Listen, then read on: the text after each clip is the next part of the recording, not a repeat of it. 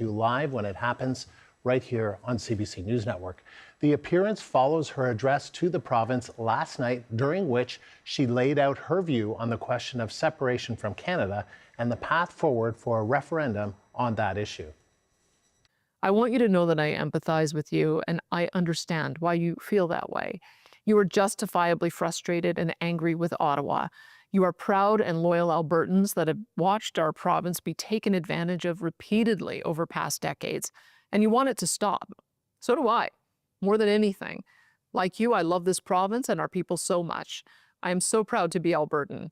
But I ask you to please consider joining me to vote for Alberta to remain in Canada and not give up on our beautiful country just as we're gaining respect and the tide has turned in our favor. Let's go to the CBC's Tricia Kindleman for the latest on the story. And Tricia, we've just heard from the leader of Alberta's opposition, Naheed Nenshi. We're going to hear from the Premier, Danielle Smith. I'm sure there will be lots of questions for her about the question.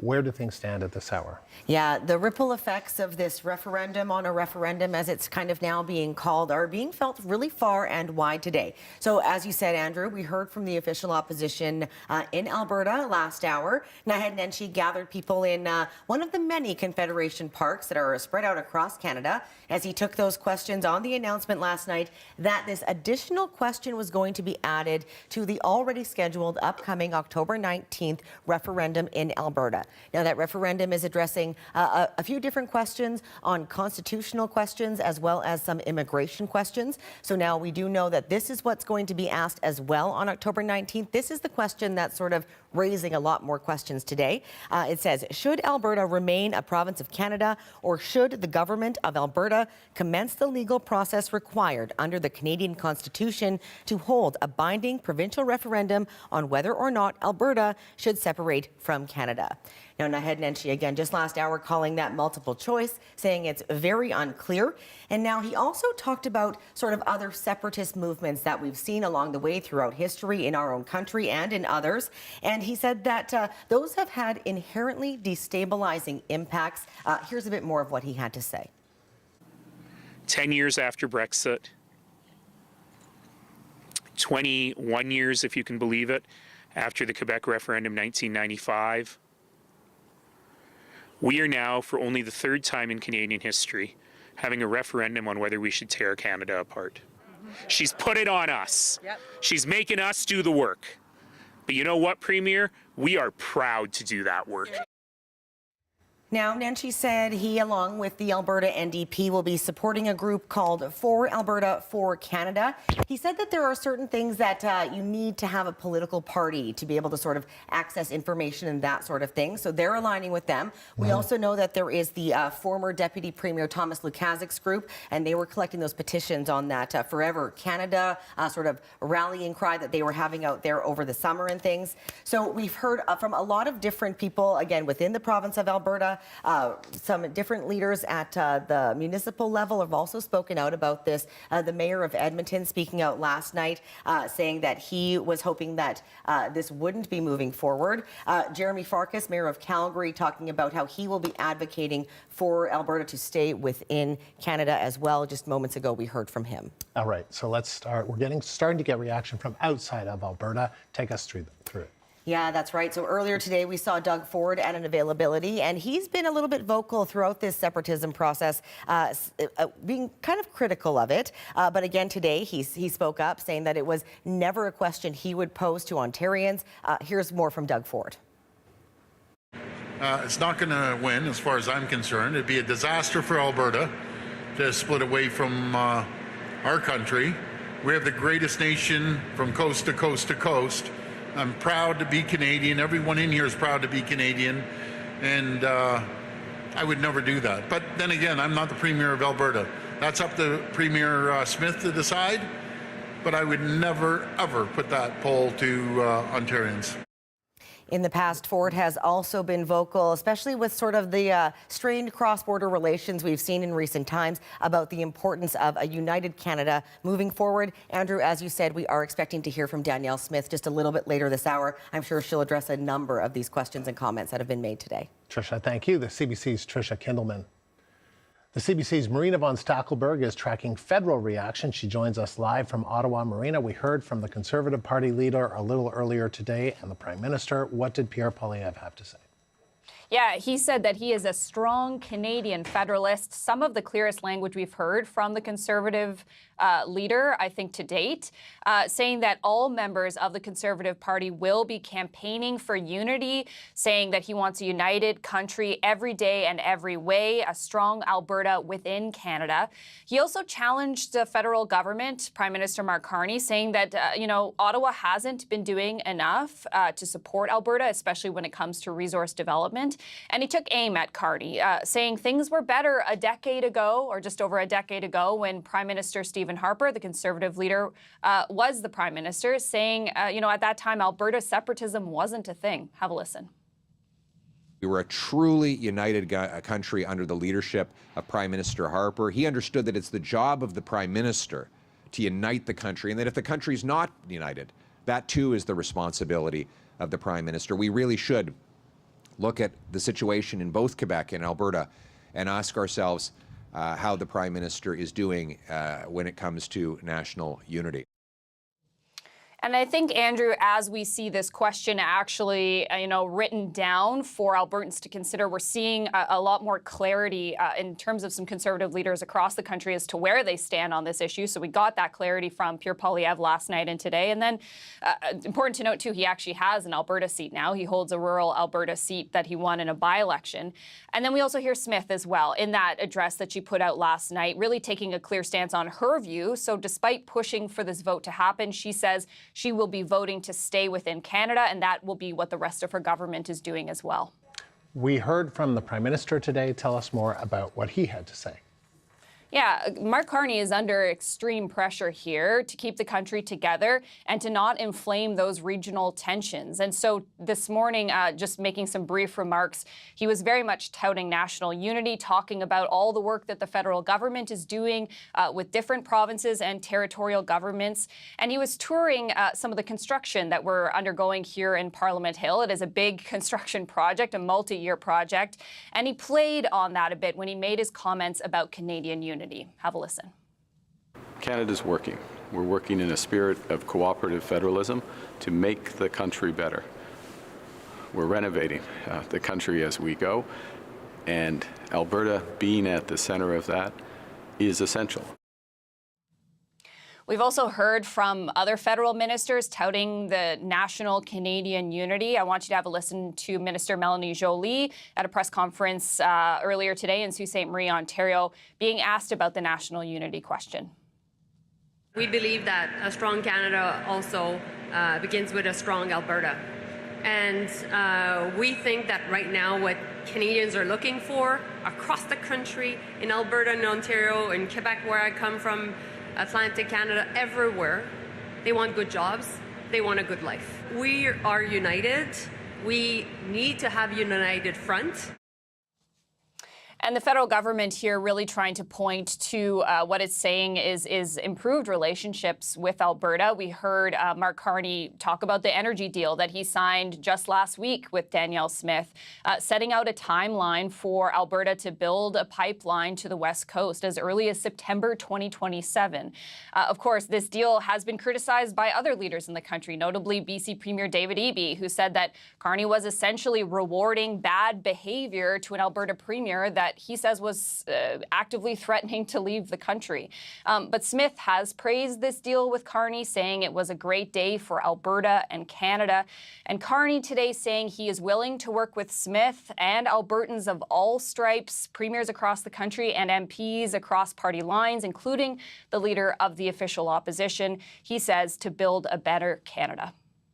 Thank you. The CBC's Marina von Stackelberg live in Ottawa. For more on this, I want to bring in Monty Solberg. He's a former Conservative cabinet minister and MP. He also is the founder of Vote to Stay, an initiative that aims to keep Alberta strong within a united Canada. Monty, appreciate you taking the time to talk to us about this. Thank you. My pleasure. Premier Danielle Smith announced a referendum question concerning Alberta's place in Canada. Just as a reminder, this is the question in full. I'm just going to read it. Should Alberta remain a province of Canada, or should the government of Alberta commence the legal process required under the Canadian Constitution to hold a binding provincial referendum on whether or not Alberta should separate from Canada? What do you make of the question being used in this referendum and how it's phrased? Well, it doesn't really change things in our eyes. It's still a case of voting to stop Alberta from separating. The question's a little different than the one that maybe we envisioned. But again, I think, our message is the same. Albertans who take for granted the prosperity that we all enjoy need to become engaged and get off the couch and go and vote to stay, because Alberta has built a tremendously successful province in the most successful country in the world. And I think that's worth saving. Tell me why, and tell me what your message would be to those who may want to leave. Well, my message would be, we understand the frustration. I'm one of the I was a young Reform MP years ago who went to Ottawa to fight for Alberta in Confederation. So I understand what it's like to not be respected and to not have our concerns listened to. But, the dark decade of Justin Trudeau is behind us, and we now have new management in place. Premier Smith has fought fiercely for Alberta. I think she's had a great impression on Prime Minister Carney. And I was heartened to see the Prime Minister standing up to Premier Eby, for instance, when it came to defending Alberta's interests and trying to get a pipeline to the coast. And I think that's a notable change in tone, and we should be encouraged by that. And I think, Alberta's best years are ahead of it. The world is beating a path to our door for our energy. We needed an ally in Ottawa who will help us deliver that energy to the world, and I think we might finally have one. Are you concerned that this referendum campaign, which will be months long, and then there could be another referendum, depending on how voters decide in October on whether to leave, that this could be a never-endum, a referendum to have a referendum, and then it just goes on and on and on. And what concerns do you have potentially about that? Well, I am concerned. It's not just divisive in families and amongst friends. It also drives away investment. There's a reason that the Bank of Montreal is headquartered in Toronto today.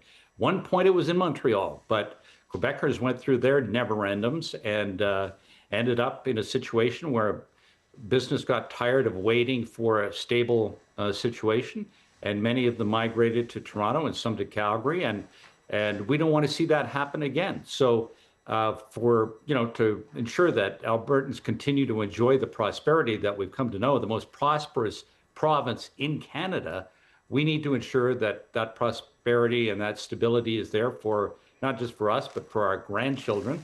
And, I think that's a message that will resonate with people. I think a lot of people intuitively understand that. 2/3 or 3/4 of Albertans say they want to stay in Canada. Now we just have to make sure they get out and vote, and that's what Vote to Stay is all about. And there could be, if the Parti Québécois win the provincial election, there could be another vote, another referendum in Quebec as well, just to add to it all. Danielle Smith says she would vote for Alberta to stay part of Canada, but felt the voice, and you talked about it a little bit, of Albertans was being ignored. Let's just listen to what she had to say. Now, I want to be clear. I support Alberta remaining in Canada. That is how I would vote on separation in a provincial referendum. It is also the position of my government and my caucus. However, despite my personal support for remaining in Canada, I am deeply troubled by an erroneous court decision that interferes with the democratic rights of hundreds of thousands of Albertans. What do you make of her characterization there of what's been playing out? Well, I don't disagree with her. I think, Alberta's been successful a number of times in fighting back against court decisions, and I expect that they have good reason to believe that there's a problem with that ruling. So what does that mean in the meantime? It means that you go out and make the case as effectively as you can so that in this upcoming plebiscite, this referendum on October 19th, we put this issue to bed for if not forever, at least for a number of years. And that just requires people who are tired of hearing about this getting up from their couch and going to a voting station and casting their ballot. Just finally, though, on the question itself, do you worry that it can be a little bit confusing? It's multiple choice. It is not a question about whether or not Alberta should stay or leave Canada. It's much more complicated than that, frankly. We're going to make it a lot less complicated, Andrew. That's part of what we intend to do, is to educate people on what they're voting on and make sure that they understand what their choice is and how to exercise it come October 19th. Monty, thank you. Monty Solberg speaking to us from Alberta.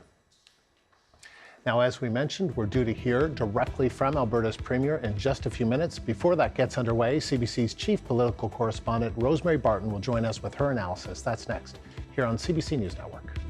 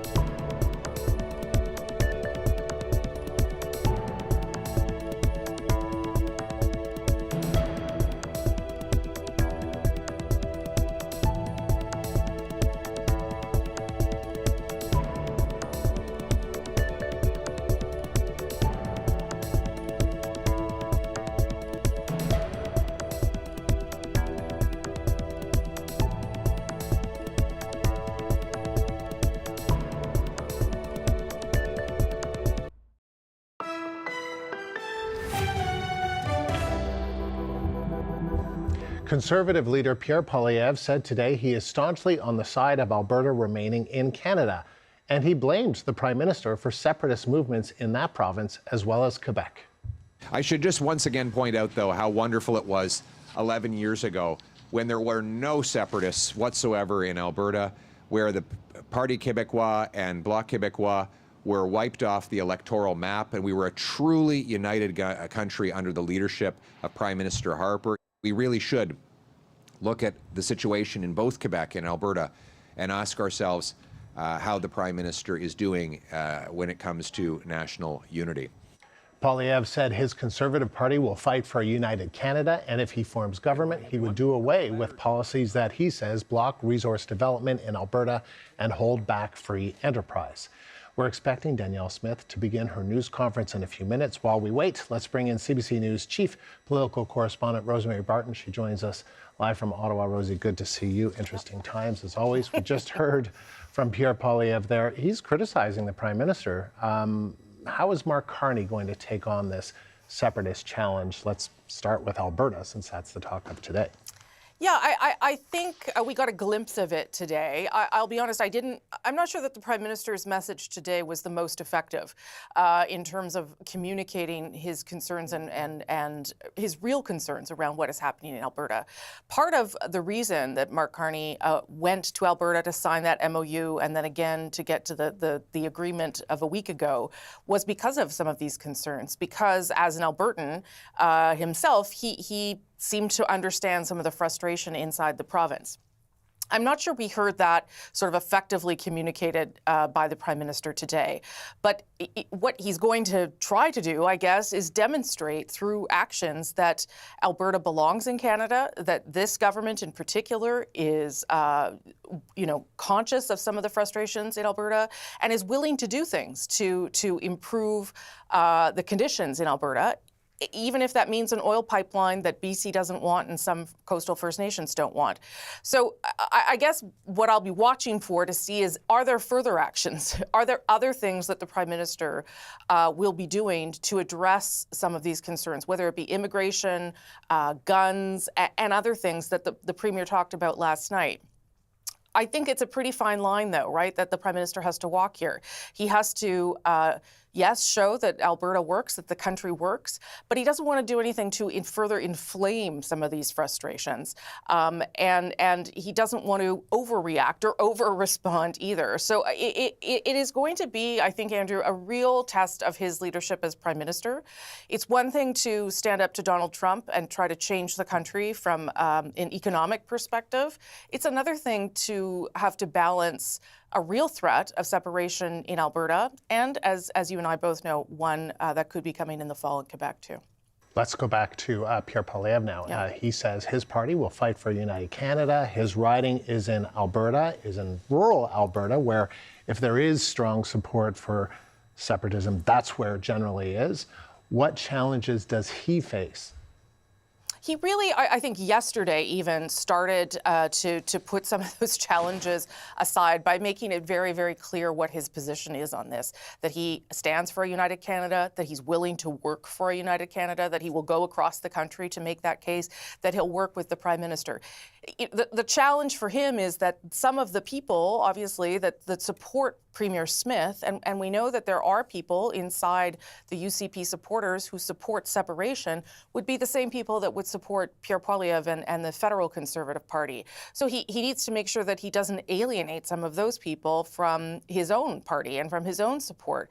I'm not sure that's going to be that challenging, frankly, given that the Premier, in spite of the fact that she's moving ahead with this, also said yesterday what she wants the outcome to be. She wants Alberta to stay inside Canada. But I think the other challenge for Pierre Poilievre, Andrew, is that he doesn't want to be overly criticizing the Prime Minister in these key moments of national unity.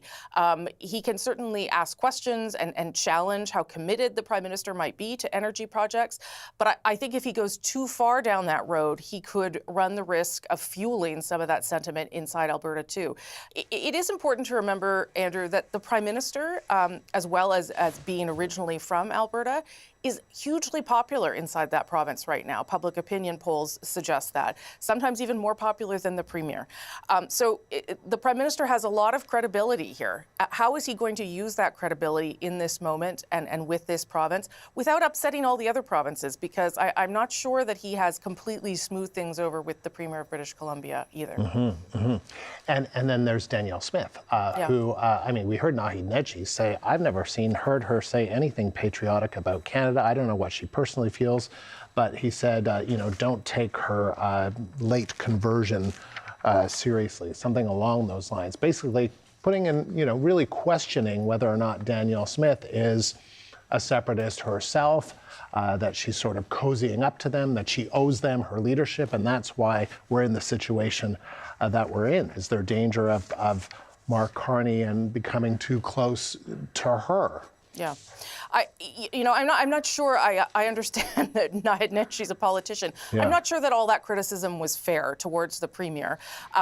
She is trying to keep her job. I think everyone understands that there are people who voted her in her government who don't believe that Alberta is getting enough and who want to see changes and aren't satisfied with the way she has managed her relationship with the federal government and aren't satisfied that she is extracting enough, frankly, from Ottawa. And she alluded to that last night. I think she went pretty far in terms of defending her own federalist views in that speech last night. I suppose Naheed Nenshi, it's his job to question those things. as he tries to position himself for a future provincial election. But it will be fascinating, I think, now, Andrew, to watch what the Premier is willing to do. She's put this on the table now. And is she willing to get out there to campaign for one of the options, or is she just going to sit back and sort of let it play out? That would be one of the questions that I would have for her coming up, because if she is committed to a united Canada, I think that Canadians would expect to see some of those actions also to follow. Naheed Nenshi, again, he's the leader of the opposition, so it might be expected. He says she's not going to lift a finger for the Remain in Canada side. That's what he says. But let's just kind of broaden this out a little bit. I mean, I don't think it's lost on anyone, Rosie, that this is happening in October, that there could be a sovereignist party winning in Quebec in October that is committed to a referendum. There are the threats from the United States, just the wider context of, on the one hand, there seems to be lots of national unity, Canadian patriotism, if you will. On the other hand, there are threats from within and from without. Yeah, and that is sort of the surprising moment that we are in. And it is happening at a time, as I said, with a prime minister who, yes, was elected to sort of hold the country together in the face of an outside threat. But I'm not sure that he would have seen all of this coming down the road. And that's why I think the test is a little bit different. He's talked about cooperative federalism. He's talked about how he wants to show that the country works for everyone. But that is the piece that's going to be tested now. You know, Canada is tested in that way all the time because of the way the country works with provinces and a federal government. But it is, I think, very much the responsibility of the Prime Minister in these moments to do whatever it takes to make sure that, yes, people's views are heard, but also that the country stays together. And that's what we will have to see whether he can do that in the coming weeks. Rosie, thank you. It is going to be a busy spring and summer and fall. Okay. CBC News Chief Political Correspondent Rosemary Barton in Ottawa. We're looking live again at Calgary. Alberta Premier Danielle Smith is set to speak in just a few minutes. The appearance follows her address to the province last night when she laid out her view on the question of separation from Canada and the path forward for a referendum on that issue. We'll bring you that live as soon as it gets underway here on CBC News Network.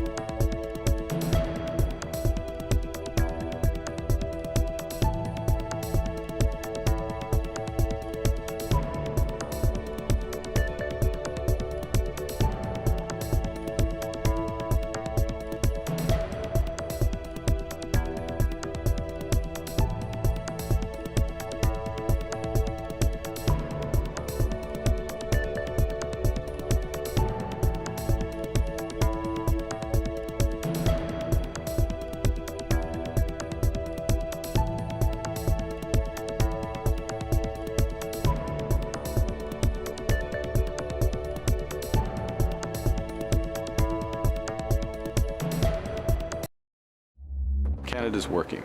We're working in a spirit of cooperative federalism to make the country better. We're renovating the country as we go, and Alberta being at the center of that is essential.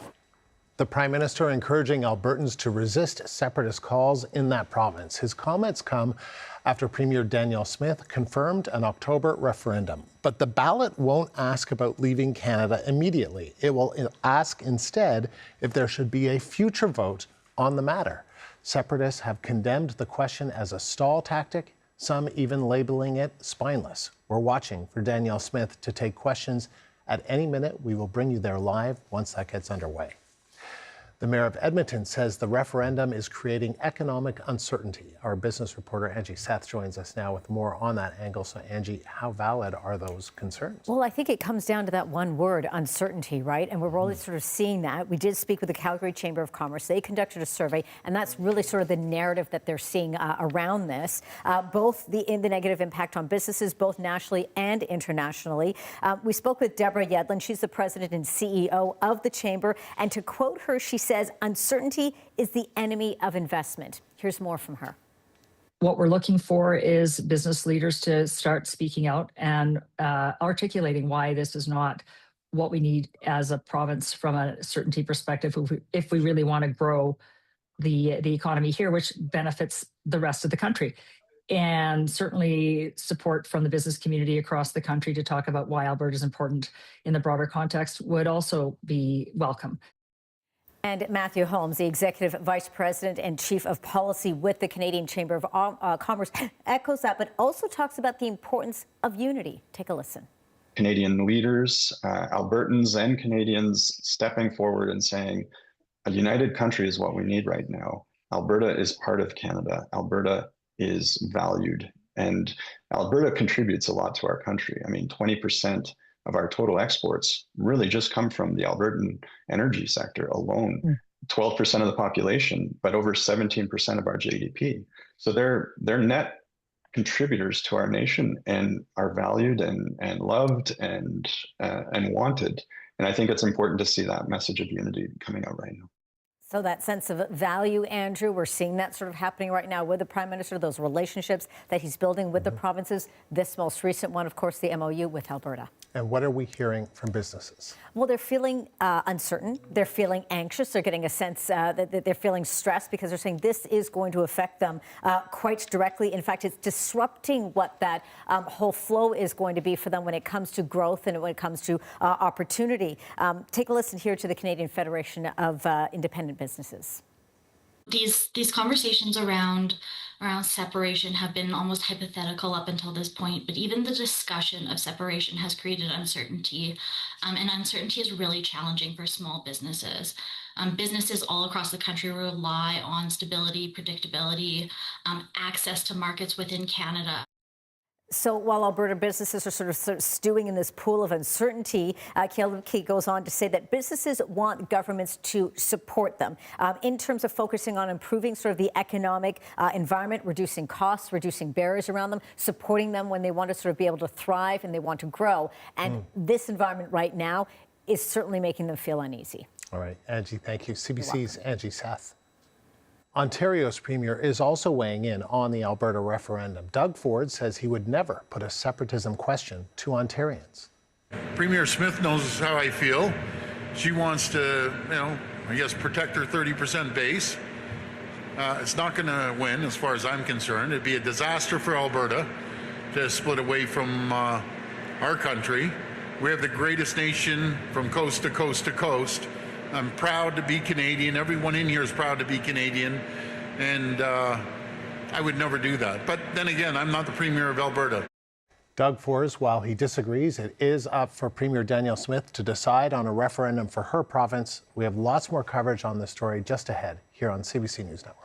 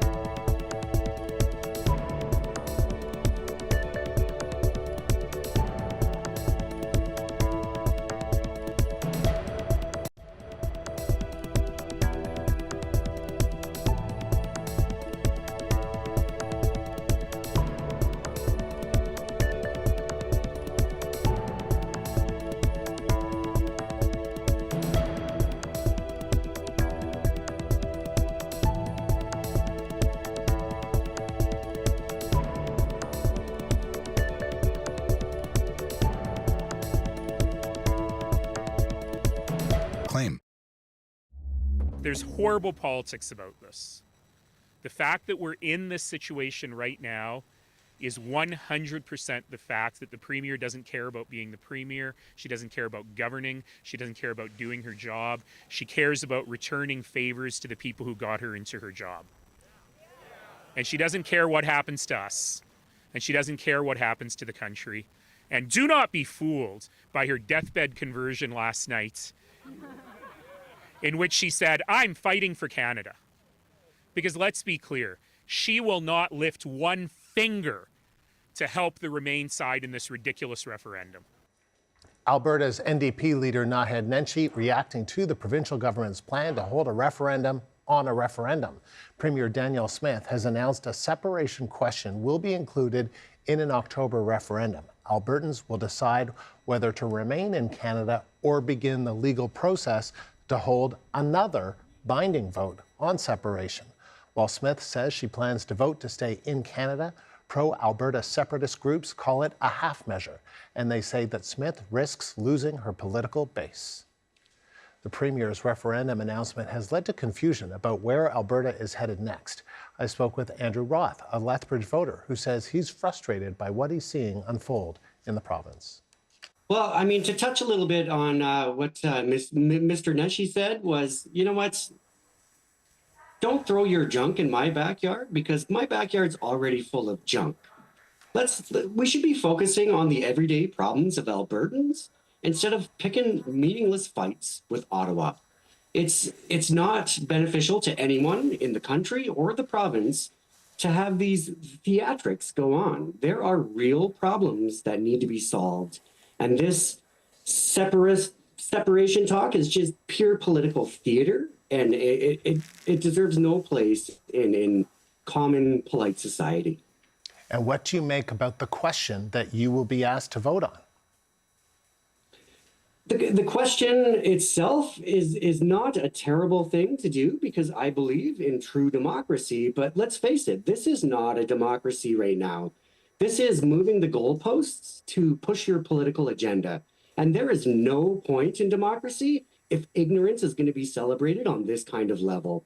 It's disgusting, it's insulting, and the fact that she's picking fights with the most vulnerable members of our society here in Alberta and steering the conversation away to people who shouldn't have the time of day to this type of thing. Again, the backyard is full of junk. Let's clean house before we start pointing fingers. Now, what do you mean by that in terms of picking on the most vulnerable? By that, I mean, right away, our friends and our brothers, our sisters, and our non-binary siblings who face disability problems are going to have some of that money clawed back right away.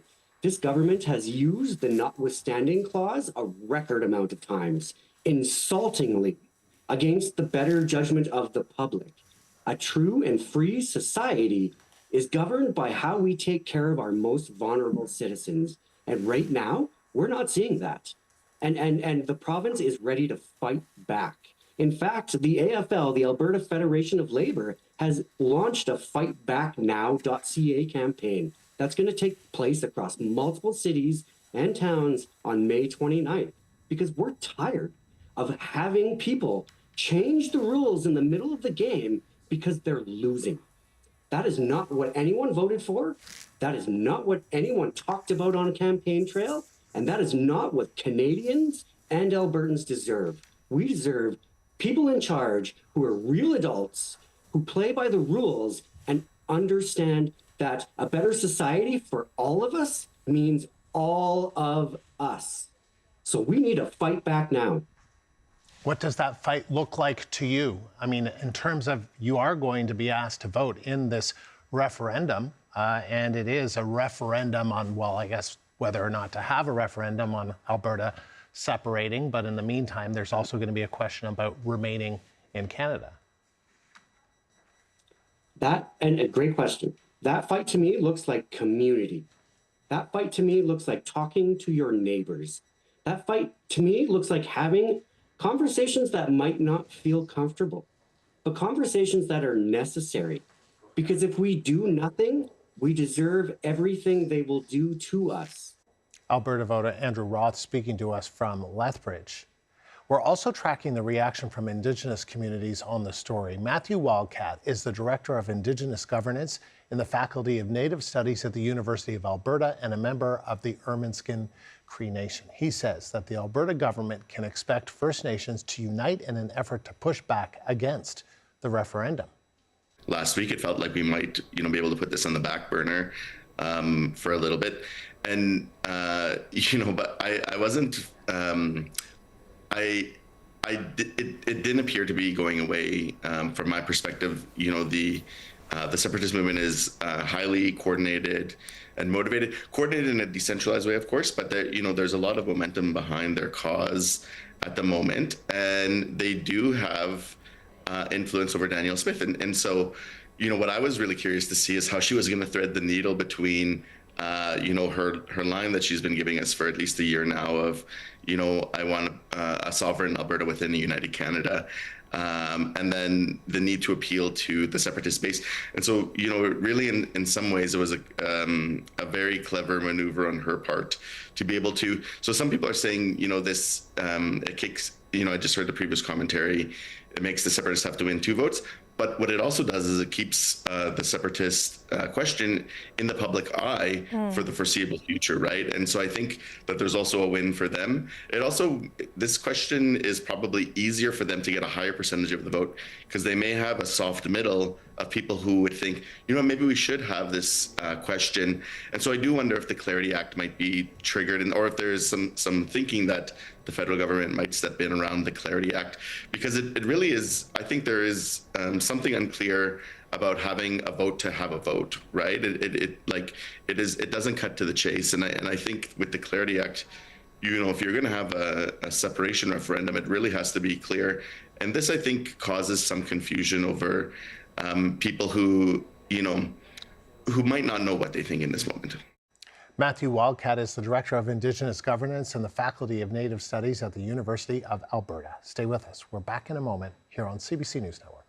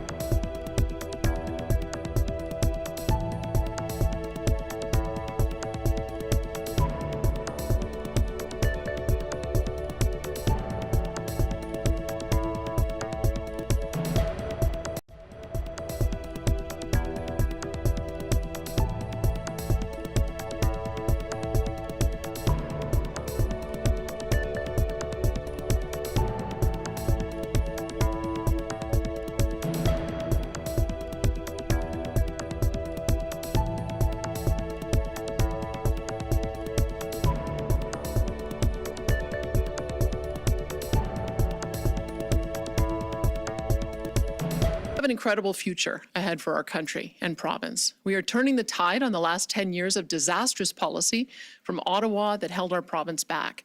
Now we have a federal government that is starting to work with us in the spirit of cooperative federalism to undo the damage caused by the previous government. I've been clear with Albertans from the start that I support remaining in Canada, and that has and will continue to be the position of my government and my caucus. Now, to the referendum question on October the 19th. To those Albertans wanting a binding separation referendum in October, this simply isn't possible. With the recent court ruling, there's no legal way to hold a binding separation referendum. If the binding stay or leave question had been put on the ballot, it likely would have been struck down by the courts within a matter of weeks. And Elections Alberta would have been legally barred from including the question on the referendum in October entirely. Now, it may take a year or more to appeal and reduce the judge's erroneous decision, and until then, a binding referendum held by Elections Alberta, as I say, is simply legally impossible. And I'd want to also reemphasize that you don't have to agree with the court's decision. As you know, I certainly do not, but that is how our justice system works. It is binding law at the moment. Now, for those Albertans who don't want a referendum at all, it's important to note that 700,000 Albertans signed one petition or another asking for a referendum on this issue. We cannot kick this can down the road. We need to get direction from all Albertans on this matter now, not 3 years from now. Now is the time for Albertans to decide whether we want to spend the time, expense, and effort pursuing separation or whether Albertans want to remain in Canada. My position is to stay. I believe Albertans should remain in Canada, and I would ask that all Albertans join me in voting to remain a province of Canada. But that doesn't mean that we accept the status quo from Ottawa. We will continue to work on undoing the last 10 years of damaging Trudeau NDP policies and fight for a stronger Alberta within a united Canada. And we'll find out what Albertans think on this matter on October the 19th. Albertans will decide, not politicians, not the courts, and certainly not the Ottawa pundits. Again, the choice is simple. It's either option one, vote to remain in Canada, put an end to this debate, and fight to make our province and country stronger and more unified. Or option two, vote to commence the necessary, albeit lengthy, legal processes, appeals, and other steps needed to legally separate from Canada, including a binding referendum that complies with the Constitution. The choice is ours. You know where I stand on this question. I believe Canada is working better every day, and that it can work even better in the future if we keep fighting together to keep Alberta and Canada forever strong and free. And with that, I'd be happy to take questions. We'll go into our media Q&A. We'll be taking one question and one follow-up. We'll start off here in the room and try to make our way to the phones as well. Reminder to state your name and outlet before asking your question. We'll go to our first at the mic. Hi, Premier. Matt Skase, the Globe and Mail. About a year ago, you said there would be a national unity crisis if the federal government didn't meet your 9 bad laws. Those laws are now gone. Today, we're standing here slated to vote on whether Alberta should remain in Canada. What caused this crisis that we are in today? Well, I can tell you what has caused the crisis in as many as 1 million or more Albertans feeling that Canada doesn't work. And it's been terrible policies over the last 10 years, most of which we were able to get repealed through our recent MOU, but there's still some work that needs to be done. I know that there's still some distrust, and we have to show people that things have changed rather than just tell them. And I think part of that is going to be getting the approval to build a pipeline to the BC coast.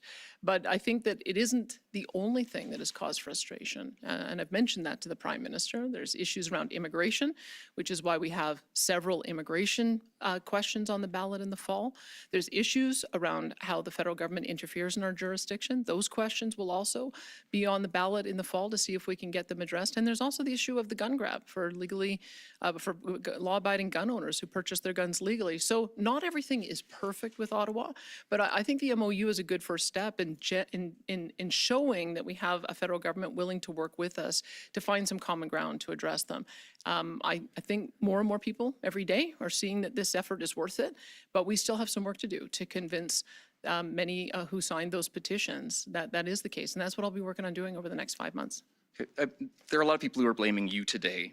First Nations, natural allies like Doug Ford and Jeremy Farkas, who are blaming you for the state of the national unity in Canada or in Alberta. What is your response to them when they're blaming you for this? Well, I look at 400,000 people who signed a referendum saying that they wanted to vote to remain in Canada. And I look at 300,000 people who signed a petition saying the opposite. That's 700,000 Albertans. That is 25% of all voting age Albertans in the province. Clearly, they want to have this debate. They want to have it put to a vote, and they want to settle it once and for all. So that's who I'm listening to, is that I believe in a citizen initiative process. It was a process that has been on the books since even before I became premier.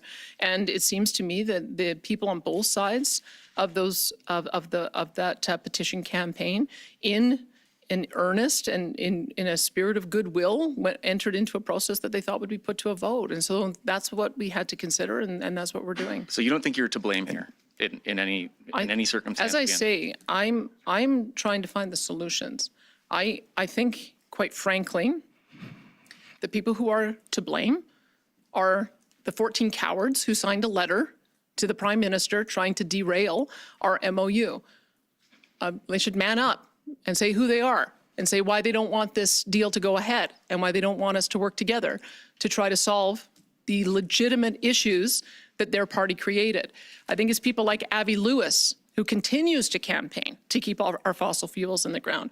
I think it's leadership in British Columbia who continues to try to put barriers in the way of us getting our product to market. That is the reason we are having this crisis right now. And I would say, to quote the Prime Minister, people do no longer want to hear what politicians are against. They want to hear what they are for. So I would ask those who have created the environment that we find ourselves in to work constructively, as the Prime Minister and I are, to try to address these legitimate issues, solve them, get Canada working again, get Canada growing again, get jobs created again, get revenues flowing into coffers again, and stop being obstructionists. That's what's created the situation we find ourselves in today. Thank you.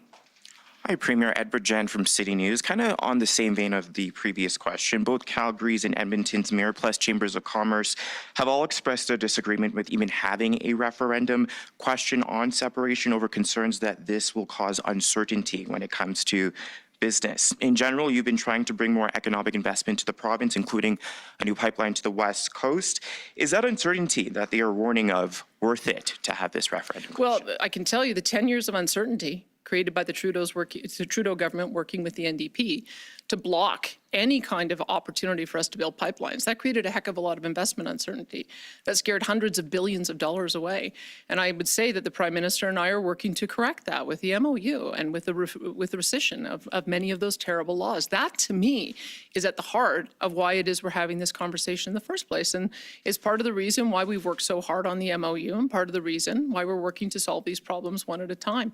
It's also part of the reason we need to get the answer to this now, because we do not want this lingering around for 1 or 2 or 3 or 5 years, creating that level of uncertainty. People know on October 19th there's a choice to be made.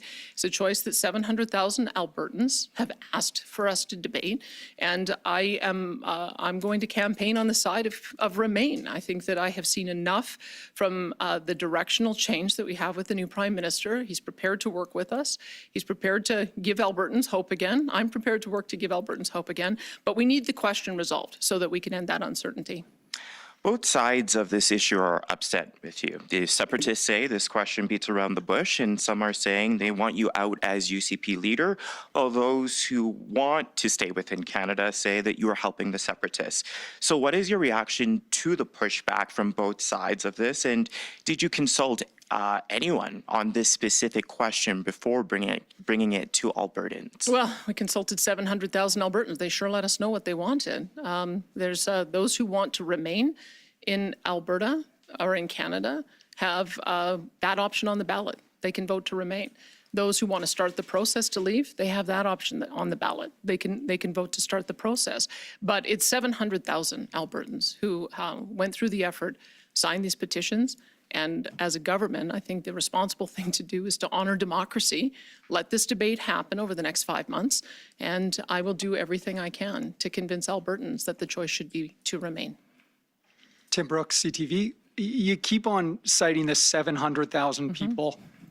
You know, a lot of people who sign Forever Canadian, I wouldn't say all 400,000, but let's say a large chunk of them say they don't want a referendum. They say they only signed that petition in response to this separatist sentiment. So do you, as the Premier, believe that the majority of Albertans want to have this referendum? I do. And in fact, I've got 1, 2, 3, 4, 5, 6, 7, 8 quotes in front of me from the proponent of that referendum question saying things along the lines of our referendum question means Albertans can vote yes and affirm their desire to stay Canadian. It was always very clear through that process that a referendum was at the end. And I've got 1, 2, 3, 4, 5, 6 votes from the Leader of the Opposition saying that we need to have democratic outlets like a possible separation referendum to allow people to voice their opinions.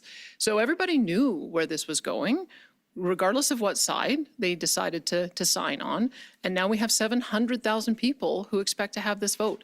And we'll be having it on October 19th. And once again, I'll be doing everything I can to convince my fellow Albertans that the choice should be to remain.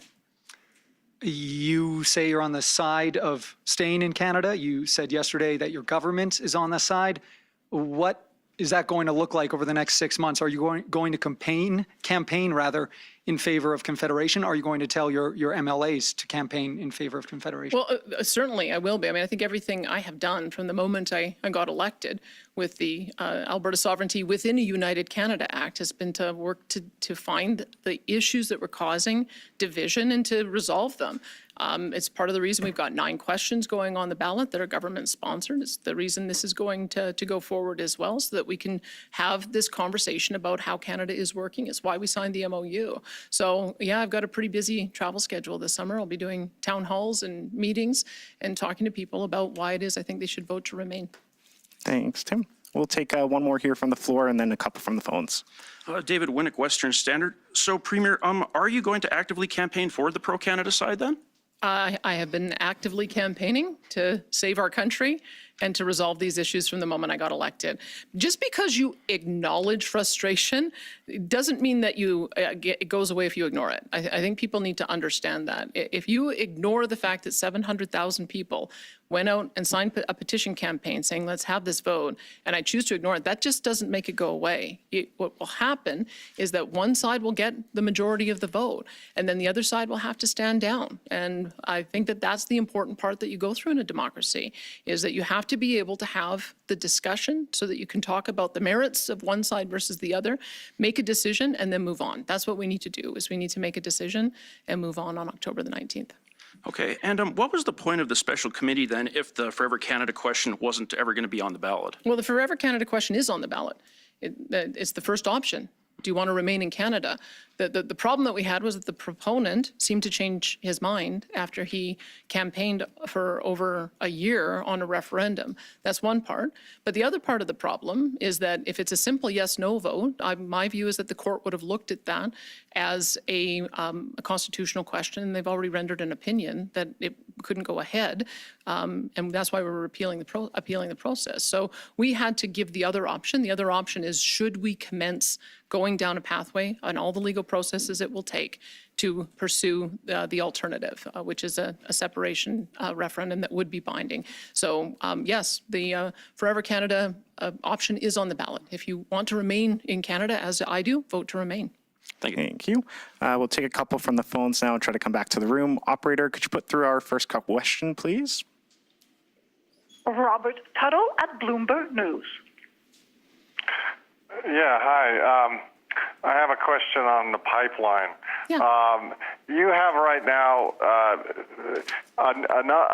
two expansion projects. There's open seasons for on one of those. You have a new project to the south, the Bridger Pipeline. You have an open season on that. And you're talking about perhaps breaking ground or starting construction next year on this million-barrel-a-day pipeline to the coast.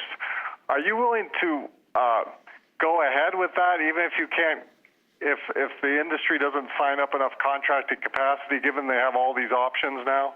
Are you willing to start work if you don't have, I don't know what, 80% of that pipeline capacity reserved through? I guess you'd have to do your own open season. Well, I guess I'd say a couple things. Is my experience watching this industry is that whenever new pipeline capacity gets created, they fill it. I mean, keep in mind, when I first got in, we had 3.8 million barrels a day of production. We're now up to 5 million barrels per day. And as you mentioned, the 400,000 barrel expansion from Enbridge on their main line is well underway. 300,000 barrel expansion as well on Trans Mountain is well underway. And the South Bow Bridger project appears to have completed their open season with a large number of commitments.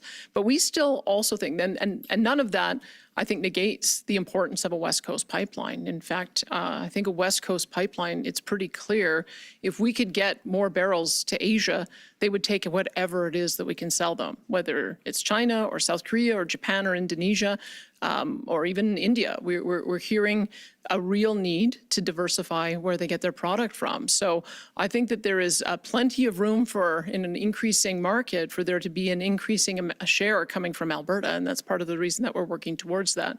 But the fact of the matter is, going to the West Coast with a 1 million barrel a day pipeline allows for us to have an advantage going to Asia of an 8 to 10 day transit time versus 20 to 25 days through the Gulf. And so that's part of the reason why we're looking at it. It also has the advantage of reducing the differential on Western Canada Select. We already saw that it reduced dramatically with the opening of Trans Mountain. We suspect it could reduce another $2 to $3 per barrel even further by having more markets, which benefits every single barrel that we sell. So yeah, I think that the economics are there. I think that we will see as we go forward and get the approvals, the private sector interest in helping to develop this pipeline, and also the private sector interest in being able to fill it. So we've got a little bit more work to do with the oil sands group to make sure that the Pathways project is linked to that, because that was part of the agreement in the MOU. But I feel pretty confident that a West Coast option is the right one. And regarding the Pathways project, the industries, some members of the industry are saying you've left them out until now, and they have a lot of objections and issues. How soon do you think you could get an agreement on that project, given they have to buy into it? Well, it all goes to certainty. And I think I saw an article today saying that there's now more certainty that Canada is a good place to invest in oil and gas than there was before we announced our MOU. And I think that's a positive. We are a higher cost basin for a whole variety of reasons, and we always will be. And we want to make sure that we're minimizing those costs and keeping the industry competitive. And I think when we start talking with the oil sands group, they'll see that there's a number of things that the federal government has done to meet us in the middle and to make sure that we have found the right balance between reducing emissions in a way that allows for technology to develop, but also keeping the market competitive. So I would hope that it'd be, whenever I put timeframes on it, it sort of gets me in trouble, but I would hope it would be a matter of a month or two that we'd be able to get to an agreement. I think that that's what everybody needs to see. We have our intention to put our project proposal in by July 1st, Canada Day, and we want to see if we can get conditional approval by October 1st. That was the commitment in the MOU. So I think that gives you some idea of the sense of urgency we have about coming to an agreement with Pathways. As the Prime Minister has said, the pipeline doesn't go ahead without Pathways, but the other side of it too is that Pathways doesn't go ahead without the pipeline. So those two things are dependent on each other, and we're highly motivated to get to that negotiation very soon. Thank you. Operator, could you put through our next caller, please? Rahim Mohammed at National Post. Please go ahead. Hi, Premier. Will you continue on as Premier if the Remain side against your side loses an Albertans vote to initiate the process of a referendum to separate from Canada? As I've said, I will accept the outcome of these referendum questions, and I hope it goes the other way as well, that if the Remain side wins, that the will of the people is accepted and we go forward with building a strong and united Canada. And if the other side wins, then we will commence the legal processes to get to a point of a binding referendum on it. And Section 35, it's not mentioned in the constitutional proposals you're putting forward to Albertans, but I'm sure as you've seen, there's been a lot of discussion in British Columbia about potentially revisiting Section 35 to better clarify private property rights. I also think the decision in Alberta created some questions and confusion and ambiguity about what exactly is the duty to consult. And you framed these proposals as working with other provinces. So would you be open to revisiting Section 35 as part of a broader interprovincial effort to fix the Constitution? Well, I think it's worth it to go back and look at what the founders had to say when they were putting that section in the Constitution. And my reading of it is that it was never intended to continue being open-ended and redefined by the court to create new and increasing rights over and over again with each new decision. It was never intended to undermine private property rights, never intended to undermine the ability of provinces to have control over their resources. And so the duty to consult is meant to be if the treaty rights to hunting, fishing, gathering, and impact on water is impacted, those bans have to be consulted with to be able to mitigate any of the potential harms and to try to find resolution to those. That's a very confined and easy to understand duty to consult. I don't even know what the court would expect of a citizen-initiated petition to satisfy a bar to a duty to consult before they can even ask a question. That's why I think that it's been an error in law. It needs to be challenged. We're going to. And if there's an appetite among the other premiers to talk about defining that even further through some kind of constitutional amendment, then I'm open to having that conversation. We have a meeting of the premiers coming up next week, and so maybe we've demonstrated through our Western Premiers table that we have identified issues that ultimately become national priorities, and so I'm sure we'll have a robust discussion about that as well. Thank you. We're going to come back to the room here. We have time for a few more questions, maybe a couple more if we keep them short. We'll go to our next at the mic. Premier Adam McVicker with Global News here in Calgary. Why go the route of this particular question on a list of 10 questions? Why go this route rather than just call an election? Well, because I have until October of 2027 in my mandate. And I believe that these are questions that are important enough to get direction on so that we can start moving towards implementing them. It's why we need to resolve this question once and for all, to the satisfaction of the 700,000 people who signed a petition. But the 9 questions that we've put forward will give me a mandate to go forward with the federal government and negotiate a change to how immigration works so that we can focus it on economic migrants and making sure Alberta taxpayers and Alberta job seekers have priority, as well as addressing some of the issues of federal interference in provincial jurisdictions. So I want to get a clear direction so that we can start working on implementing them and hold the election in October 2027. Plus, we have to wait for the new boundaries. The judge in the Boundary Commission said that they would have been able to better do their job with 91 seats as opposed to 89 seats. And so that work is going to commence, and I believe they have to report by November 2nd. So that would be the other reason to wait until October 2027 to have an election.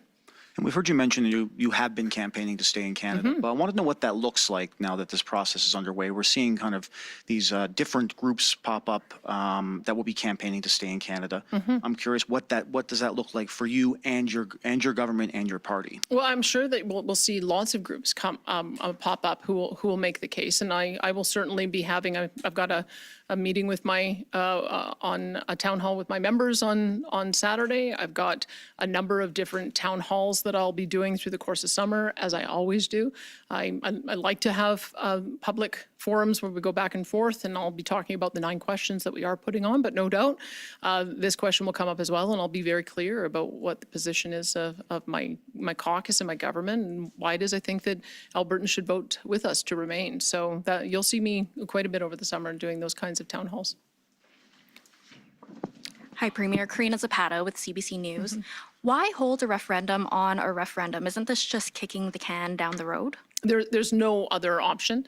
The court, although I disagree with the decision and we have to appeal the court decision because I think they erred in law in more broadly defining the duty to consult than I think was intended under the Constitution. It is binding law. That's just how our system works. And you only can repeal that law through a court decision that supersedes it. So there's 2 potential processes. It could take years. I don't think we have years to wait until we get some indication from Albertans about which direction they want us to go. I think if we get a vote to remain, then that settles that. And we have to work on addressing the issues that have caused a significant portion of our fellow citizens to lose faith in Canada. And if it goes the other way, then we have to go through the extensive legal process of getting to a point where there can be a binding referendum. But we need to have an indication of which way Albertans want to go because 700,000 people signed on to one of 2 different petitions asking us to ask this question. And so that's what we're going to do. We'll put it to the people. And I trust Albertans Albertans in making their decision. And my follow-up, separatist supporters are calling for you to be removed, saying you didn't go far enough with the referendum question. Are you willing to risk the leadership of the UCP to campaign for Alberta to stay in Canada? Well, look, I mean, any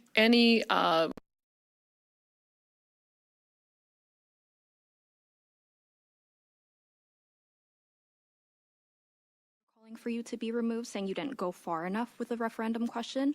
Are you willing to risk the leadership of the UCP to campaign for Alberta to stay in Canada? Well, look, I mean, any movement has a diversity of voices in it, a breadth of voices, and this is the opportunity for those who have different opinions to debate it out in public and to vote on October the 19th. And I would hope that whichever side loses accepts the judgment of the people in the direction that we go. So I would say this is the ultimate policy debate.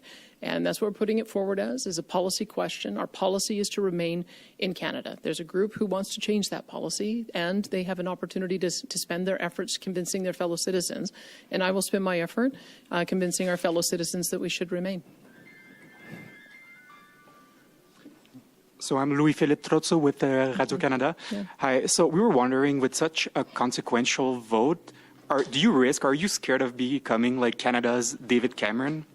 Well, I'm not afraid of the judgment of Albertans. I think that anyone who has citizen initiative referenda legislation should be prepared that sometimes the people will want to ask a question that you may disagree with. But you have to be prepared to have the debate, and you have to be prepared to defend your position, and you have to be prepared to convince people otherwise. And that's what I'm prepared to do. So on October the 19th, we're putting forward 9 questions that I want to get a mandate on.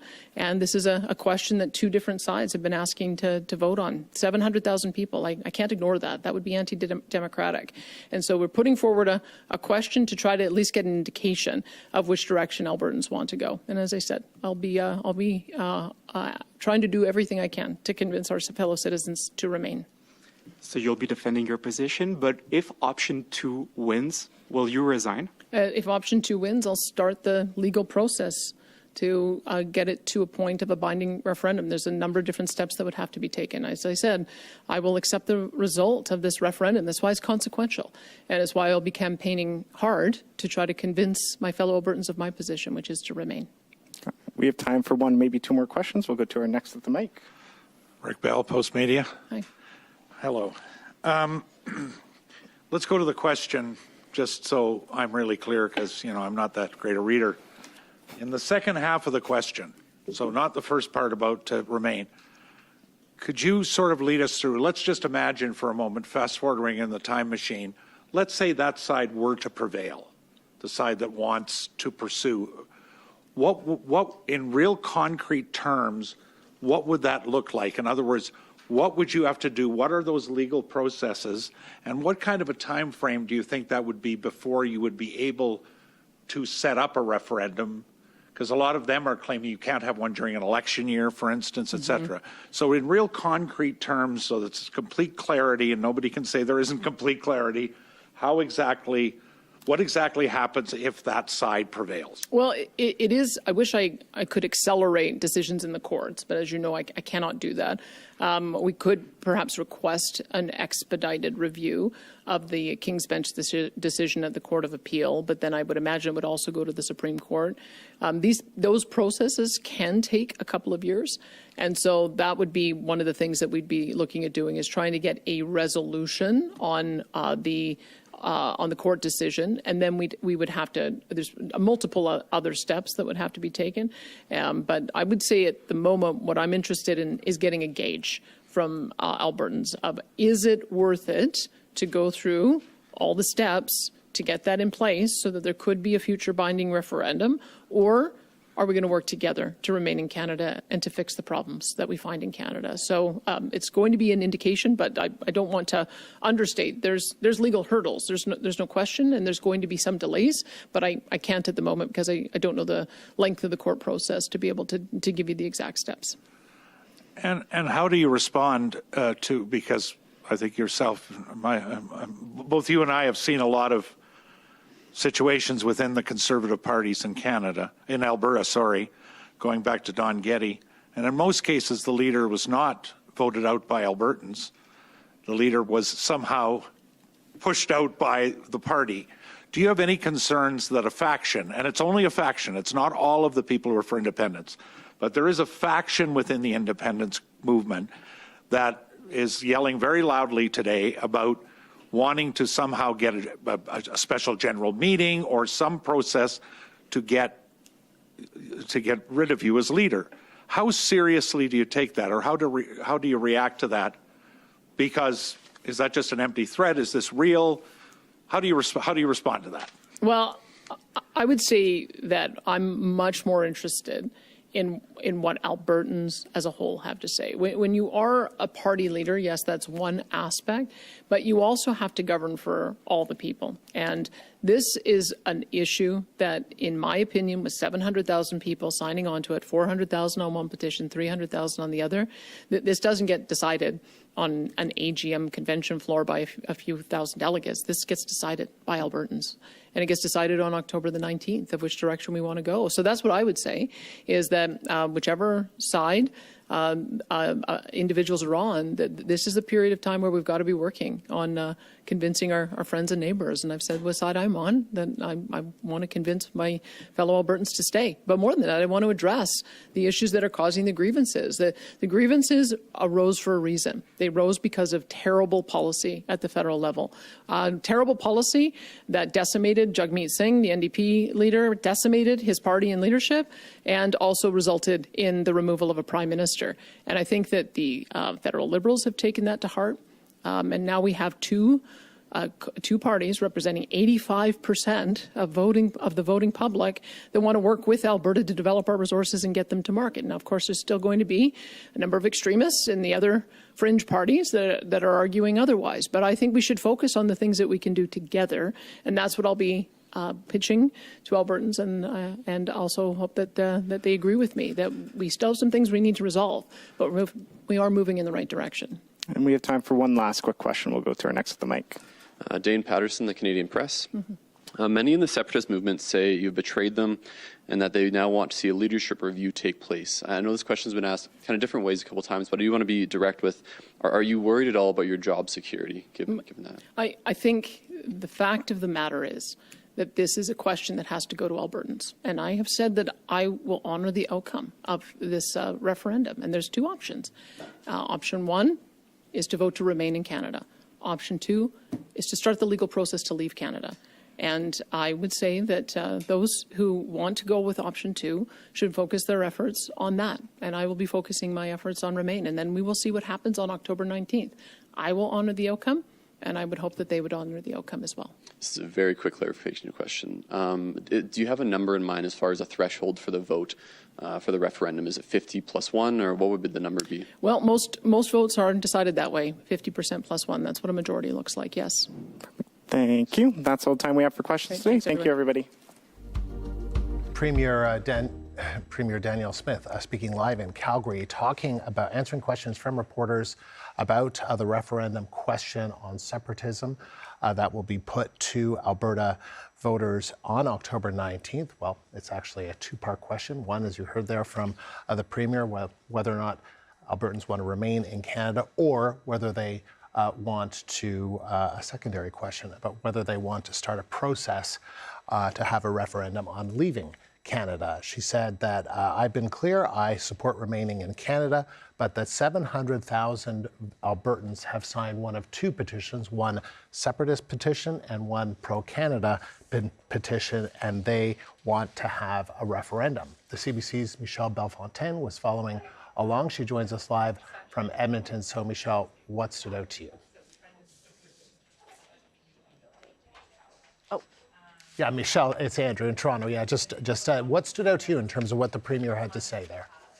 Well, what stood out to me was she was asked several times about what would happen, about the fact that the separatists are angry about the question and about how it's not binding.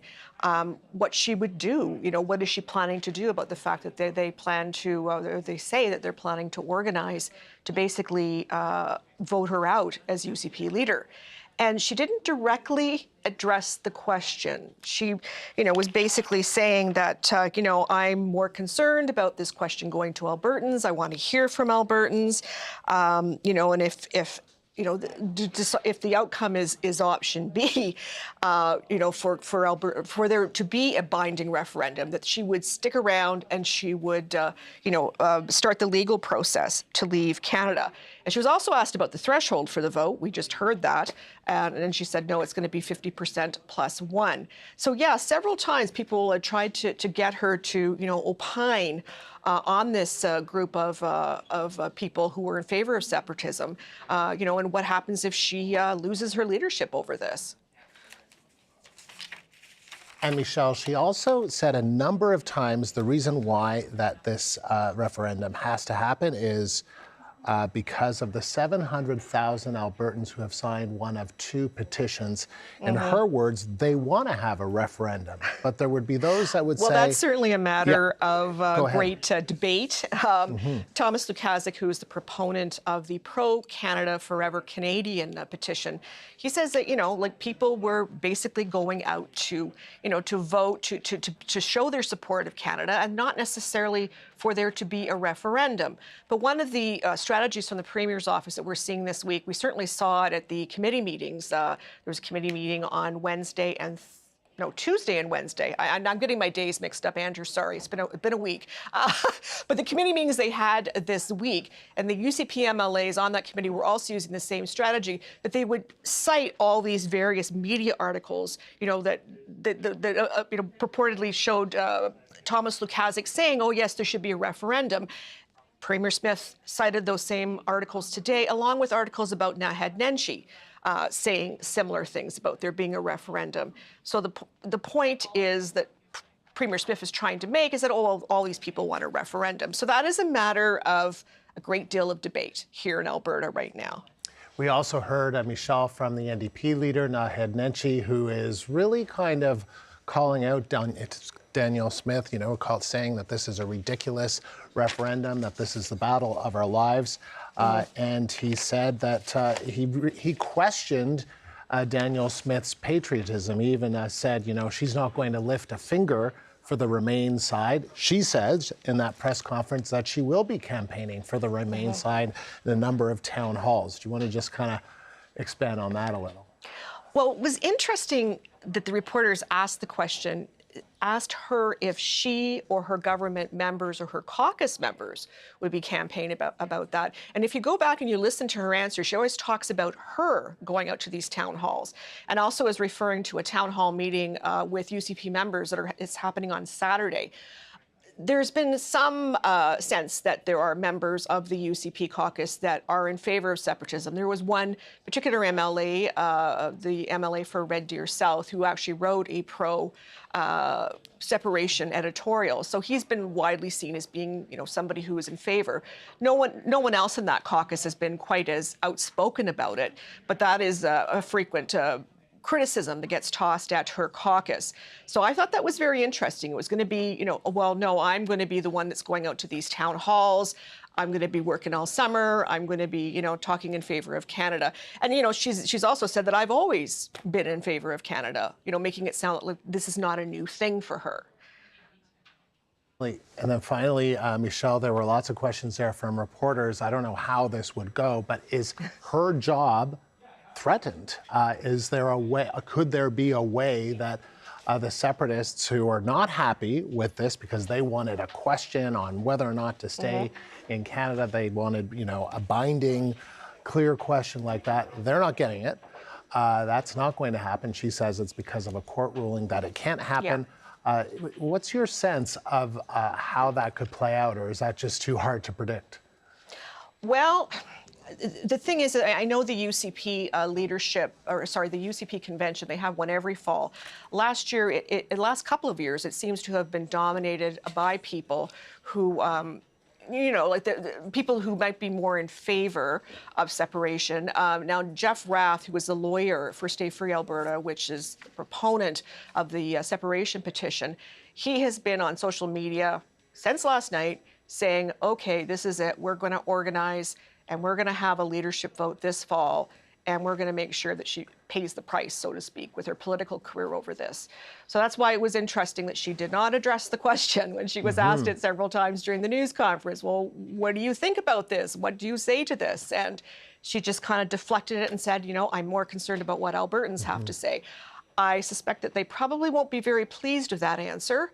But Smith feels that she's really been kind of, backed into a corner because the court ruling that came out last week basically said that, the question from Stay Free Alberta was quashed. It's done. Now, Stay Free Alberta plans to appeal it. So does the Alberta government. But, Smith says, listen, we can't have a binding referendum until this appeal is heard. And this could take a year or more. So she feels that this way, if she has this question this fall, that it might help people put out their feelings about this and maybe not resolve the issue. If the second option, the one to, start looking at going through the legal process to have a binding referendum, if that is indeed the result, then that will trigger a whole process.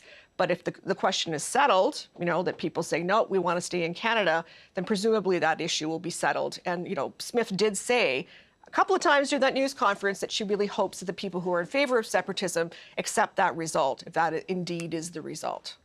Michelle, again, appreciate your reporting. Very busy times for you. I suspect they will get even busier in the days and weeks to come. Michelle, thank you, though. The CBC's Michelle Bellefontaine, live in Edmonton.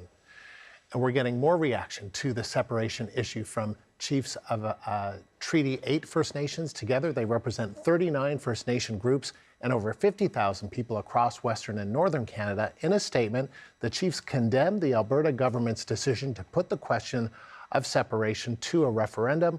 They go on to urge the Premier, Danielle Smith, to immediately pause separation and referendum-related processes until there is meaningful consultation with Treaty First Nations. They also say they will be writing to Prime Minister Mark Carney for a parliamentary review of the referendum question in accordance with the Clarity Act.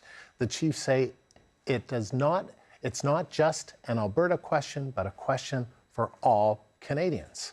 Dwayne Bratt of Mount Royal University was watching the Premier. He is a professor of political science and is in Calgary. Dwayne, good to see you again. Here we are. As we start, I want to play just a bit of what the Premier had to say just moments ago. Let's listen, then I'll ask you about it. I look at 400,000 people who signed a referendum saying that they wanted to vote to remain in Canada. And I look at 300,000 people who signed a petition saying the opposite. That's 700,000 Albertans. That is 25% of all voting age Albertans in the province. Clearly, they want to have this debate. They want to have it put to a vote, and they want to settle it once and for all. Dwayne, what do you make of that reasoning? Well, I mean, that has been their talking point for a week.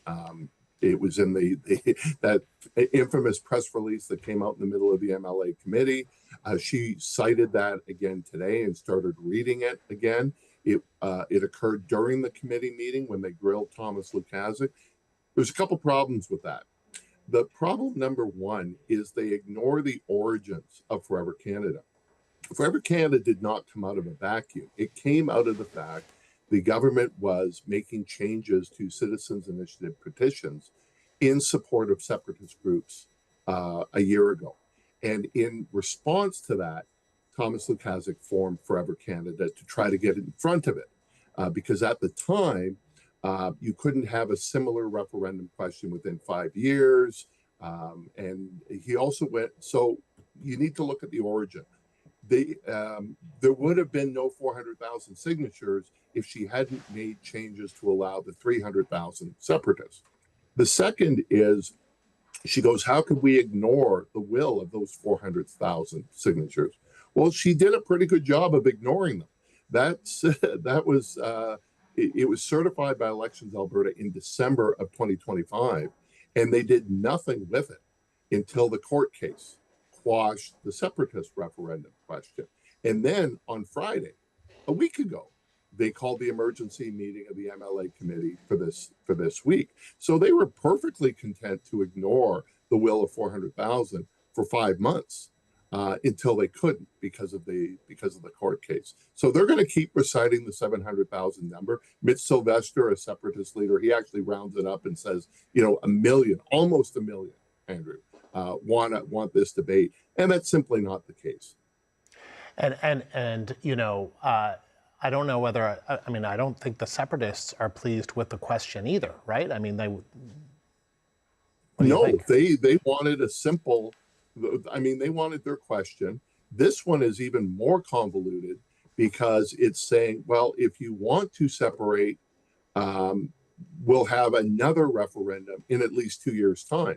Because as one of the questioners, Rick Bell from the Calgary Sun pointed out, you can't have a referendum in election year.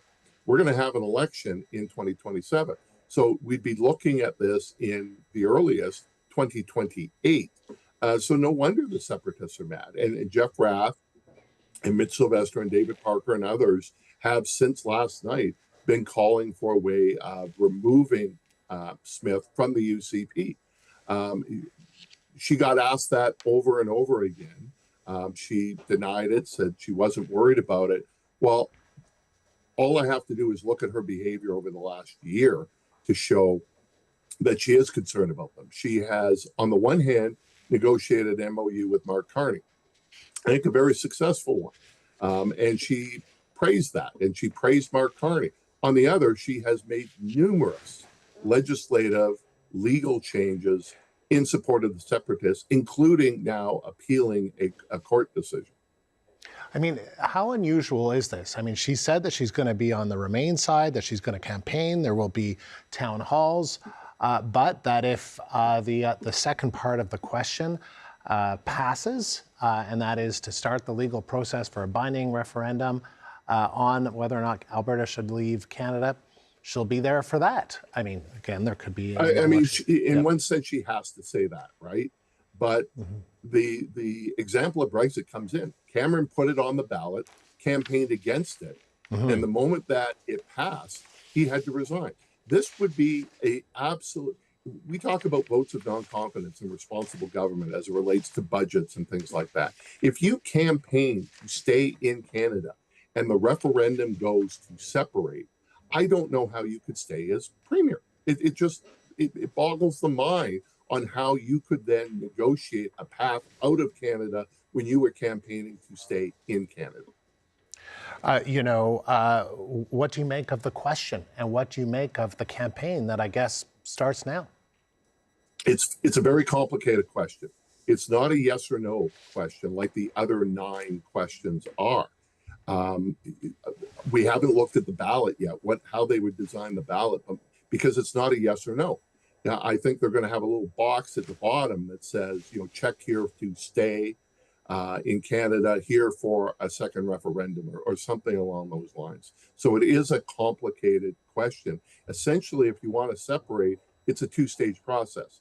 You have to vote for separation today, and then you're going to have to vote for separation again 2 years from now. I did want to comment on the duty to consult, because this is a really important issue. And Danielle Smith completely misrepresented it. Said this is about hunting on traditional lands. This has nothing to do with separation. Well, if she had read the 2 court decisions, she would have realized that this affects those. Just to give one example, that Justice Feasby, who wrote about this in the initial decision back in the fall, said you've got the Fort Chippewa people whose traditional hunting and gathering includes both Alberta and Saskatchewan. Treaty 8 includes Alberta and Saskatchewan. You separate, that is now an international border. So how can she say that does not reflect duty to consult? Dwayne, you raise interesting points, interesting insight as always. Thank you, Dwayne Bratt of Mount Royal University in Calgary. Still ahead, putting the separation issue to Alberta voters, why some political watchers say the complex question could lead to confusion. We'll dig deeper into that next on CBC News Network.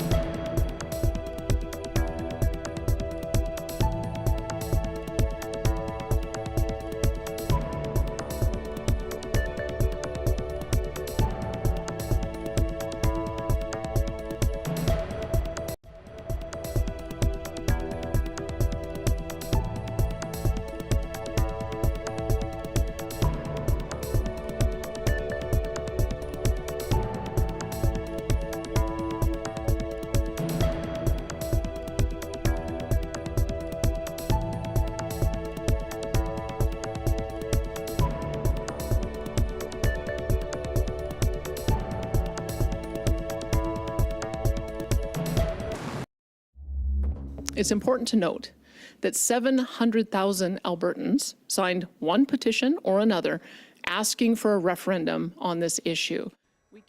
Alberta Premier Danielle Smith speaking a little earlier this hour. Speaking to reporters, she said her province must have a vote gauging Albertans' appetite for a separatist referendum to put the issue to rest. So let's dig into this with John Santos of Janet Brown Opinion Research. He's in Calgary. And John, appreciate you taking the time. Thank you. Thanks for having me on. So Premier Smith talked about the phrasing of her question, which we learned last night. I just want to play some of what she said, then ask you about it. Again, the choice is simple. It's either option one, vote to remain in Canada, put an end to this debate, and fight to make our province and country stronger and more unified.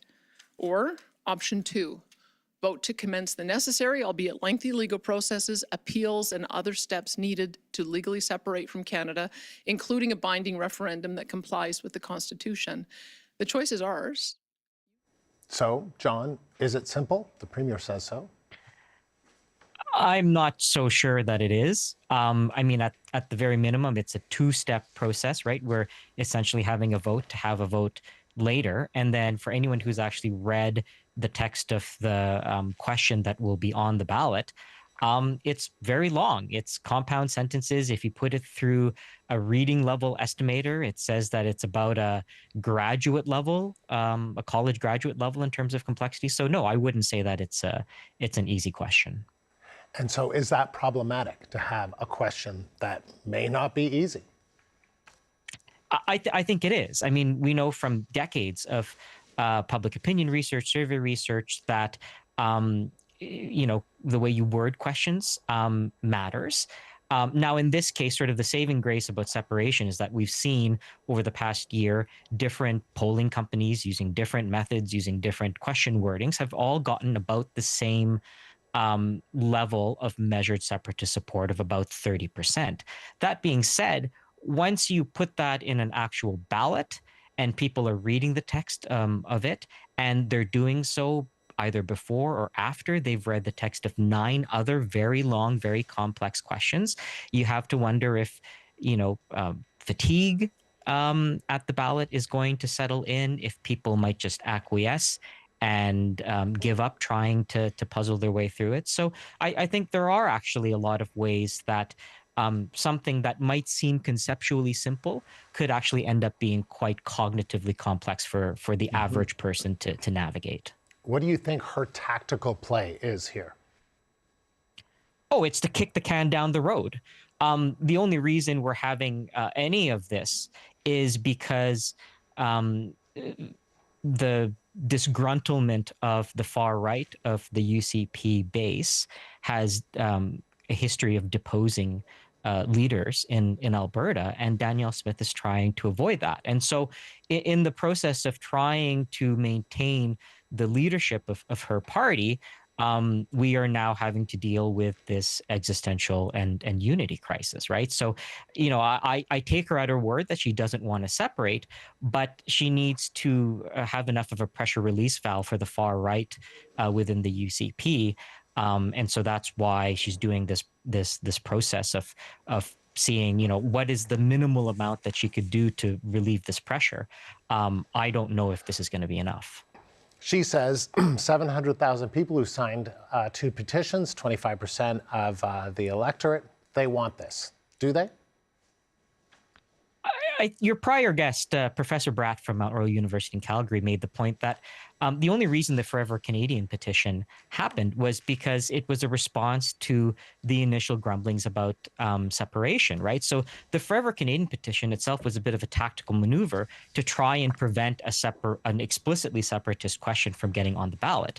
And so, you know, the people signing that petition, I think, it's more about trying to stop separation rather than wanting to have a vote to clear the air on separation. And in fact, the research that we at Janet Brown Opinion Research have done have showed that the people, you know, last year we did research on whether people wanted to even have a referendum on separation. The only people who wanted a referendum to settle the question are the people who are in support of separation itself. And so it's a bit of a dubious claim to say that 700,000 Albertans want a referendum on this, because more than half of those people, signed that petition to stop a separatist petition from going ahead and being put to the people. What concerns do you have if you're in the pro-Canada, Alberta Remain in Canada, or what concerns should people have who are in the Stay in Canada camp around this whole process? People keep hearing the 30% that it wouldn't pass, but we keep hearing examples such as Brexit, how that wasn't very popular, and then all of a sudden it happened.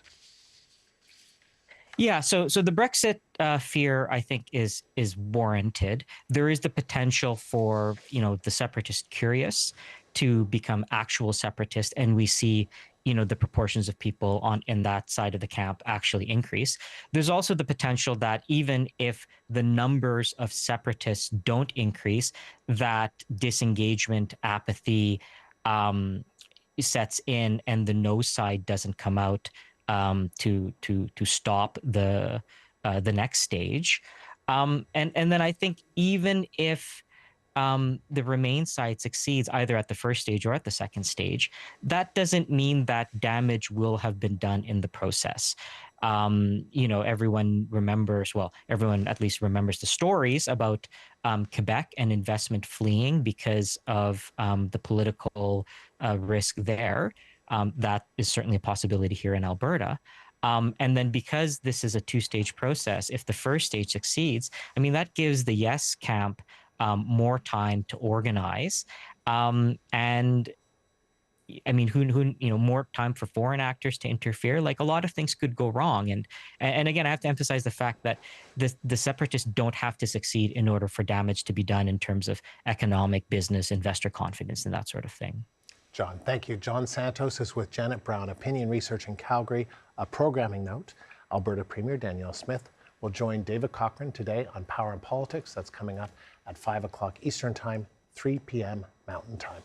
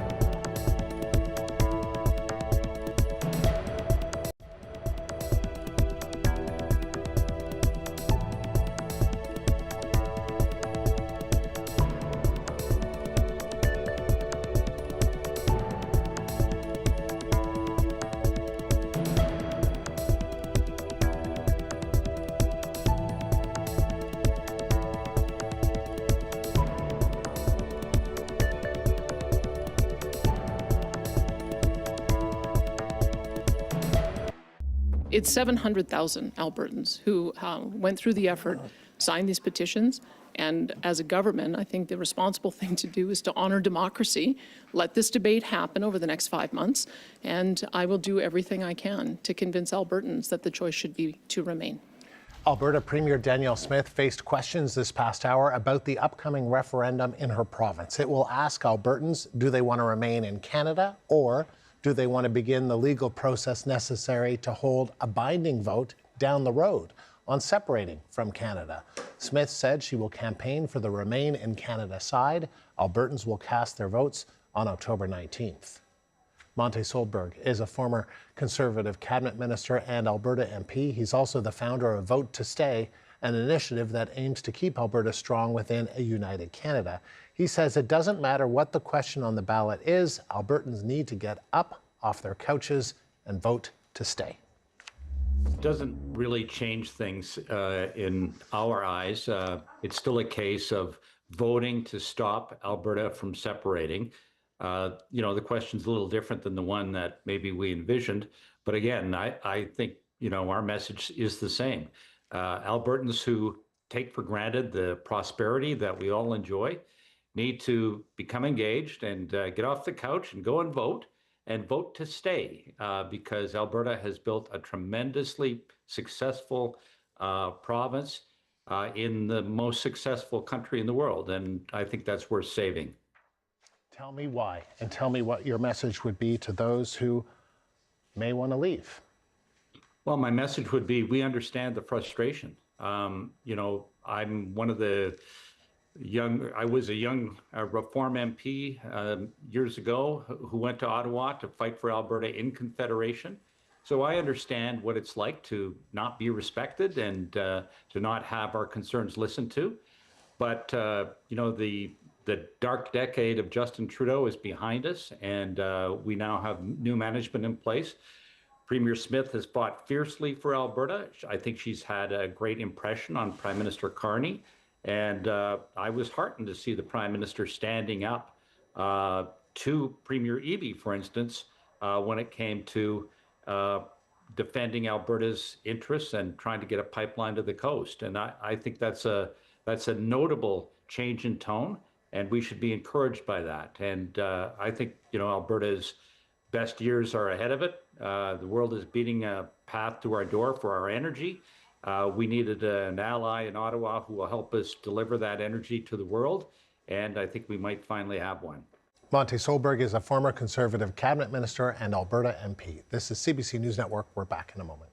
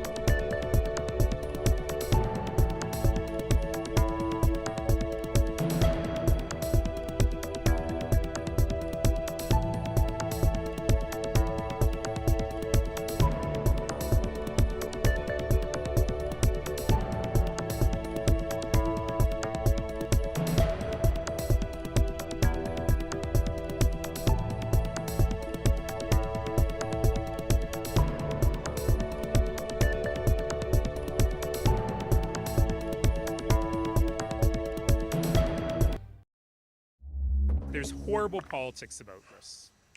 The fact that we're in this situation right now is 100% the fact that the Premier doesn't care about being the Premier. She doesn't care about governing. She doesn't care about doing her job. She cares about returning favors to the people who got her into her job. And she doesn't care what happens to us. And she doesn't care what happens to the country. And do not be fooled by her deathbed conversion last night, in which she said, "I'm fighting for Canada." Because let's be clear, she will not lift one finger to help the Remain side in this ridiculous referendum. Alberta's NDP Leader Naheed Nenshi reacting to the provincial government's plan to hold a referendum on a referendum. Premier Danielle Smith has announced a separation question will be included in an October referendum. Albertans will decide whether to remain in Canada or begin the legal process to hold another binding vote on separation. While Smith says she plans to vote to stay in Canada, pro-Alberta separatist groups call it a half measure, and they say that Smith risks losing her political base. Another story we're watching closely, the World Health Organization continues to express concern about the Ebola outbreak in the Democratic Republic of Congo. There are now almost 750 suspected cases and 177 suspected deaths. Meanwhile, Canadian officials say the risk of Ebola in this country remains low. Canada's chief public health officer spoke about the virus this afternoon and provided an update on an Ontario resident who was being tested for Ebola. Out of an abundance of caution, one individual in Ontario underwent precautionary testing. This individual recently returned from Ethiopia and reported symptoms that were consistent with a range of illnesses. Both the initial testing that was conducted in Ontario as well as confirmatory testing at the National Microbiology Laboratory were negative. So this is a good example of how quickly measures are activated, even when the likelihood of Ebola here in Canada is low. That was Dr. Joss Reimer, the Chief Public Health Officer of Canada. A look at Calgary this hour. Alberta Premier Danielle Smith says the province must have a vote gauging Albertans' appetite for a separatist referendum to put the issue to rest. That vote will happen in October. More on what Smith said about her decision and reaction from across the political spectrum and the country is straight ahead on CBC News Network.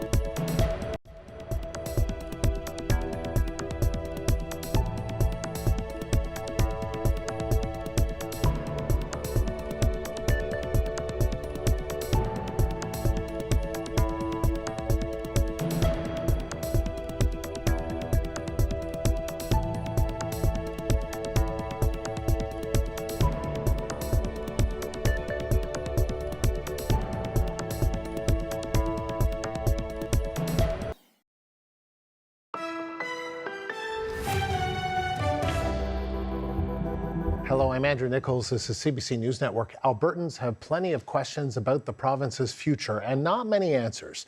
The Premier says the province's fall referendum ballot will include a question on separation. Many separatists aren't satisfied. They're calling for Danielle Smith to resign.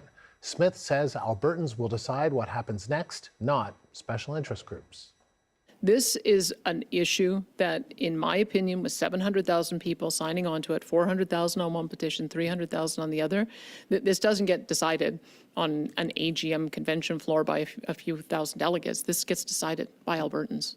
And it gets decided on October the 19th of which direction we want to go. So that's what I would say, is that whichever side individuals are on, that this is a period of time where we've got to be working on convincing our friends and neighbors. And I've said what side I'm on, that I want to convince my fellow Albertans to stay. Let's go to the CBC's Tricia Kindelman for the latest on the story. So Tricia, now that we've heard from the Premier, where do things stand?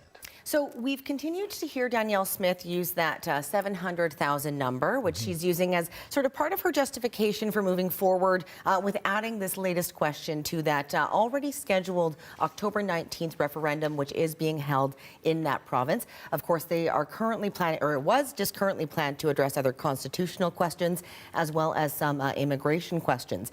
Now, she has said that adding this question will give her some much needed direction from all Albertans now. And she says that will allow her to find out whether Albertans want her to spend the time, expense, and effort to leave the Confederation. She also sort of pointed to some federal policies over the last decade or so, which she says have left Albertans feeling taken advantage of. Now, she sort of clarified this question. That there had been a lot of questions raised about, because it was a little confusing as to how people would vote on it. So we'll go ahead and bring up the question first, so we kind of know what that's going to look like. So it says, should Alberta remain a province of Canada, or should the government of Alberta commence the legal process required under the Canadian Constitution to hold a binding provincial referendum on whether or not Alberta should separate from Canada? So we have heard a bit more from the Premier again, saying that it will be an A or B type question. They'll be able to kind of pick one or the other. Now, she clarified that that's due to the decision by the Crown last week that they didn't meet that duty to consult. This is their only legal way forward. They are not able to just go ahead with a binding referendum at this point. The Premier, though, has said that she will accept the results of the vote, and she reiterated that she would be campaigning for Alberta to stay in Canada. Now, Opposition Leader Naheed Nenshi addressed both sides of these various petitions that were signed, which amount to that 700,000 number. Here's a bit more from him earlier today. The Forever Canadian folks, I know you. I saw you the whole summer across this whole province, and I know every single one of you was doing it to avoid a referendum. And for Danielle Smith to say, oh, you wanted a referendum, not only is it lies, not only is it gaslighting, it treats Albertans like they're idiots. To the folks who stood in the freezing cold getting separatist signatures, I would be so angry if I were you right now. You were being used as pawns by the Premier, by her inner circle, and by the separatist leaders. Now, Naheed Nenshi also pointed to separatist movements that have gone before, including some of those within Canada and some of those abroad, and he described them as inherently destabilizing. So he is hoping that they'll be able to find a way forward that will allow them to bring some stability back to the Confederation as well. So how are Albertans feeling about this today? Yeah, so there is a lot of reaction to this, both online, and we've spoken to some people as well. We did talk to one voter from southern Alberta. He is on the pro-Alberta side. Here's just a bit of what he had to say earlier today. That fight to me looks like talking to your neighbors. That fight to me looks like having conversations that might not feel comfortable, but conversations that are necessary. Because if we do nothing, we deserve everything they will do to us. And I am not going to do nothing. My children are watching. The future is watching, and Canadians are watching. We need action now. Now, Now, I think I said pro-Alberta side. I think it's clear from his response there he is on the pro-Canada side of this. But there is definitely a lot of concerns from all sides of this equation. I touched on that sort of duty to consult, which was a part of sort of pushing this referendum question this way rather than into binding referendum. We have heard again from some of the First Nations leaders around Alberta. This is their latest reaction today. They have said they will be reaching out to the Prime Minister, saying Treaty 8 First Nations will also be formally writing to the Prime Minister requesting that Alberta's proposed referendum question be reviewed by Parliament in accordance with the requirements of the Clarity Act. What the Premier has called is not just an Alberta question, but is a question for all Canadians. Andrew, we've also talked about this sort of tension of the cross-border relationship that we've been navigating for so long, and I think we've heard from a few of the other premiers that a united Canada is a stronger Canada going forward together. So it will be months and weeks at this point, but we'll see how this all comes out in the wash. But we'll continue to watch for more reaction today, too, after we've heard from a number of leaders in that province. Tricia, thank you. CBC's Tricia Kindleman. So let's get more on the reaction from Indigenous communities. Matthew Wildcat is the Director of Indigenous Governance in the Faculty of Native Studies at the University of Alberta and a member of the Ermineskin Cree Nation. He says that the Alberta government can expect First Nations to unite in an effort to push back against the referendum. Last week, it felt like we might, be able to put this on the back burner for a little bit, and but I wasn't. It didn't appear to be going away from my perspective. The separatist movement is highly coordinated and coordinated in a decentralized way, of course, but there's a lot of momentum behind their cause at the moment, and they do have influence over Danielle Smith. And so, what I was really curious to see is how she was going to thread the needle between, her line that she's been giving us for at least a year now of, I want a sovereign Alberta within a united Canada. And then the need to appeal to the separatist base. And so, really in some ways it was a very clever maneuver on her part to be able to, so some people are saying, this, it kicks, I just heard the previous commentary, it makes the separatists have to win 2 votes. But what it also does is it keeps the separatist question in the public eye for the foreseeable future, right? And so I think that there's also a win for them. This question is probably easier for them to get a higher percentage of the vote because they may have a soft middle of people who would think, maybe we should have this question. And so I do wonder if the Clarity Act might be triggered or if there is some thinking that the federal government might step in around the Clarity Act, because it really is, I think there is something unclear about having a vote to have a vote, right? It doesn't cut to the chase. And I think with the Clarity Act, if you're going to have a separation referendum, it really has to be clear. And this, I think, causes some confusion over people who might not know what they think in this moment. Matthew Wildcat is the Director of Indigenous Governance in the Faculty of Native Studies at the University of Alberta. So for more on this, I want to bring in Thomas Lukaszuk. He's a former Deputy Premier of Alberta and the leader of the Forever Canadian Initiative, a petition that seeks to make it official policy for Alberta to stay in Canada. Thomas, thank you for joining us. Appreciate it. Thank you for having me. Premier Danielle Smith was asked about using your petition question as part of this upcoming referendum. Here was her response. We consulted 700,000 Albertans. They sure let us know what they wanted. There's those who want to remain in Alberta or in Canada have that option on the ballot. They can vote to remain. Those who want to start the process to leave, they have that option on the ballot. They can vote to start the process. But it's 700,000 Albertans who went through the effort, signed these petitions, and as a government, I think the responsible thing to do is to honor democracy, let this debate happen over the next 5 months, and I will do everything I can to convince Albertans that the choice should be to remain. What do you make of your question being used in this matter to justify this referendum question or two-parter in the fall? Well, I will restrain myself by saying that the Premier has a very difficult relationship with the truth. The fact of the matter is this, that nearly 500,000 Albertans, to be exact, 456,000 Albertans signed the Forever Canadian petition because it was initiated to stop an inevitable referendum and to preempt the separatist question that they were going to ask. So right off the top, there's 500,000 signatures of people who actually didn't want any referendum because they're proud Canadians and wouldn't even consider separation. Now, the question of separatist petition, even though the signatures have never been counted because there is a court injunction, those separatists, I imagine, signed that petition because they wanted a binding constitutional referendum, which they didn't get either. So what Premier actually is doing is trying to save her political future because she has pressure from separatists to have some kind of a referendum. And she's using actually proud Canadian signatures, whom she was trying to block and stop in any way she could. The Premier has been working really hard to make sure that Forever Canadian movement doesn't get the signatures. She changed the numbers of signatures required, the time span, the fundraising rules. She appealed court decisions with government lawyers twice to help the separatists.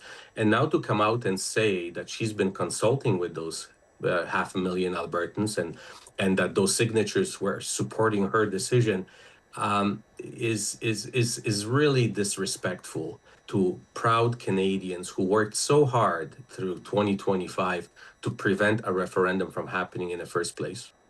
Smith also released a video last night stating she supports remaining part of Canada, but understands those who might be unsatisfied right now. Let's just listen to that.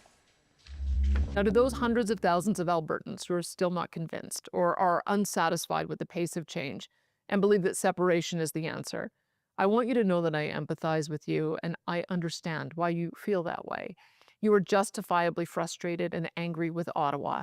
You are proud and loyal Albertans that have watched our province be taken advantage of repeatedly over past decades, and you want it to stop. So do I, more than anything. Like you, I love this province and our people so much. I am so proud to be Albertan. But I ask you to please consider joining me to vote for Alberta to remain in Canada and not give up on our beautiful country just as we're gaining respect and the tide has turned in our favor.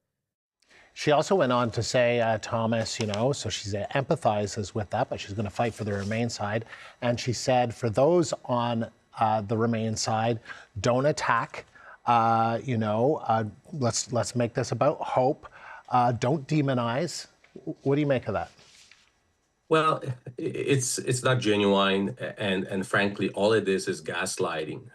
The fact is that the Premier was given off-ramps by courts, by Elections Alberta, and by my petition not to have a referendum in the first place, and capitalize on the fact that things are actually going well for Alberta with the current Prime Minister. She is scoring points. She's getting memoranda of understanding. She's getting amendments to industrial carbon tax and many more announcements coming. Why would a Premier who does not support separatism want to engage in a divisive referendum and then potentially another referendum, 2 more years of fighting with Ottawa, when now is the time to work together and show that collaborative federalism can work when we have existential threats from outside of Canada? We have to not listen to what the Premier says, but watch what the Premier does. The Premier has also put 9 other unconstitutional referendum questions into that referendum, all of them aimed at starting new fights with Ottawa about Canada Pension Plan, RCMP, about not giving healthcare and education services to immigrants, and the list goes on and on. So to be saying that she is pro-Canadian and she wants to make sure that we stay in Canada, and then waging those fights at the same time simply cannot be reconciled.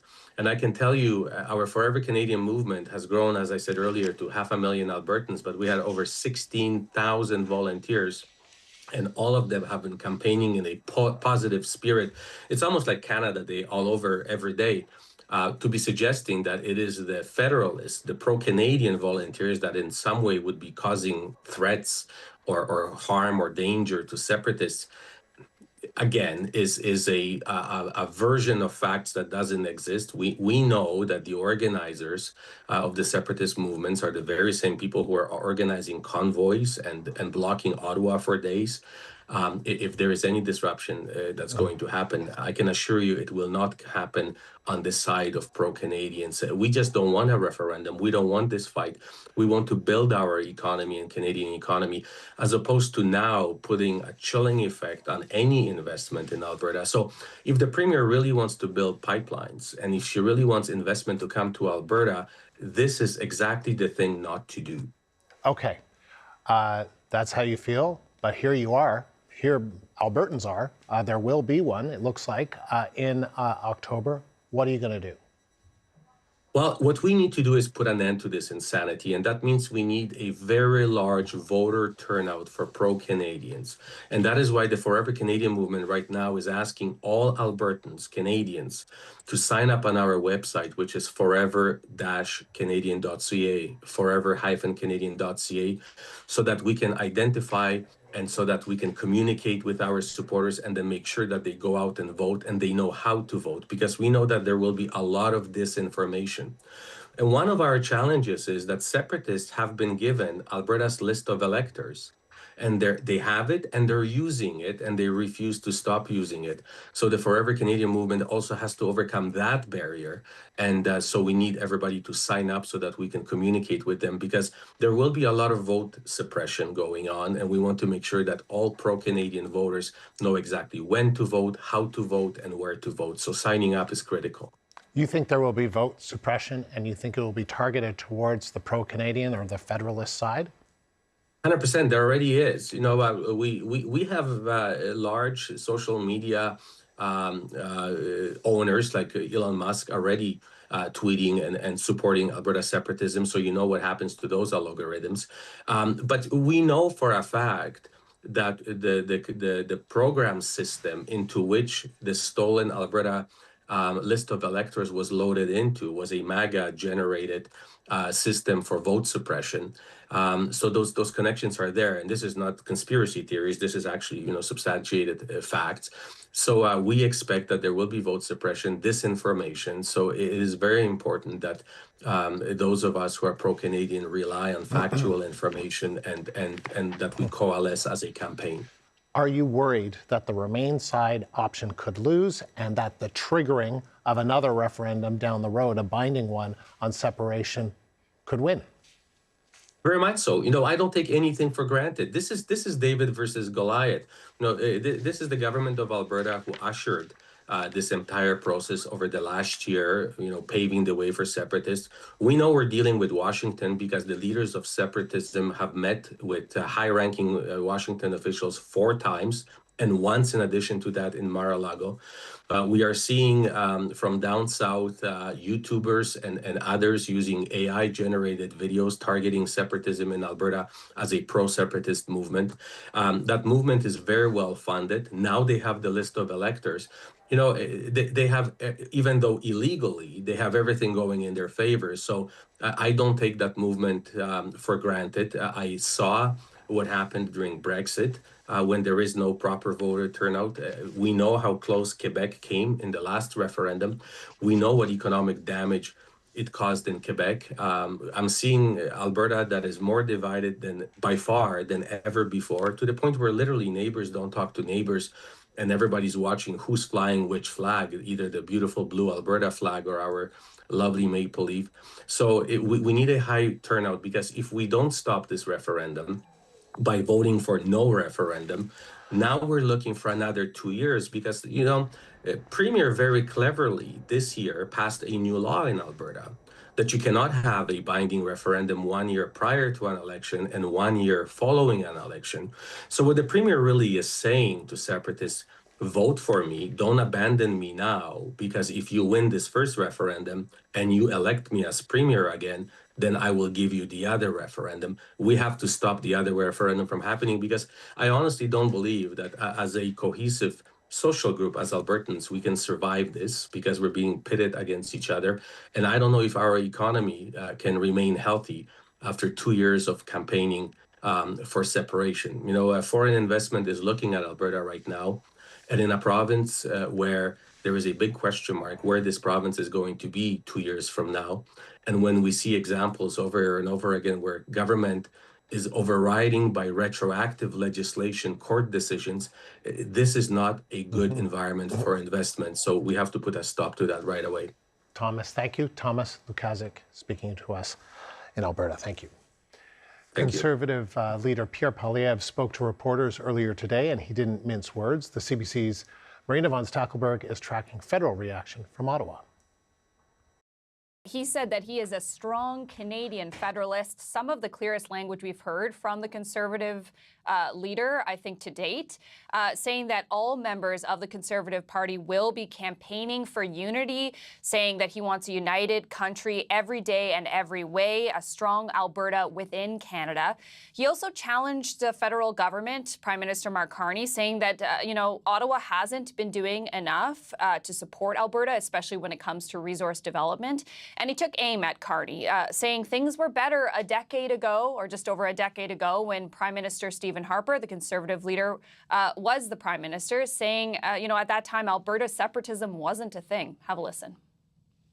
We were a truly united country under the leadership of Prime Minister Harper. He understood that it's the job of the Prime Minister to unite the country, and that if the country's not united, that too is the responsibility of the Prime Minister. We really should look at the situation in both Quebec and Alberta and ask ourselves how the Prime Minister is doing when it comes to national unity. And I think, Andrew, as we see this question actually, written down for Albertans to consider, we're seeing a lot more clarity in terms of some Conservative leaders across the country as to where they stand on this issue. So we got that clarity from Pierre Poilievre last night and today. And then important to note, too, he actually has an Alberta seat now. He holds a rural Alberta seat that he won in a by-election. And then we also hear Smith as well in that address that she put out last night, really taking a clear stance on her view. So despite pushing for this vote to happen, she says she will be voting to stay within Canada, and that will be what the rest of her government is doing as well. We heard from the Prime Minister today. Tell us more about what he had to say. Yeah, Mark Carney is under extreme pressure here to keep the country together and to not inflame those regional tensions. And so this morning, just making some brief remarks, he was very much touting national unity, talking about all the work that the federal government is doing with different provinces and territorial governments. And he was touring some of the construction that we're undergoing here in Parliament Hill. It is a big construction project, a multi-year project. And he played on that a bit when he made his comments about Canadian unity. Have a listen. Canada's working. We're working in a spirit of cooperative federalism to make the country better. We're renovating the country as we go, and Alberta being at the center of that is essential. We've also heard from other federal ministers touting the national Canadian unity. I want you to have a listen to Minister Melanie Joly at a press conference earlier today in Sault Ste. Marie, Ontario, being asked about the national unity question. We believe that a strong Canada also begins with a strong Alberta. And we think that right now what Canadians are looking for across the country, in Alberta and Ontario, in Quebec, where I come from, Atlantic Canada, everywhere, they want good jobs, they want a good life. We are united. We need to have a united front. And the federal government here really trying to point to what it's saying is improved relationships with Alberta. We heard Mark Carney talk about the energy deal that he signed just last week with Danielle Smith, setting out a timeline for Alberta to build a pipeline to the West Coast as early as September 2027. Of course, this deal has been criticized by other leaders in the country, notably BC Premier David Eby, who said that Carney was essentially rewarding bad behavior to an Alberta premier that he says was actively threatening to leave the country. But Smith has praised this deal with Carney, saying it was a great day for Alberta and Canada. And Carney today saying he is willing to work with Smith and Albertans of all stripes, premiers across the country and MPs across party lines, including the leader of the official opposition, he says, to build a better Canada. The CBC's Marina von Stackelberg in Ottawa. Well, federal leaders aren't the only ones weighing in on this. Residents of Camrose, Alberta also have a lot to say about the future of their province. Have a listen. Alberta's been part of Canada for 121 years. Our soldiers have fought for this for the whole country from Alberta, and I feel that this is disrespecting the people that have fought for this country. It's disrespecting the Indigenous people. It's disrespecting the rest of Canada. I love it. I'm so glad that, you know, there's that opportunity, but the way things are going up and down, but, you know, in the end, I'm still for it. I think it's important that we use our right to vote. And I definitely think that Alberta has some big decisions to make. I'm Canadian. I'm Canadian first, and I'll always be Canadian.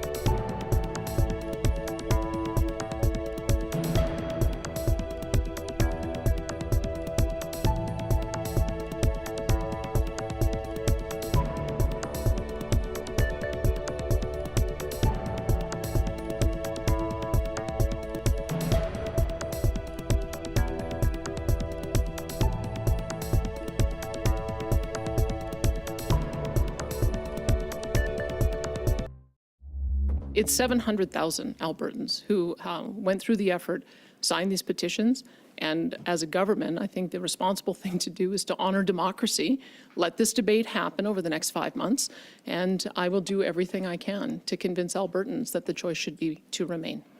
Alberta Premier Danielle Smith faced questions this past hour about the upcoming referendum in her province. It will ask Albertans, do they want to remain in Canada, or do they want to begin the legal process necessary to hold a binding vote down the road on separating from Canada? Smith said she will campaign for the Remain in Canada side. Albertans will cast their votes on October 19th. And some critics say uncertainty around separatism could hurt the province's economy and deter investment. For more on that, I'm joined by CBC senior business reporter Peter Armstrong. So Peter, what are the economic risks of this to Alberta? It's a really good question, and we need to ask it. We need to ask it almost repeatedly throughout this course. But we need to understand that this isn't Brexit. This isn't the 1995 referendum. This is very different. And the last thing anybody in Alberta needs to hear is some yahoo like me from Toronto on television telling them about the risks. The Albertans understand this risk. They understand that Alberta exists as a global hub in not just energy and in oil and exploration and production, and as such, they're competing for global capital, right? And we've seen quite a turnaround just in the last year. For the first time in many years, we've seen a real surge in investment in that oil exploration and production. I think it was $5.4 billion in E&P and exploration and production just in 12 months. And you have to look at Alberta right now, right? Like zoom out. Take all of this out of it. And what is happening in Alberta? Alberta's done an incredibly good job of managing a ton of risk around the world, right? The tariffs and the trade war. Alberta's been probably Canada's best defense against more tariffs. And in highlighting the importance of Canada to the U.S., it has been a point of stability in not just the global trade war, but in the energy shock we're seeing as a result of the war in Iran. That stability is a fragile thing. And with all that I said about this isn't Brexit and this isn't 95, What we have seen in previous incarnations of questions like this is that uncertainty is a really it can get in under the skin of things really easily. And what we need, what Alberta needs, what the world needs is a stable Alberta.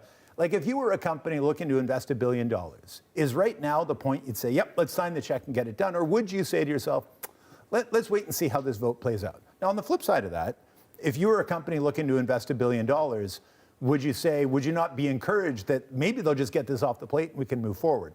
So there's a lot of sides to this. It's a nuanced question, but definitely there is risk. The risk is real, and that stability that Alberta is right now can be a really fragile thing.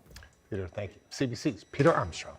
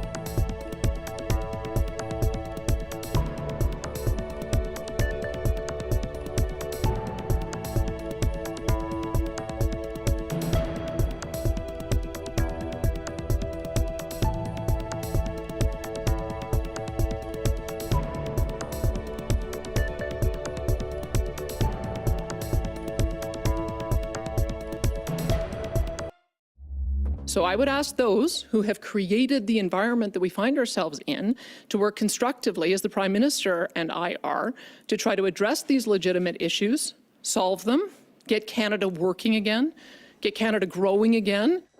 Alberta Premier Danielle Smith speaking earlier today. She told reporters her province must have a vote gauging Albertans' appetite for a separatist referendum to put the issue to rest.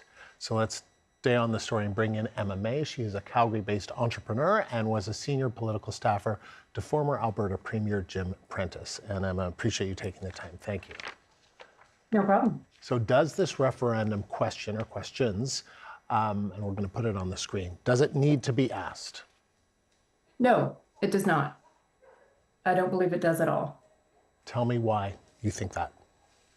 I believe that asking this question, first of all, we lowered the standard in order to even put forward this referendum concept to cater to a certain group of people, and there will always be small groups of people who want to do different things. But what this does is it creates unprecedented political and economic risk for Canadians and for Albertans. And if there is anything that we do not need in Canada or Alberta at the moment, it is more economic or political risk. And whether that question gets, just the posing of the question itself creates that risk. And that is something that we saw in Quebec. We saw businesses leave Quebec. We saw business leaders make decisions not to do business in Quebec because there was an issue of sovereignty on the table. And with that comes, what is the rule of law? What is the constitutionality? What happens here? And you can't make decisions in a business with all of that in front of you. And Canadian businesses are already dealing with the impact of tariffs. We're already dealing with great uncertainty with regards to our largest trading partner. And we do not need to have this question asked and create more uncertainty. What does this do to the pipeline, the potential pipeline? Well, I think what happens right now is that we've seen the Premier actually do some really, really great work with the Prime Minister when it comes to trying to build solutions that recognize that Canada is an energy superpower, and Alberta is a huge player in that place. And I think we're now at this point where, a lot of Canadians understand how important the energy industry is to Canada. And we need to be working together on solutions right now. And any kind of threat of a sovereignty movement just undermines all of that work. So let me ask you about that. I mean, do you think this will scare investment, like specifically investment to build a pipeline? Well, that remains to be seen, but I think it can. I think it has the potential to, and we've already had a huge risk factor. We've already had a lot of these players in the space say, I don't want to put my private money in this space. And that was why Prime Minister Trudeau ended up basically having to support the twinning of the Trans Mountain pipeline. Mm-hmm. Yeah, so Trans Mountain, really there were no players who said, no, we're willing to put our money on the table to do this. And it ended up having federal support in order to do that. And if you want to have businesses come to the table, they need to understand what the rules of the game are. And anytime you introduce any kind of risk to what the rules of the game are, businesses do not want to play. I want to play a bit more of what the Premier said, then I'll ask you about it. I look at 400,000 people who signed a referendum saying that they wanted to vote to remain in Canada. And I look at 300,000 people who signed a petition saying the opposite. That's 700,000 Albertans. That is 25% of all voting age Albertans in the province. Clearly, they want to have this debate. They want to have it put to a vote, and they want to settle it once and for all. Emma, what do you make of her rationale? No, I don't think it exists at all. I think there was a well-supported, loud base that decided that they wanted to, push forward the Alberta sovereignty idea. I don't think it is something that exists within,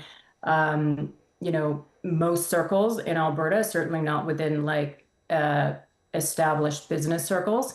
And I don't think that it deserves the time of day. I think if we all walked around and, then Alberta separates so then Calgary's going to have our own little referendum on whether we want to stay in Alberta. And then you have the constitutionality that you have to deal with, the fact that First Nations, how do we even deal with the First Nations issue when this is it? The only people who are going to make money off of this are the lawyers who are pushing for this to happen. That's the only people who are going to make money off of this, and everybody else is going to suffer. And you run a business there. Are you worried?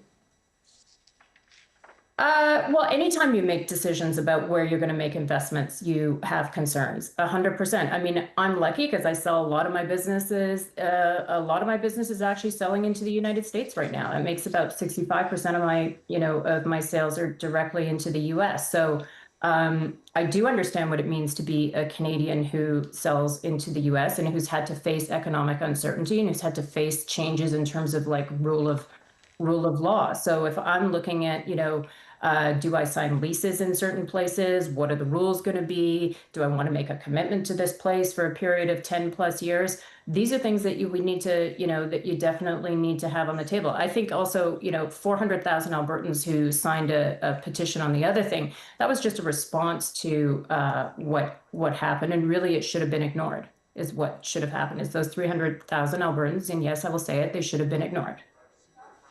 Emma, thank you. Emma May. She is a former political staffer to Alberta Premier Jim Prentice.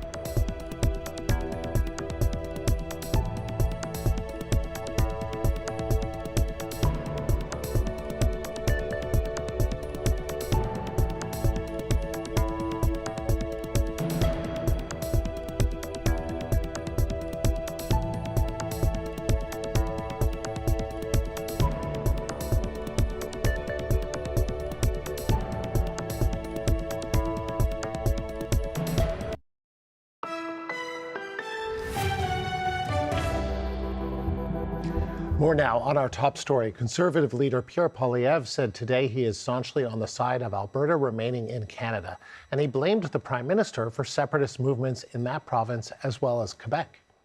I should just once again point out, though, how wonderful it was 11 years ago when there were no separatists whatsoever in Alberta, where the Parti Québécois and Bloc Québécois were wiped off the electoral map, and we were a truly united country under the leadership of Prime Minister Harper. We really should look at the situation in both Quebec and Alberta and ask ourselves how the Prime Minister is doing when it comes to national unity.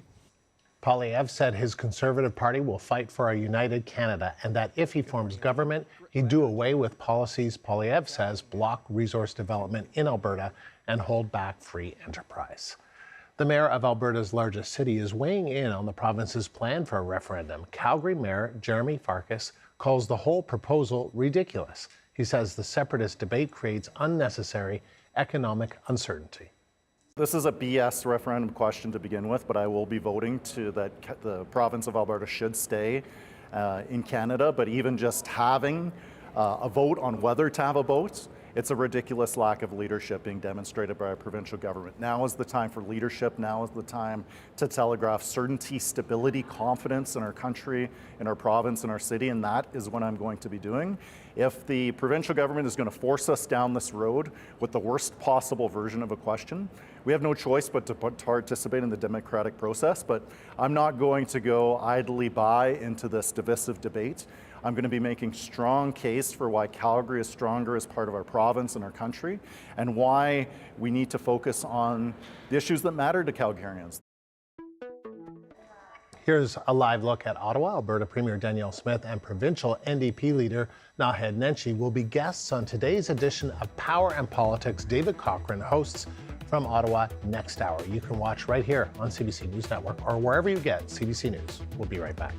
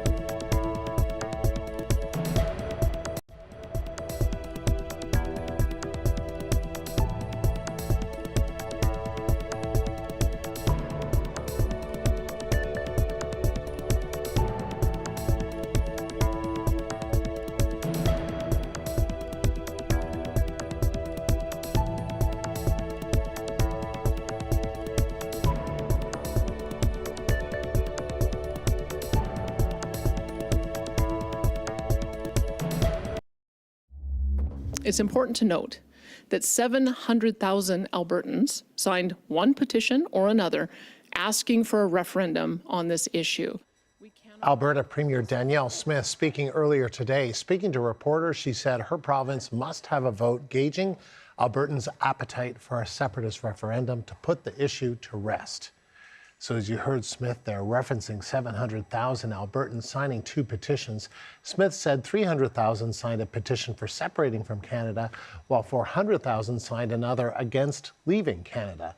The Premier referenced that a number of times during her news conference. Last hour, I spoke with Dwayne Bratt, a professor of political science at Mount Royal University, and I asked him about that 700,000 number and if Smith is using it accurately to justify holding this referendum.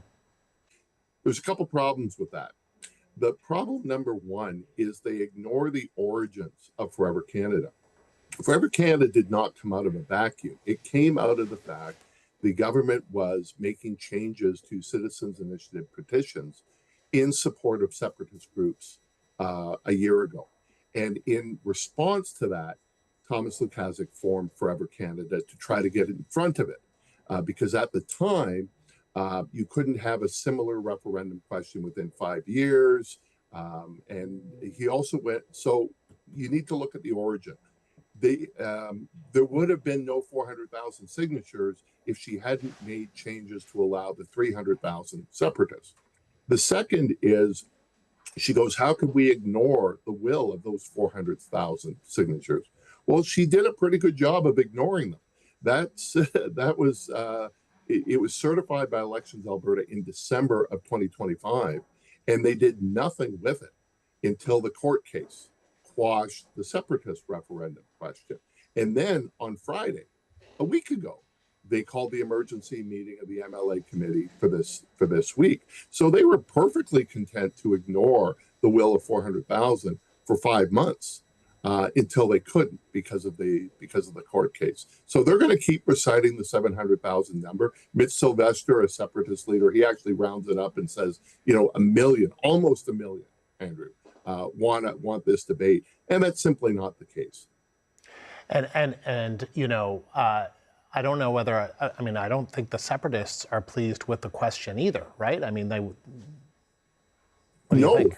wanted a simple. I mean they wanted their question. This one is even more convoluted because it's saying, well, if you want to separate, we'll have another referendum in at least 2 years' time. Because as one of the questioners, Rick Bell from the Calgary Sun pointed out, you can't have a referendum in election year. We're going to have an election in 2027. So we'd be looking at this in the earliest 2028. So no wonder the separatists are mad. And Jeff Rath and Mitch Sylvester and David Parker and others have since last night been calling for a way of removing Smith from the UCP. She got asked that over and over again. She denied it, said she wasn't worried about it.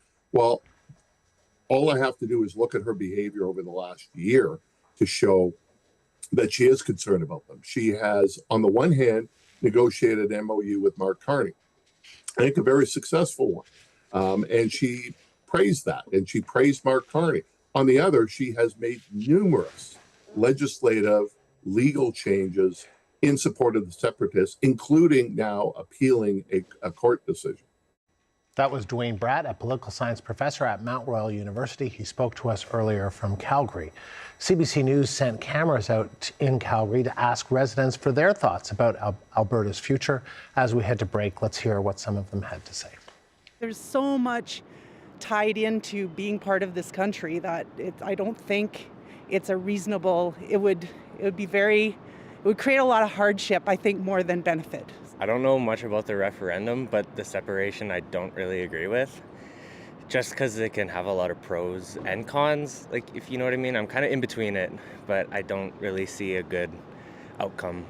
It's not a yes or no question, is it? It's one of these either or. So it's an essay question, and I don't know how that's going to work. It seems pretty dumb to me. Seems like they're trying to trick us. Canada is just like a rosary. If you take out one bead, all the other beads falls apart.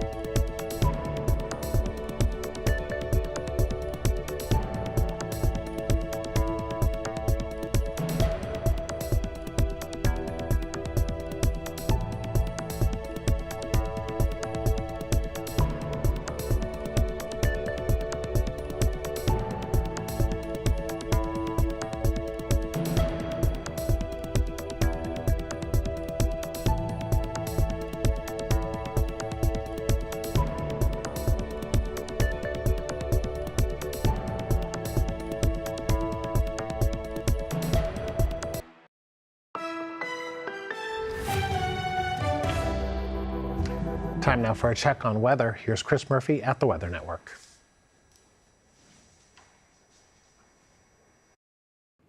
Well, the National Oceanic and Atmospheric Administration released their hurricane outlook for this season and predicting a slightly below normal season with just a little bit fewer hurricanes, major hurricanes, which is Category 3 or above, and named storms in general. And it's largely because they're looking towards the development of El Nino. Now, El Nino, just like La Nina, we looked at the Pacific Ocean off the coast of South America. When it's below normal, those sea surface temperatures, that's La Nina. Above normal, that's El Nino. And this can really impact global weather circulations and patterns, including the tropical storm and hurricane formation.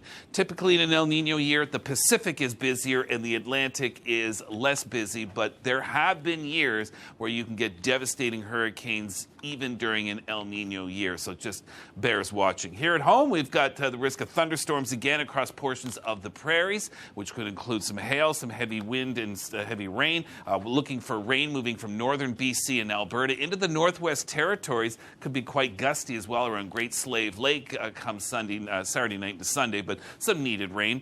Dry for today and tomorrow on the south coast, and then looks like late Sunday into Monday, we could be getting into some pretty significant rain for south coastal areas. Frost warnings across the Maritimes and portions of Quebec tonight with the clear skies and light winds. And it won't be frost, but it'll be a cold, damp, windy day in southern Ontario for tomorrow, including the Golden Horseshoe, which will be more like the Grey Horseshoe. And of course, we've got the Grand Prix going on, and it'll be great in Montreal right up until about race time, when we do expect some rain showers to return. We leave you with a live look at Ottawa. Alberta's fall referendum will now decide whether Albertans want to vote on separation. The Premier says she will campaign for the pro-Canada side. Danielle Smith speaks to my colleague David Cochran on Power and Politics next here on CBC News Network. I'm Andrew Nichols. Thanks for watching.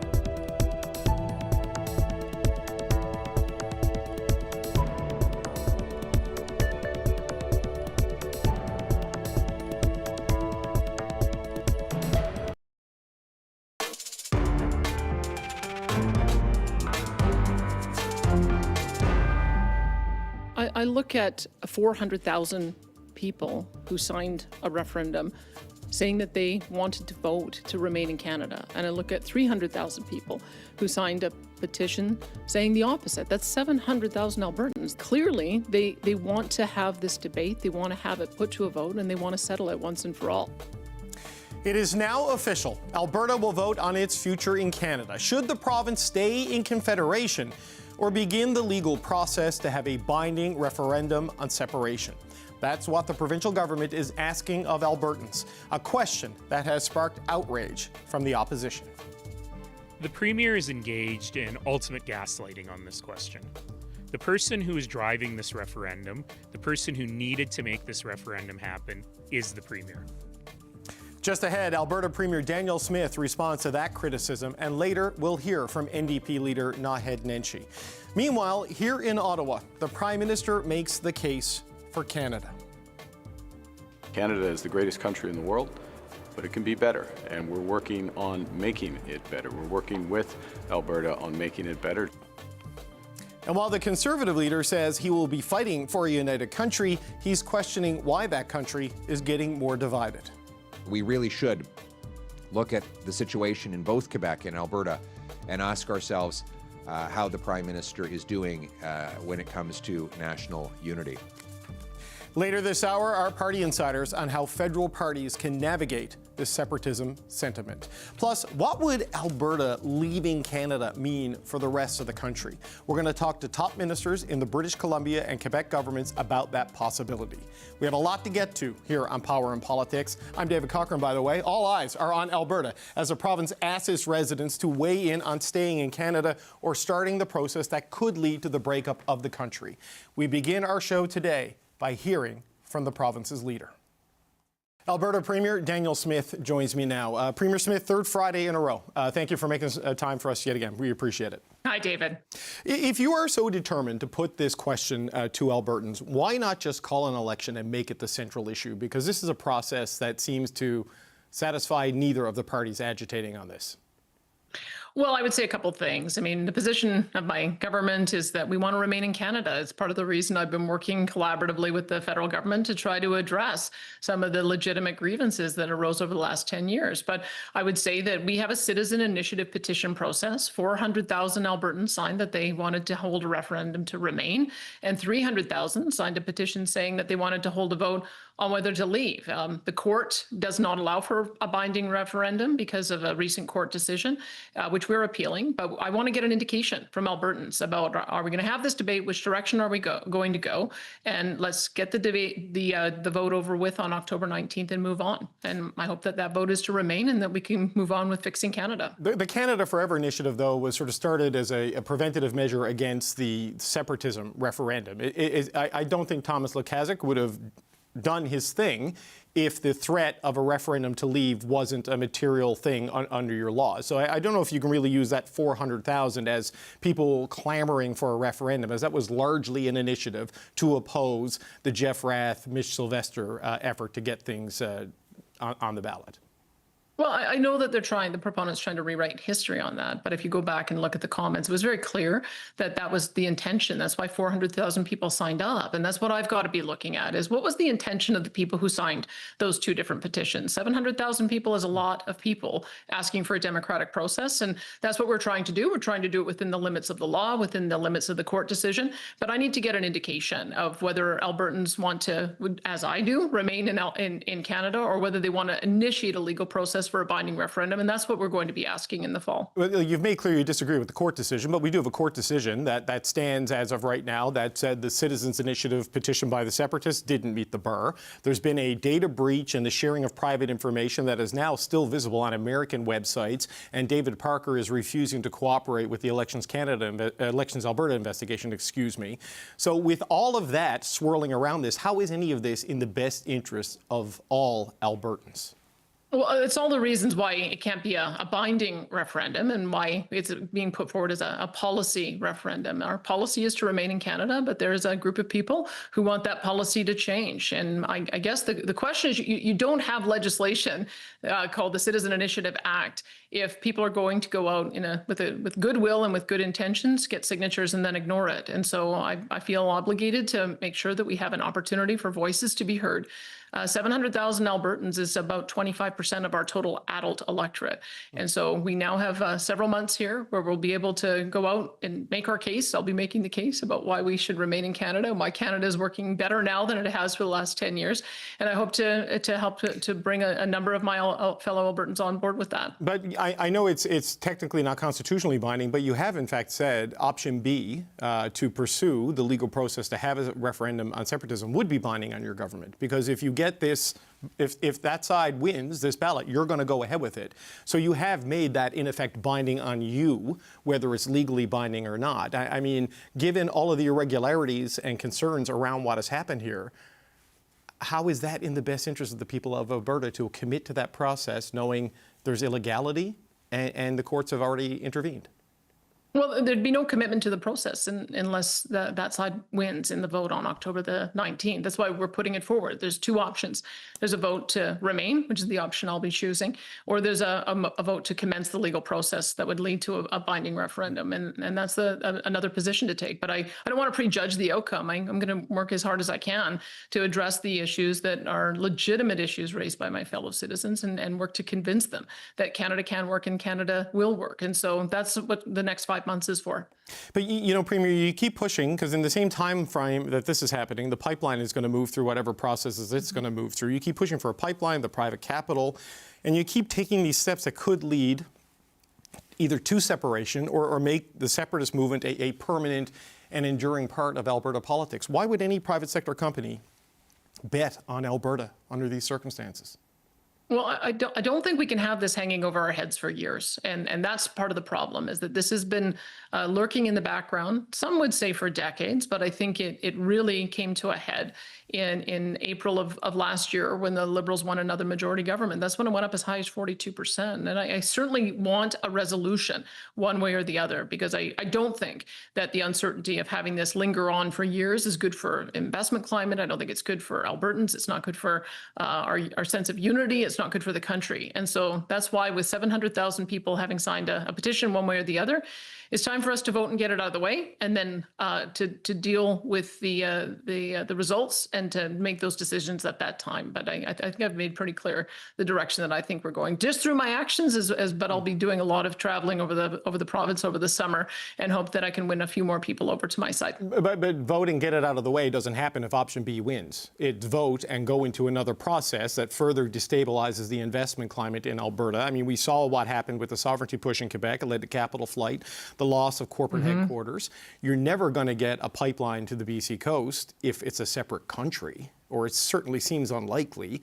So if option B wins, which you are choosing to put on the ballot, it derails everything you're trying to do with Mark Carney, doesn't it?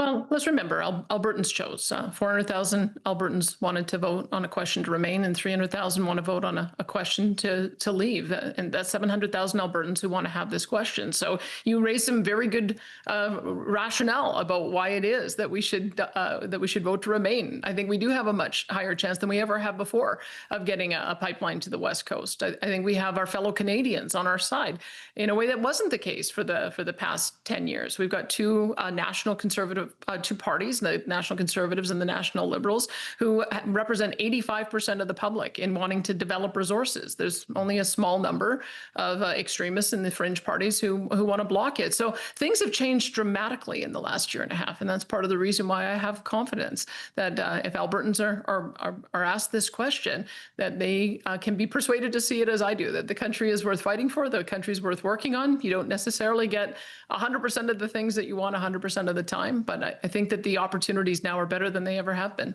Naheed Nenshi says you're doing this to pay back separatists like David Parker for helping you win the leadership of the United Conservative Party in the wake of Jason Kenney's ouster, and this is ultimately all about trying to save your job. Well, it's about trying to hear and respect 700,000 Albertans. When you start a process that affirms that you believe in citizen initiative, referenda, and democracy, then you should follow through on it. So I want people to see that that their efforts in going through this process give them an opportunity to have a say. It doesn't necessarily give you the opportunity to have your way, but we will have the say, and we'll have it on October the 19th. And I think that that's just being respectful of the citizens who went through that process, and it's being respectful of democracy. And I would hope that the leader of the opposition would work with me on persuading more Albertans to remain and identifying the problems that are causing the division. Part of the problems causing the division is his national leader, Avi Lewis, who got elected saying he wants to keep all fossil fuels in the ground. That's part of the reason why we have had this division in our province and in our country. So if he wants to be constructive, then I would say that he should be talking to his federal leader first. Right. Look, Avi Lewis doesn't have a seat, and he has a caucus of 5. So I'm not sure how much that is moving the needle in Alberta politics, Premier, with all due respect. And I know you say you want to respect the wishes of the 700,000 people who signed these petitions, but neither Thomas Lukaszuk or Jeff Rath or Mitch Sylvester seem happy with the option you've chosen. So they say it doesn't actually respect their wishes, right? And I know you singled out Mr. Lukaszuk for criticism in terms of inconsistency, citing 6, 7, 8 statements that he has made on a referendum. But I know you're trying to thread a needle here, but neither side of it seems to think you've done it. Well, I guess we'll find out on October the 19th. There's 2 pretty clear options. Do you want to remain in Canada, or do you want to start the process to leave? And so I don't know that there's any way of going beyond those 2 options, but I dispute you in saying that somehow a rump caucus of 5 has no influence. These minor fringe parties for a long time, for the past 10 years, have dictated the agenda of Canada. And the dictate of the agenda in Canada has been to target Alberta, to landlock our resources, to take action that would leave our resources in the ground, and they are still continuing with that agenda. So if you want to understand why Albertans are frustrated, it's not enough to say, oh yeah, well, they're irrelevant now. They're irrelevant now because Canadians have changed their opinion, and they've changed their opinion because I think Albertans have done the work of demonstrating that we were being treated unfairly. And that's, again, part of the reason why I think that there has been a change in attitude in the last 18 months, and people should be encouraged that we're going down a process that where Canada can work. We've got more work to do, but I think that there's been a real change, and we need to acknowledge that. But I was listening to you speak earlier and talk about Jagmeet Singh and talk about Justin Trudeau and talk about your frustrations with the policy direction of the country under the Prime Minister's leadership and then the coalition. And I couldn't help but think that you might be voting to separate if Justin Trudeau was still Prime Minister and still in a confidence and supply agreement with Jagmeet Singh. Am I right on that, that your federalism is kind of conditional on the fact that Mark Carney's there now, not Justin Trudeau? Well, I can tell you the entire country threw out both of those leaders. And I think it was because they were going in an agenda that the country realized that we just couldn't afford them anymore. We couldn't afford carbon taxes. We couldn't afford the increase in prices we were seeing at the pump, in our home heating, in our electricity. We couldn't afford to keep on spending money on social programs without developing the resources to pay for them. So I would say that all of Canadians rendered a judgment on those 2 leaders. And I'm glad that the current leadership of the Liberal Party has seen that. But would you be voting differently on October 19th if it was still Justin Trudeau? I can tell you I was trying the same process with the previous Prime Minister as I have with the current Prime Minister. I'm glad that the current Prime Minister brought together a team and engaged with me in good faith. The deal that we signed in the MOU, that was basically hatched in the very first conversation I had with Justin Trudeau. And so that tells you what happens when you have a change. Justin Trudeau. With Justin Trudeau, the MOU? When I called Justin Trudeau, I told him I want to start a process where we can meet in the middle and we can work on emissions reduction to 2050. Will you work with me? From the very first conversation that I had with Justin Trudeau. And he continued with bad policy after bad policy to go in the wrong direction. And I'm glad that the current Prime Minister has taken a very different approach. But that's the kind of approach I take as a leader. Right. Is I put my position on the table and I work darn hard to make sure that we get it. I do what we can to do public interest campaigns, as we did, to change public opinion. We did. And here are the consequences. We're having a much happier conversation today. But on the question, and I know it's a secret ballot, but you've told the country how you would vote. You are going to vote on October 19th based on things with Mark Carney. On my question, is that, are you only voting to stay in Canada because the posture of the Canadian government has changed? Would you vote to leave otherwise? I am a proud Albertan and a proud Canadian, and I have always been a proud Albertan and a proud Canadian. Sometimes politicians in Ottawa, I think, are offside with the values that make our country so great, and sometimes they have to be corrected. And sometimes, of course, correction happens by the people, and that has already happened. And so I'm encouraged that we can work together to make things work. But when you're a leader of a party such as mine and a government such as mine, you got to keep working at it. Well, And I'm glad to see that it's going in our direction. But you said repeatedly you're a federalist, but you've done these things to give the separatists their day that they've been looking for on October 19th, and you've explained your rationale why. But a lot of people would look at that and say a true federalist would not go to the lengths that you have gone through to put the country on the ballot. Well, I believe in citizen initiative. And there's a ballot that isn't going forward. It was to end funding for private schools. There's another ballot that they're trying to get signatures for to have a question on coal. A citizen initiative process is not about ideology. It's about giving people their say. And in this case, we've had 700,000 people on 2 different positions saying they wanted to have this debate. So what I stand for is supporting the democratic process. And that's what we're going to see play out over the next 5 months and have the vote on October the 19th. The ballot questions I want to get affirmative are the 5 questions we have so that we can take more control over immigration, and 4 others to address issues in the Constitution to give me a mandate to start doing that negotiation. Those are the government questions. The ones that are the last one that we're adding to the list is because 700,000 Albertans asked for it. Well, if you choose to separate, I guess you get all the control over immigration that you want. But you say you're going to spend the summer traveling the province to try to make the argument. Will you formally campaign? Will you participate in campaign-style events? Will you spend money and advertise in a traditional campaign style to convince people to vote for the first option on October 19th? Yes, yes, and yes. Okay, and what if option B wins as a final point? Because if you were putting it on the ballot and advocating to stay in Canada, if the side that wants to start the process to potentially exit from the country wins, how can you credibly stay on as a premier who says they're a federalist and believes in the country when your argument would have been rejected by the voters on October 19th? Well, that's why we're going to work very hard to try to address the issues that are causing the frustration. But you put questions forward in good faith, in knowing that, and people are going to vote in them, expecting that their leadership is going to take their cues from that direction. And so we've got 2 questions and 2 different directions. And as I said, then I believe that the right answer is to remain, and that's what I will be campaigning for. Okay, well, there's a lot of days between now and that referendum vote. Jeff Rath and others say they're going to be gunning for you for this. They're going to try to take over parts of the party. They're going to try to get a special AGM, and they're going to try to get you kicked out. Are you prepared to fight an insurgency within the United Conservative Party from the separatist base on this choice today?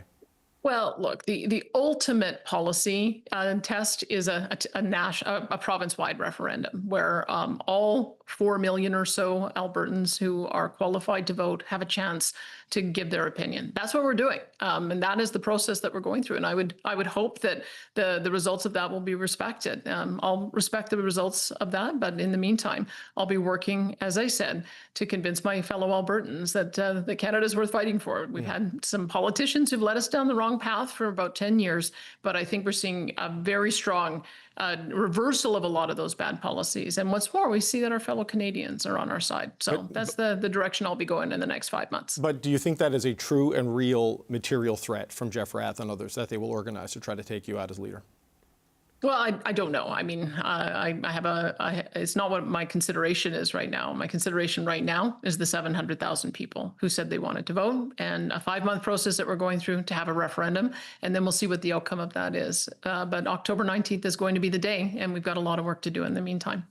Alberta Premier Danielle Smith, until next week, I guess. Thanks so much for your time. We appreciate it. Thanks, David. We'll talk again. Bye-bye. Well, we've got lots more reaction to this referendum ahead in the program. This wasn't our battle. This battle was thrust upon us. But it is the battle of our lives. Next hour, Alberta NDP Leader Naheed Nenshi on his campaign to ensure Alberta votes against separation. And this hour, how does the federal government navigate this crisis in national unity? Our party insiders are standing by for that conversation. But first, let's get reaction from British Columbia, because earlier today, Alberta Premier Danielle Smith says separatist sentiment is in part to blame on her western neighbour. I think it's leadership in British Columbia who continues to try to put barriers in the way of us getting our product to market. That is the reason we are having this crisis right now. Adrian Dix is the BC Minister of Energy and Climate Solutions, and he joins me now. Minister Dix, I don't know if there's a solution to the climate between BC and Alberta. What's your reaction to what the Premier said there, that your government and John Horgan's government are partly to blame for this referendum call? Well, of course, it's Premier Eby, but I would say, first of all, that we in British Columbians, I think Canadians, love the country. And you saw that response, David, substantively, when Donald Trump made his comments about the 51st state. In every province, Canadians kept their dollars, didn't travel to the United States in record numbers. In fact, millions fewer visits to the United States, people buying Canadian, supporting each other. We've never seen this degree of support for Canada. And so these are political maneuvers, frankly, and it's disappointing. It's disappointing that to internally unite the right in Alberta, people who play double or nothing with the country. But I think they're completely out of touch with Canadians. Canadians love Canada. We love the Canada Health Act. We love our hockey team. We love our record in defending the world and freedom and war. We love democracy. And I think it's disappointing and will lead to negative effects for everyone, Albertans and others, to bring this unnecessary uncertainty about political maneuvering in Alberta to deal with us as a country now when there are so many challenges for Canada in the world. Sometimes, you know, David, and we've talked about it, sometimes the federal government makes decisions I don't like either. But I don't think Canadians believe that you should put the country at stake because of that. I think it's shocking. With respect to Alberta, we're talking about real projects. There's a real project called the TMX Optimization Project, which gets their resource to Tidewater. We have been supporting it and investing in efforts to see that that happens. There is no other pipeline proposal that's real right now. When it comes to the intertie between Alberta, something that will benefit Alberta, we've engaged in those conversations with Alberta. We're going to continue to work with the province of Alberta because British Columbians love Alberta as well, and many Albertans visit, stay, and ultimately live in British Columbia. So I think from our perspective, we're going to do what we can for Canada and not to put our country at risk, something we love at risk, for sort of internal political reasons that really aren't meaningful to Canadians. Canadians love Canada, and their politicians should reflect that. Right, and just to clarify, Minister, I know it's Premier Eby. I was referring to Premier Horgan, who was in office when the TMX fight happened with Alberta, and the Premier was talking about the fights over the last decade. So as a reference, she cited that as one of the issues leading to this moment we're in.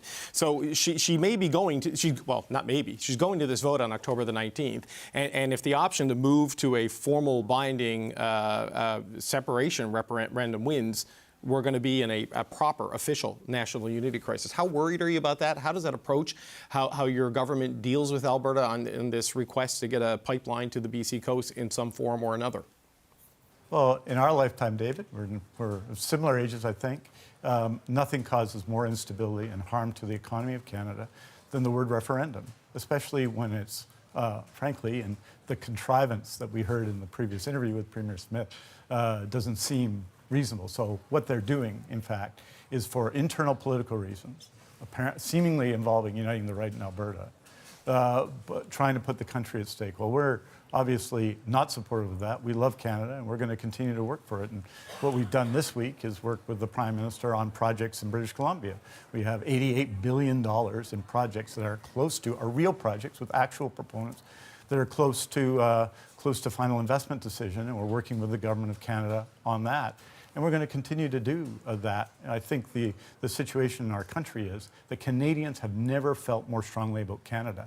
And if people want to take this moment to engage in private politics, when Canadians love our country and want us to unite together in order to deal with the world that we're facing as a country, and which Canada, I think, is a beacon in, then I think that's their mistake. But we're going to continue to do what we need to do, which is work with Canada and work with other provinces, including Alberta, on substantive issues. And we're just going to continue to do that while expressing our absolute faith in our country and our love for our country. But, you know, Minister, when you pull back and look at, I don't know, literally everything that's happening in the world, how destabilizing is this internally that, you know, a federalist premier, she says, is putting a separatist option to the electorate in October? Well, you spoke of Premier Horgan earlier and issues earlier. Just remind you, I mean, you raised 2017. Well, since that time, the federal government bought a pipeline, built it at a cost of $34 billion, $18 billion of which was a public subsidy, right? That's what happened. And so to go back to then, is why perhaps I misheard your question, David. To go back to then and say, well, that's the problem, I think is wrong. Premier Horgan, as you'll remember, the late Premier Horgan, was a really proud Canadian who really led our province well, brought people together, took some tough issues on resource issues that were challenging within our provincial party as well, and was re-elected in 2020. And our government under Premier Eby was re-elected in 2024. And so we're going to continue to do what we can to represent Canada. And that includes supporting other provinces and their aspirations, of course, but also being focused on British Columbia and making it work here. I really think, David, that ultimately, as I said, I have not experienced a time in my lifetime when Canadians have been more proud of Canada, more proud to be Canadian. And I think people who go off on that and try and benefit for their own benefit in trying to destabilize that are making a mistake. Yeah. It's not good for our country and not good for any of us. Yeah, Premier Smith's argument is the last decade, really, the last 10 years has exacerbated this separatist sentiment. And you know, all of this sort of fits into it. A lot of blame she lays at the feet of former Premier Justin Trudeau, but we'll see now with this change because... Well, David, you know, and I know, that Alberta has had great premiers in the past. I include Rachel Notley in that, but also, of course, Peter Lougheed and others. The suggestion that they didn't, within Canada, fight for Alberta's interests is just a misreading of history, or that you have to play double or nothing with the country in order to express your views in this country. This is a great country. Right. We're proud of it. People fought for it. People fought for our democracy, and people want it to stay united. And that will shine through whatever political maneuvers are engineered elsewhere. Well, look, people keep criticizing the former Prime Minister, even though he's gone. The current Prime Minister was in your neck of the woods this week and met with the Premier. You know, there has been a little bit of frustration, I think, coming from Premier Eby about him essentially saying the Prime Minister is responding to the threat from Alberta and the bad behavior of Alberta by giving them the MOU. Now, I know they met. The Prime Minister had some pointed words at the Vancouver Board of Trade saying if things get stalled here, we'll go to other parts of the country. Where do things stand now between your government and the federal government after this meeting of the Premier and the Prime Minister this week? Well, the Prime Minister and the Premier had a great meeting. We are leading Canada in projects. The largest share, the largest problems with the most major projects approved by the federal government is British Columbia, and we feel we haven't seen enough action on those. And the Premier, of course, addressed that at the meeting. We have 35 major projects, not including 5 that were effectively announced last week, that will drive Canadian growth and Canadian strength. Things like critical minerals and LNG and clean energy that are going to drive economic growth in the entire country. And so the Premier had a really good meeting with Prime Minister Carney, and we're setting to work on them. And that's what we do. Like, you'll know that there's some disagreement on some issues, including the ones you've expressed, right? We feel you're going to set a national position on carbon price or methane emissions, that you should involve the whole country. But what we did was we made our case.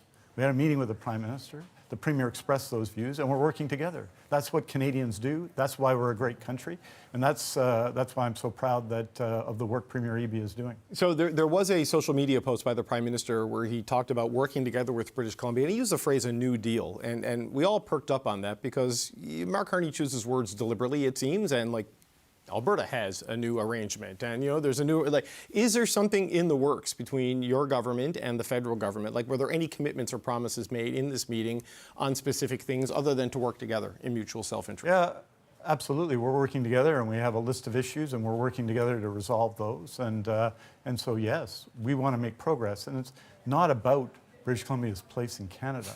British Columbia will always be a bulwark of Canada, a supporter of Canada. It's about advancing in the Canadian interest and British Columbia's interest billions of dollars in projects, of advancing important issues that are both social and economic in our province, about expanding clean energy. And the Prime Minister is a noted supporter of clean energy, as you know, if anyone has read his books, Best 3 Weeks of My Life. And we'll know that he's a supporter of that. And I think I would say, David, that that's the way we behave constructively in the country. And that is precisely what we're doing. And the idea that everybody has to agree, I appreciate that we have disagreements with the government of Alberta, and that's absolutely fair in our country. It's absolutely fair that there be disagreements. But as frustrated as we may have been about some of the progress, and as happy as we are about the process that Premier Eby and Prime Minister Carney have put in place this week together, as happy as we are about that, no one in British Columbia is doing what seems to be happening just at the political level. And I want to set aside what Albertans are doing, because I know, of course, a lot of Albertans. Big part of my family's been in Alberta. Love the province too. I think it's incredible. I don't think this is in the interests of Albertans either, and Albertans will continue, I know, to express that view. They're as proud a Canadian as any other part of the country. Adrian Dix, I don't know if the best 3 weeks of your life is a commentary on the length and style of the Prime Minister's writing or of the pace of your reading, but maybe we'll let that mystery hang in the air. That's Adrian Dix, the BC Minister of Energy and Climate Solutions. Thank you, sir. It's a big, long book, David. All right. Thank you, Minister. Good to see you. Thank you. Well, for the third time in Canadian history, a province is putting separation on the ballot. We do not want this lingering around for 1 or 2 or 3 or 5 years, creating that level of uncertainty. People know on October 19th there's a choice to be made. Coming up, our party insiders on how they interpret this move by Alberta Premier Danielle Smith and what they think the Prime Minister should do about it.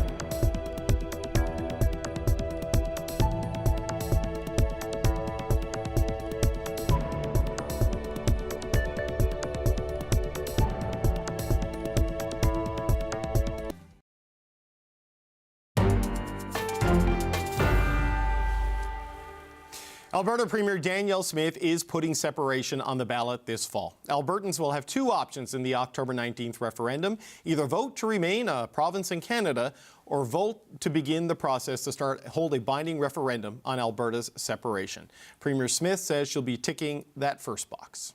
I have been actively campaigning to save our country and to resolve these issues from the moment I got elected.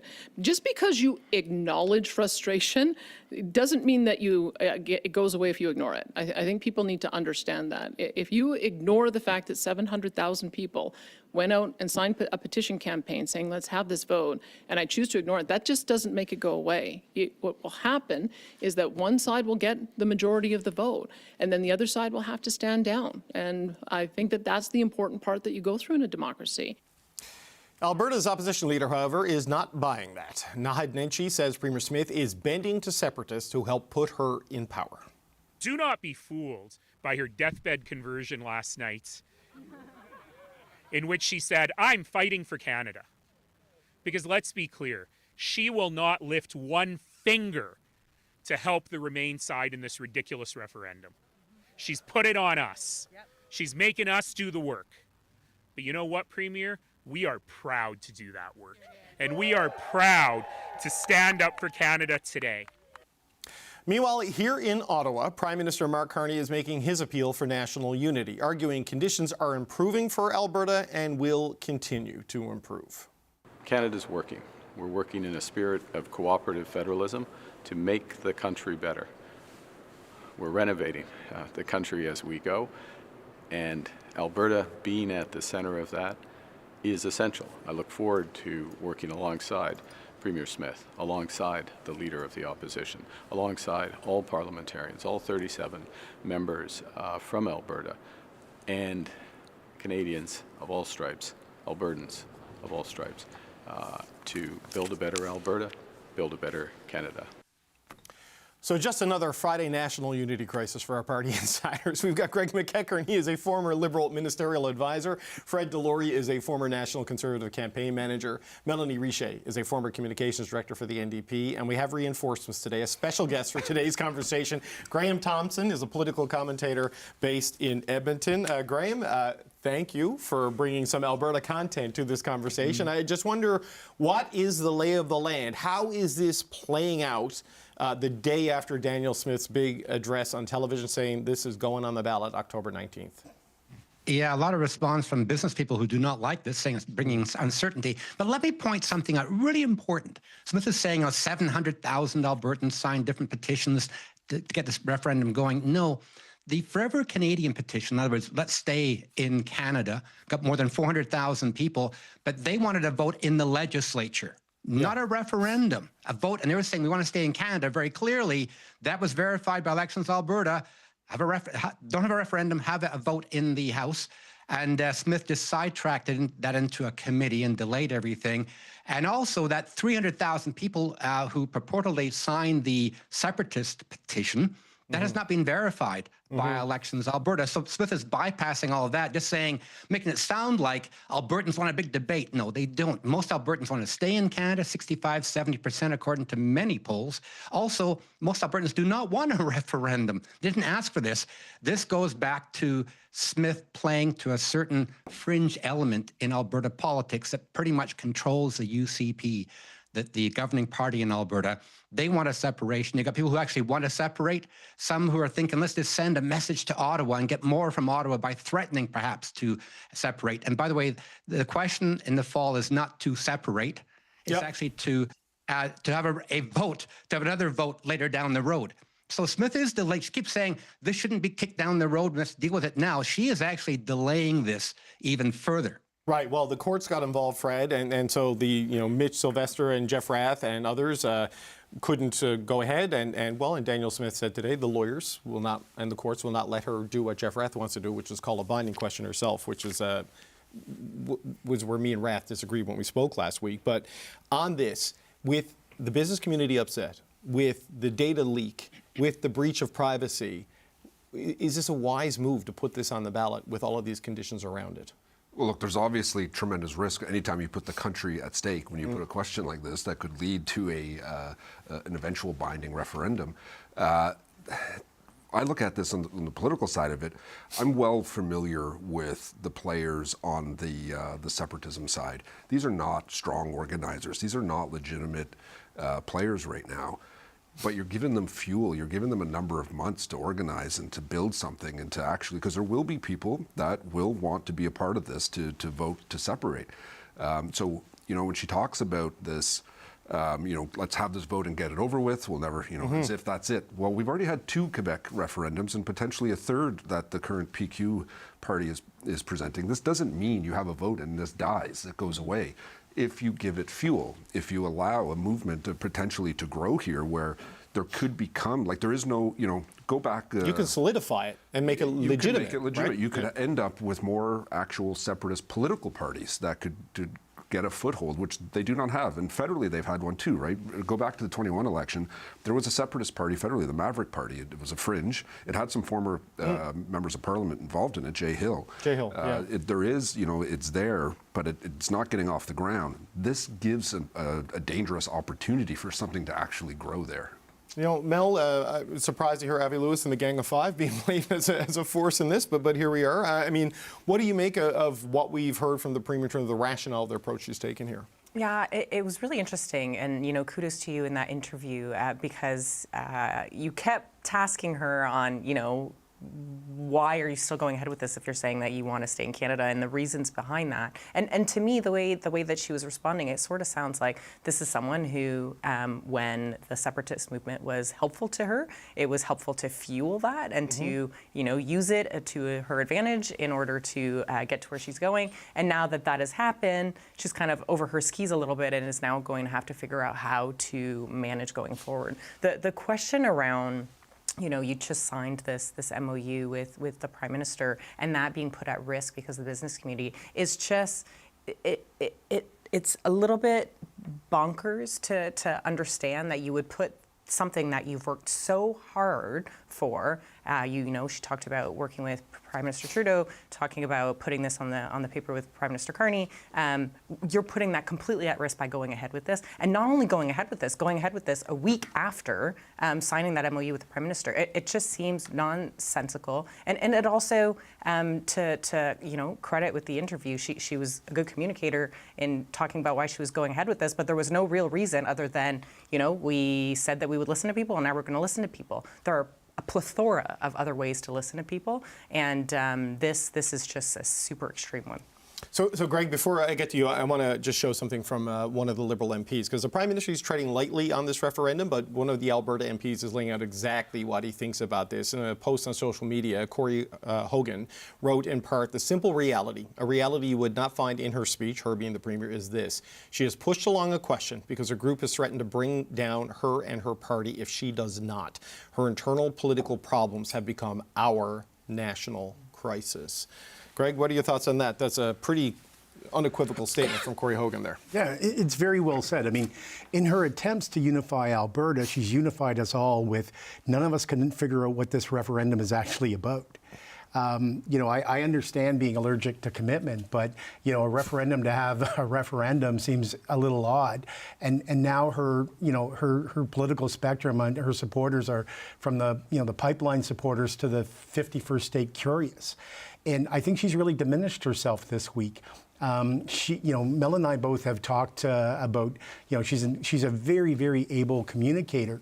But Graham pointed out right away the issues when she keeps citing, you know, the numbers that participated in this. It's like, you know, it's like, it's self-defense that these people got involved. You know, yeah, they care the about 400,000 assigned Tom Lukaszyk's thing, they'd be happy to have this go away. Yeah, or most of them, you know, not all of them. And you know, like I saw you raise that twice with her. I saw, I think it's Dwayne Brett, the political scientist, was on the hour before your show saying something similar. So there's a case when politicians get involved and they're running from municipal, they're going to go federal, things like this.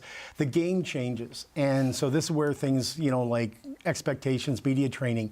I think that she has elevated herself, because Canadians really, really care, elevated herself to this another level of debate. And what she's bringing to the debate, it's not strong enough. It might be, she might have been able to push this stuff around, a couple of months ago, but now the stakes are higher and the questions are tougher when she's in a press conference. I don't think she looks as strong as she did. Look, if you are considered strong because you're in front of a mob and you're running towards Ottawa, but you're too scared to look over your shoulder and to say to the mob, listen, why do you want to separate? Do you know how much more power we have as part of a G7 country?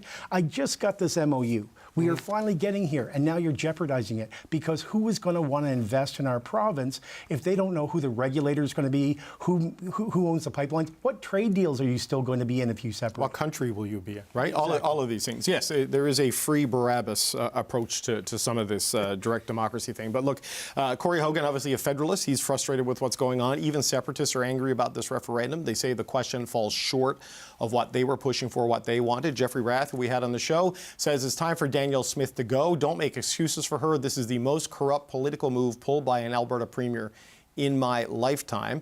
And David Parker, who is behind the Centurion Project, says Danielle Smith has betrayed her base. Time for a new leader. Graham, those are fighting words.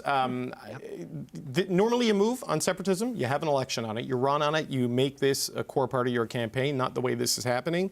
Is it really about this threat from those separatist groups taking her out that she feels the need to do this? Because Danielle Smith has gone as far as a court decision would allow with this move. Yeah, she's still playing to them. The thing is, though, be careful. Could they force her out? Well, this goes back years ago, I think 4 years ago, when the party members, the fringe element, forced out Jason Kenney. And then they helped get Smith to become leader and then premier.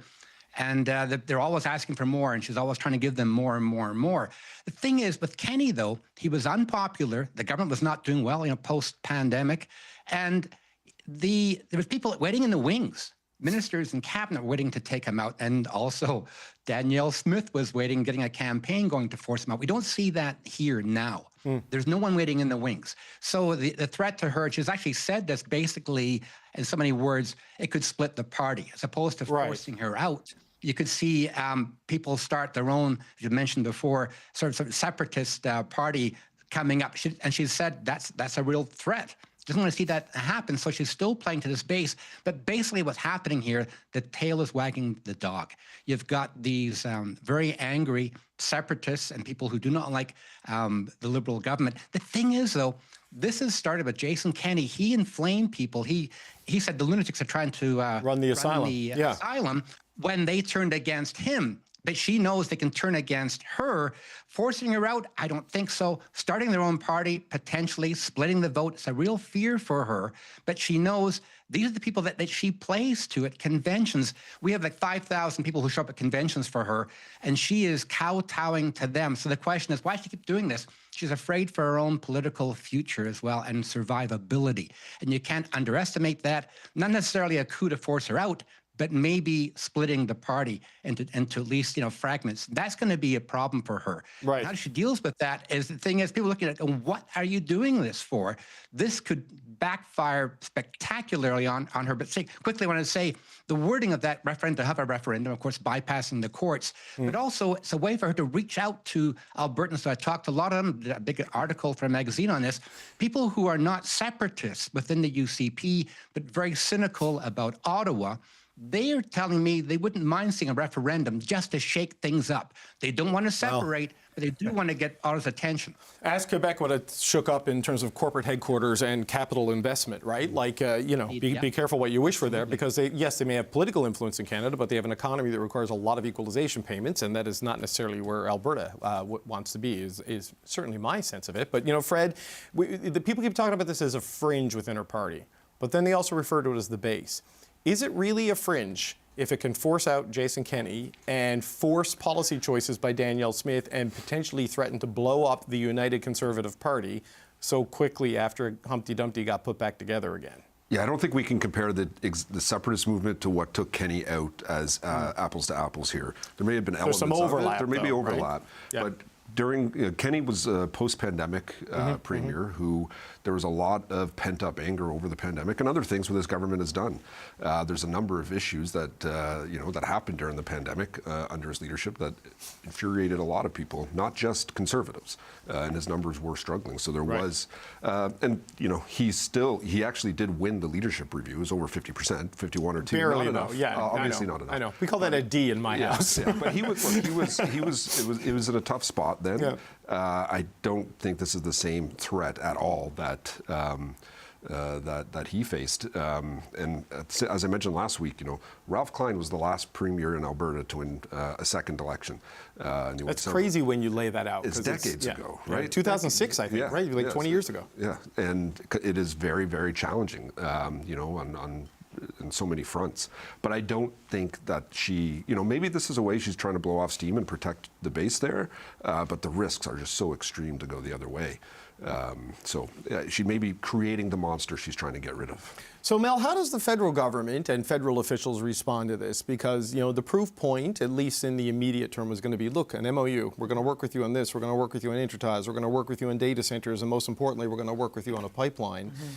All of that needs to be sent to the Major Projects Office by Canada Day, and then the promise is to have it designated a project of national interest by October 1. The referendum's October 19th. So how do you marshal all that capital in the absence of a clear answer on that question on whether Alberta wants to stay a part of Canada or not? And when the next steps of this aren't actually in your hands, the next steps of this are in the Premier's hands and in Alberta's hands. So you don't actually get to say, here's what we're doing to accelerate this, because it's actually going to be the Alberta government who's doing that. So what do you do? I think you do similarly to what the Prime Minister did today, similarly to what Corey Hogan did today. That does not, I don't think, get posted without PMO approval. So the ability to have those Alberta voices speak up and talk about the importance of staying in Canada. I also think the thing that you also need to focus on is what does disinformation look like in this moment? What does those breaches look like, and what can you do federally, be it the Prime Minister or not, to not control some of that, because you obviously don't want to seem to. No, you've got to limit some of the chaos out there. Totally, because I always think of Brexit and the #1 Google search the next day in England being what is Brexit, and it's like, how do you vote on that without knowing that, right? And not to simplify it or to compare to that, but the disinformation is a million times worse now. AI is a thing that we can't control, don't know how to control, don't know how to take into consideration, and then consider the data breaches, which is problematic. I was happy to see, Jason Kenney and company put stuff out today talking about what their campaign is to stay in Canada. I think Conservative voices, is helpful also. Obviously, Jason Kenney, whether folks trust him or not, is up to be questioned. But other folks that are part of that is important. I was hopeful that Pierre Poilievre took Fred's advice last week. I saw, the headline of "I'm going to campaign and tell everybody in Alberta to stay in Canada," and then he doubled down and said, "Well, Alberta's really divided because the Prime Minister is doing such a bad job." Right. So you can't really speak out of both sides of your mouth and be helpful. I think in that moment, in the same way that we advise as it relates to Trump, you say, I'm a Canadian, and that's it. Okay, I want to show what Pierre Poilievre had to say, because just so we can hear him in his own words, because he says he will campaign for Alberta to remain in Canada, but he is pinning some of the blame for all of this on, of course, Prime Minister Mark Carney. Have a listen. Conservatives love Canada. I love Canada. We're going to fight for a united Canada every day in every way. We're going to reach out to Albertans in every corner of the province to make the case for our wonderful country. I should just once again point out, though, how wonderful it was 11 years ago when there were no separatists whatsoever in Alberta, where the Parti Québécois and Bloc Québécois were wiped off the electoral map, and we were a truly united country under the leadership of Prime Minister Harper. He understood that it's the job of the Prime Minister to unite the country, and that if the country's not united, that too is the responsibility of the Prime Minister. Okay, so can I just say something quickly? We were so united under Prime Minister Harper that we got rid of Prime Minister Harper in 2015. That's how united we were. Yeah, well, look, most political careers they rarely end happy, right? You know, Greg, just what are your thoughts on that? I mean, Mark Carney made his pitch today. Obviously, federal politicians. I don't think Pierre Poilievre is a separatist. I think he wants the country to stay together. But you know, he is going to do this dance where he criticizes Mark Carney, undermines the MOU that Danielle Smith is putting in the window as Exhibit A of why Alberta should stay. What do you make of it all? Well, as Mel said, you're not really landing the message if you're speaking out of both sides of your mouth.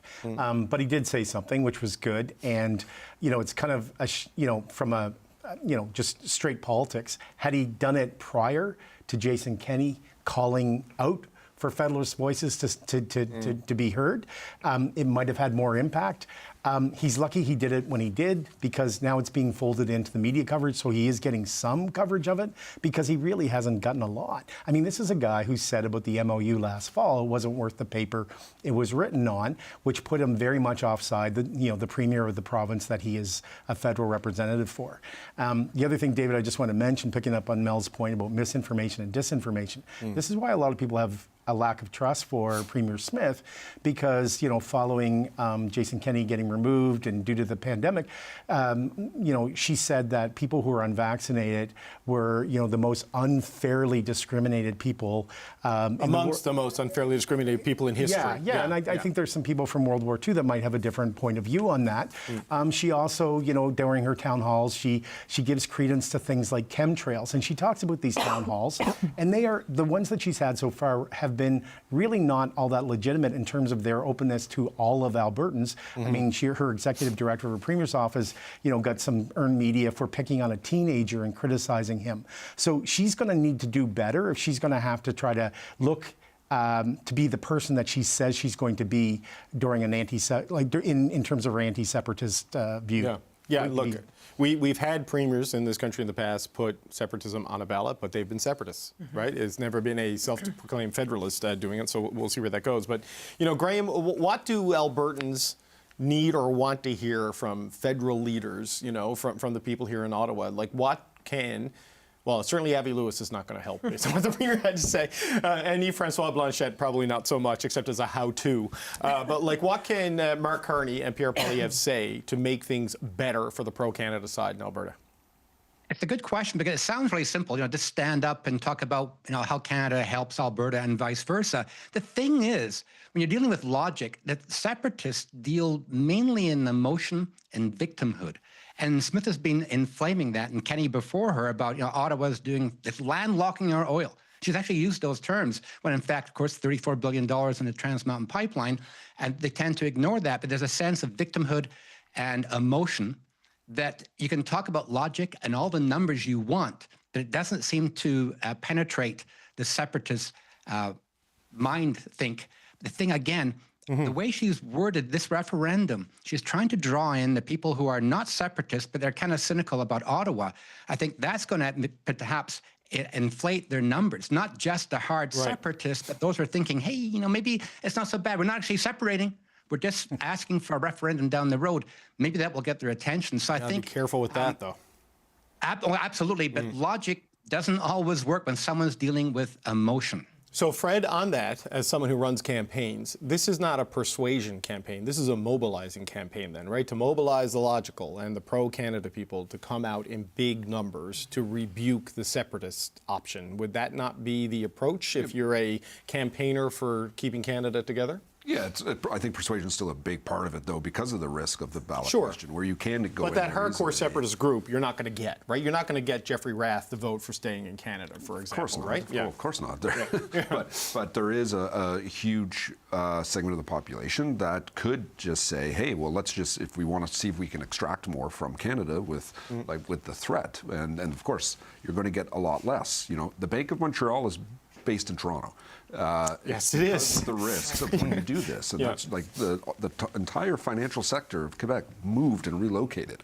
And you're trying to get things built in Alberta now. We're trying to get things built across the country, and putting this there in a place. And to your point about the MOU and all that, getting capital to invest has already been very, very hard, and it's what Carney is trying to undo so much damage of the last 10 years and fix things, and this just makes it much more challenging. But for electorally, yeah, I mean, it's going to be all in on mobilizing, getting people out, but you have to persuade them and let them know the risks, the damage that can be done economically.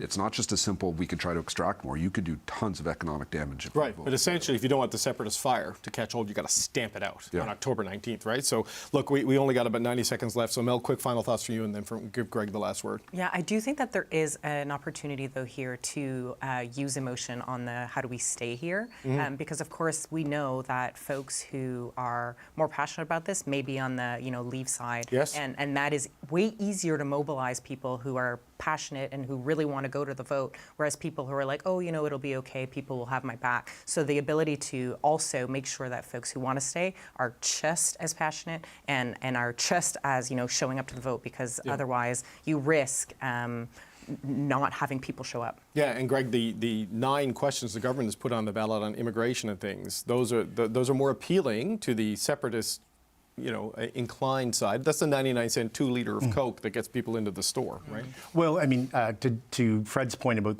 companies that left, Gulf left Montreal for Calgary from Quebec. I mean, Albertans should remember that. I think people have to be careful, people like myself, that our criticism of Danielle Smith does not affect our view of Alberta. I want Alberta very much to be within Canada, and this is a chance for people to work, across party lines with Monty Solberg, Jason Kenney, whoever it is, to get that message out there, because whether it was the Charlottetown Accord or Brexit, sometimes these things become votes that they're not really about, and then, as Mel said, people are asking the next day, what does this mean?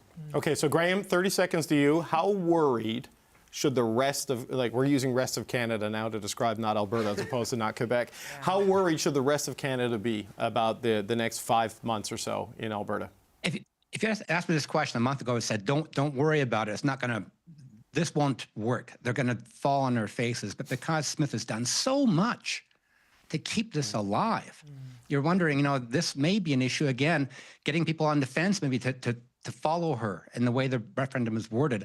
I start to worry more. I still think a majority of Albertans do not want to separate, and going back to the point about getting people motivated to come out and vote, that's going to be really, really important. If that happened, it'll fail. Most Albertans don't want to separate. The problem right now is getting out the vote. You're going to have the NDP and others, and the Prime Minister. They're going to speak up more forcefully. The NDP certainly will in Alberta, but the question is, Smith is very astute, and she's a great communicator. And so I wouldn't put anything past her in terms of how this turns out. It may come back to bite her either way. Right. But I think the thing is, quickly, I always say Alberta politics never gets boring. It always gets more interesting and more convoluted. And this is just another example, only more so this time around. Only more so. Well, look, on that optimistic note, we're going to let you all start your weekend. Graham Thompson, thank you so much for joining us here at the big table. Mel Richer, Greg McEachern, and Fred Delory. There's still lots more to come here on a busy edition of Power and Politics. Just ahead, we've got Alberta's opposition leader, Naheed Nenshi, with his party's response to this referendum question. Plus, reaction from Quebec, where the clock is ticking down to a provincial election that could raise separatist sentiment in that province. And we're going to recap this week in Canadian politics with our weekly wrap panel. What did they make of Danielle Smith's decision to put separation on the ballot? And we'll find out what they'll be watching for as this story unfolds.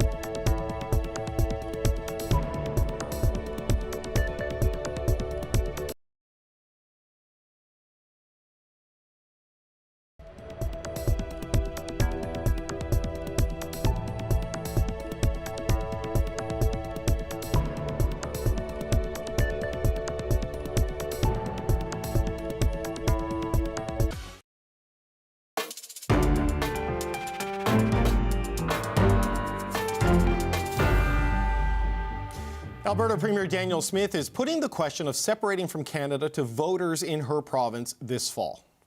There's two options. There's a vote to remain, which is the option I'll be choosing, or there's a vote to commence the legal process that would lead to a binding referendum. And that's another position to take. But I don't want to prejudge the outcome. I'm going to work as hard as I can to address the issues that are legitimate issues raised by my fellow citizens and work to convince them that Canada can work and Canada will work. While Premier Smith says she wants Albertans to choose to stay in Canada, the opposition says her actions show otherwise. I'm joined now by Alberta NDP Leader Naheed Nenshi. Mr. Nenshi, good to see you again, sir. Thank you for being here today. David, I think we should just make it Alberta Fridays on Power and Politics now, at least for the next 5 months or so. It is a continuing focus of our coverage, that's for sure. Look, you've heard Premier Smith's arguments for why she's going this route for the referendum question. Just start with the question itself. What do you make of this multiple choice compromise she's landed on? It's garbage, if I can be that blunt. And what it really does is it kind of drops the mask. So she's doubling, tripling, quadrupling down. And I know she said this to you in the show earlier. 700,000 Albertans asked for this. It's just not true. You know, I'm used to lying and gaslighting from this government, but this is extraordinary. So here's what we do know. We do know that 400,000 people signed a petition to stop her from having a referendum. Now listen, I was all over the province last summer. We knocked on over 200,000 doors. We had events with thousands of Albertans, and these Forever Canada people would come and get their signatures. So I met them, I talked to them, and it was very clear they didn't want the referendum. They certainly didn't want to be the scapegoat for a separatist referendum. And as for the 300,000 who purportedly signed the pro-independence referendum, the pro-separation referendum, remember the data breach. Remember that they had, for we now know, a year, all the information on all Albertans. So while these poor volunteers, and I have great sympathy for them, I won't agree with them, but I love that they were passionate enough to stand out in the freezing cold, ask people for ID, get signatures.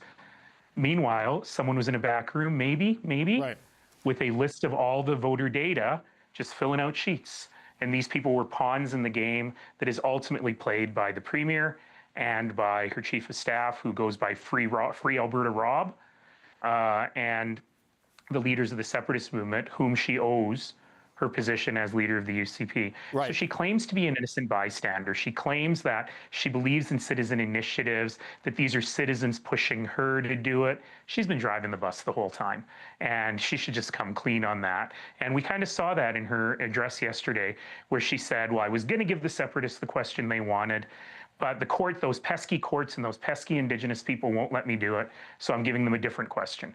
Right. But it has to be this fall. If she was really a federalist, she would say, I'm going to keep fighting for Canada. I'm not a federalist of convenience or a Canadian of convenience. And we'll wait for the court rulings to play through. And then if we're ready to have a referendum at that time, we will. She's not doing that because she owes the separatists a favor. Well, look, there's no question that there has been illegality and impropriety in this process with the data breach, the refusals to cooperate, and now learning it's been for a longer period of time and still exists online in the United States. I think arguably Thomas Lukaszik's group would be quite happy to drop the whole thing and not have any kind of a referendum on the future of the country on October 19th. But here we are, that this is going to go ahead in this form. It is not constitutionally binding, though the Premier says she will abide by option B should it pass and start the process of moving towards duty to consult and a properly binding question on the future of Alberta and Canada, all while trying to do the pipeline, finalize the MOU, and get a lot of money for carbon capture for the Pathways project. How does any company sign a check as big as going to be needed to do those things with this hanging over the country? This is the critical issue, David. So I'll back up a half step, and you know I love to do that. Having a referendum is a very, very bad thing. It's the third time in Canadian history we've ever had one. It's bad for many, many reasons. First of all, these things are inherently difficult to predict. You know, Brexit wasn't polling much higher than Alberta independence is polling now when David Cameron decided to use that for leverage with the federal, in that case, Europe, in our case, with the federal government. So we don't know what'll happen. We know that it's emotionally taxing. So Albertans this summer, instead of having a great summer and having barbecues, are going to be fighting with their friends and neighbors about separation and increasingly being scared about losing our country because of Danielle Smith's political malpractice. And the third reason is the one I use a lot. I call it the head reason. You know, I was just in Montreal earlier this week doing some volunteer work, and I was reminded that in the late 1960s, Montreal was the capital of the world, the cultural capital, the financial capital, an incredible place. And arguably, Quebec has gone through 60 years of economic malaise, over 350 head offices left. Some of them ended up right here in downtown Calgary. And they never passed a referendum. It's just the threat of the referendum over them and the threat of separatism that caused this economic problem. So I'll sum it up to answer your question with your question. Who is going to invest tens of billions of dollars in a new pipeline if they don't know what country they're investing in? If they don't know if it has to go over an international border? The economic instability is extraordinary. The chambers of commerce have already come out opposing any idea of a referendum. The CEO of ATCO, a very solid conservative, and the CEO of one of the largest companies in Alberta has basically said she's not investing in Alberta until the separatist garbage is gone. People voted conservative in the last election because they trusted Danielle Smith with the economy, and she's just lit the economy on fire. But how do you then deal with this sentiment of separatism and grievance in Alberta? Because it does exist at enough of a scale and an organizational might that it can have an influence in the internal politics of the governing party, and it can get hundreds of thousands of signatures on a piece of paper. However the data breach happened, people still willingly put pen to paper to do that. The Premier made the point that ask the question and move on. Right? Move past it. How do you deal with it if you don't give them this pressure release valve of a referendum of some sort? Well, there's a lot of coulda, woulda, shoulda here, right? And I'll answer the second half of your question first, which is, does this give us the chance to move on? No, it does not. No one will be satisfied by the answer in this referendum. If option B wins, who knew there was multiple choice referenda? If option B wins, that actually starts a whole new process. If option A wins, the separatists say you didn't ask a clear question, and we're going to keep going with this. Option A feels a lot like 1980 in Quebec, and that certainly didn't put an end to things there either. It made things much, much worse. So that's part of the problem. The other problem is, how did we get here? And we got here because the Premier has fed this. She's not an innocent bystander in all of this. She changed the law 4 times to make it easier for the separatists to get a binding referendum in place. And the courts finally told her she couldn't, so she went for a Hail Mary pass. She's been behind this the entire time. And let's be really clear, support for separatism has not increased. In fact, it's probably gone down since the Wexit days. Despite all the attention, all the oxygen, the microphones and the money, all of the stuff that the Premier has funneled or provided or facilitated for the separatist leaders, who, remember, are the people who got her elected as leader of the UCP. So they've given all of this. Albertans are not getting on board with them. So the question is, what do we do about it, right? Yeah. How do we deal with this grievance? And I would argue you do a good job. So the Premier often says, you know, we haven't had anything done in 10 years and we have the best chance to build a pipeline now. She forgets that we actually built a pipeline in the last 10 years. The first one to Tidewater. No Conservatives in 70 years have advanced 1 mile of pipeline to Tidewater. The New Democrats and the then federal government actually got one built. And that's the only thing that's saving her budgetary bacon right now, is the money off the Trans Mountain expansion. So I would argue you deal with grievance by actually being a good Premier, by doing a good job, by building better public services, a better economy, by dealing with the cost of living. But what she's done is taken people's grievances and said, you got to blame somebody else. It's a blame game. So she blames Trudeau and saying, last I checked, neither of those people were in power, and one of them, frankly, never got very close to power except for a dental program. She blames them because she has no one else to blame. She's a Canadian of convenience here. But she wants people to be angry at Ottawa. Nowadays, she wants people to be angry at immigrants, which are the other referendum questions she's going to ask, these broadly anti-immigration questions, because she doesn't want to just do a good job and defend her terrible record. And so I would argue the best thing a politician can do is actually be good at your job, and then the grievances go away. Right. She seems to be stuck by the calendar and by the legislation on the citizen initiatives to find some way to make this happen on the 19th of October. Because, correct me if I'm wrong, Mr. Nenshi, but the provincial law says you can't have a referendum a year leading up to the election or a year after the election. And the election is set for October, late October, I think, of 2027. So the 19th is sort of the last of it. Last window of opportunity to do it. But if the let's move towards a proper separatism referendum side wins, How does that work in terms of the calendar with the election coming in within a year? I mean, does the UCP have to run as a separatist party? I mean, how do you credibly then move to that process in what is scheduled to be an election year in the province of Alberta? Yeah, I was about to get so excited because for the first time on Power and Politics, I was going to say, "Ooh, David Cochrane, you're wrong." But actually, you're not wrong. You are correct. But these are all laws of her own making, right? She put these laws in place. And she could have had a referendum with the provincial election. That would save us about $100 million in referendum costs. She could have done a number of different things, or she could have just not had a referendum. And she could have said, I've done the best job I can do to show you Canada works. And now I'm going into an election and you can tell me if I did a good job or not. And the separatists could have done that. They could run in an election. Yeah. And like the Parti Québécois does in Quebec and say, we're going to have a referendum. They tried that in 3 by-elections that we had here in Alberta exactly a year ago.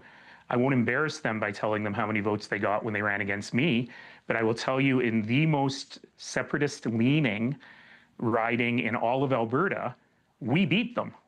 The NDP beat them in rural Alberta, and they barely cracked double digits. So I would say, you know, she can just go to an election. Hell, she could call an election right now and ask Albertans, is this the right path to take? Let's cancel these referenda. Let's postpone them. Let's call a full election. Let's have a true democratic conversation. But she's scared to do that because she knows she couldn't have won in 23 if she had run as a separatist, and she certainly can't win going forward as a separatist. Naheed Nenshi, the leader of the Alberta New Democratic Party, I have a feeling we'll be talking with some frequency between now and October. Thank you so much. See you next Friday, Dave. See you. Thank you, sir. Bye-bye.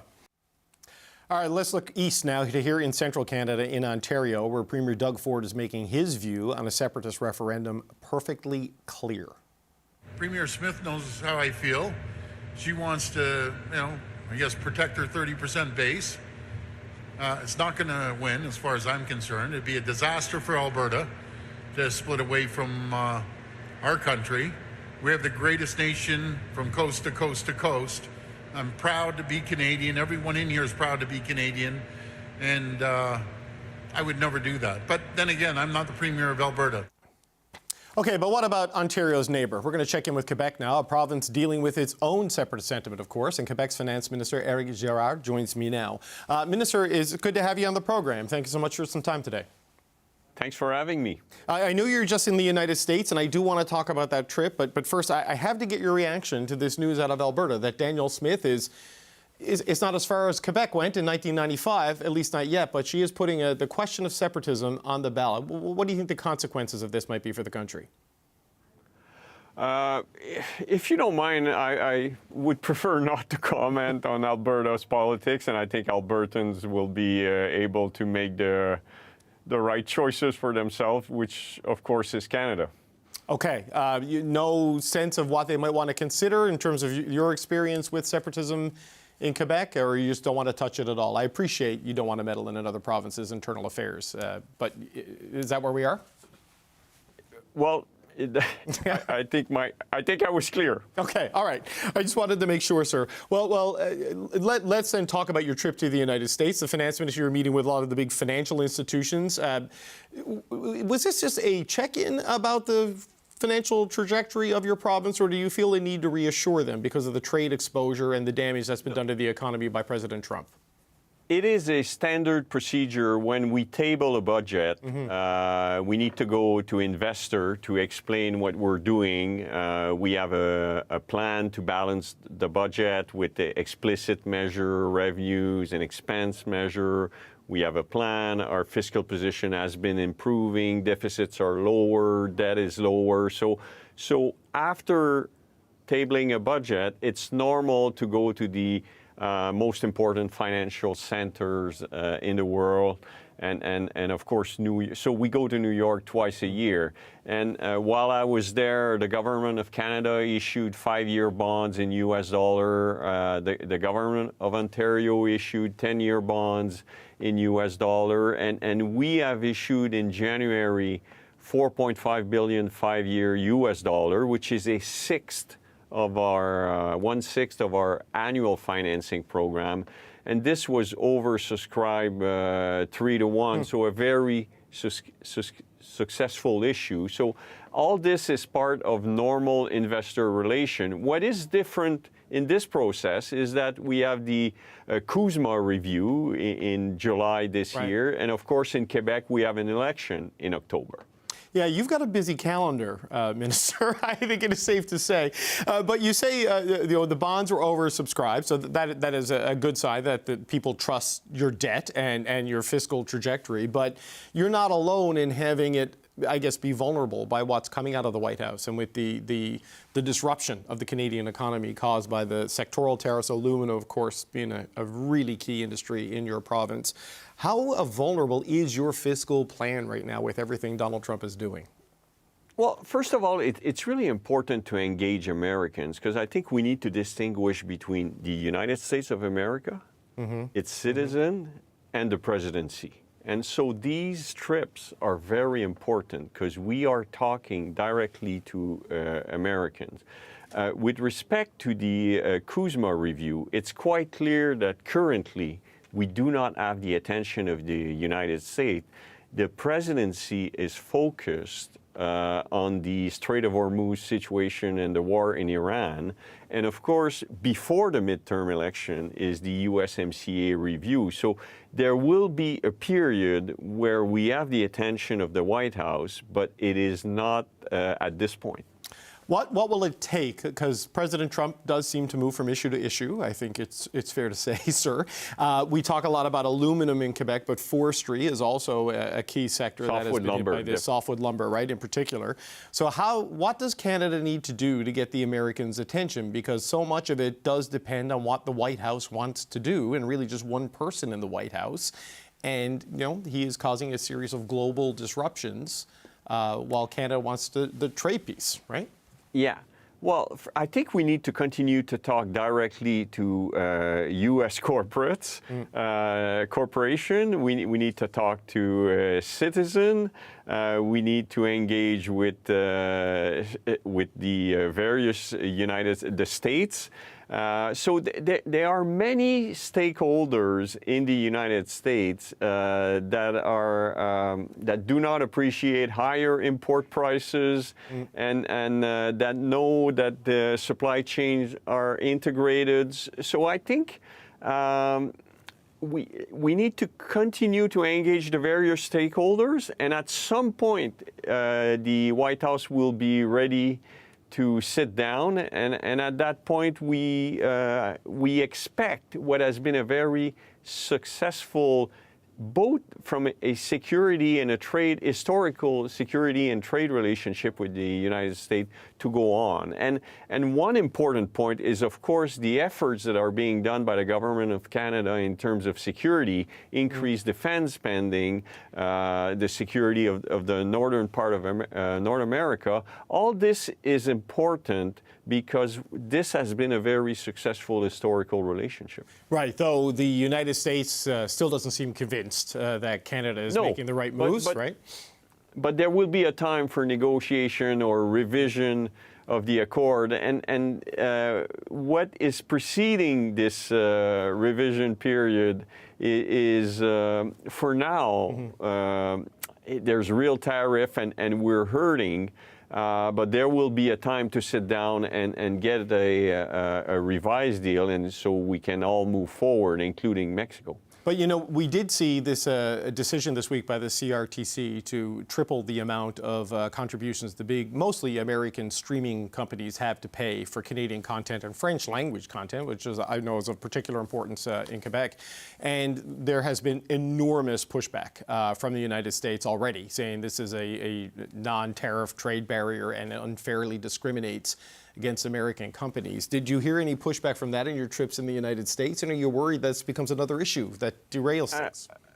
To be fully transparent, I heard more about the wine from the United States being not on the shelves in Ontario, and Quebec, and BC.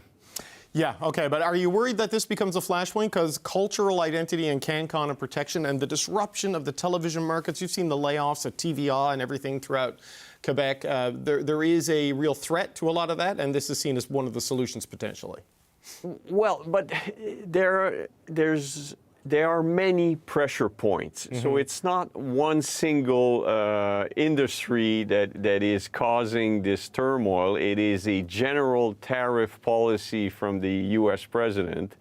And the USMCA has been a very successful accord for all of Mexico, U.S., and Canada. And so when we sit down, when the revision process starts, I expect common sense to prevail, and some of these existing sectoral tariff that we have now, because that's basically what we're facing, is aluminum, steel, cars, and softwood lumber. I expect some of these sectoral tariff to go down. So, Minister, I have to ask you as a final point about an agreement that has not been so beneficial to both parties. And as someone who grew up in Newfoundland and Labrador and is from there, it's about Churchill Falls and the Memorandum of Understanding. Don't need to litigate the history of the agreement, but in the current state, this attempt to renegotiate it and extend it, the former Liberal Premier, Andrew Furey, was willing to do a deal with your former Premier, Francois Legault.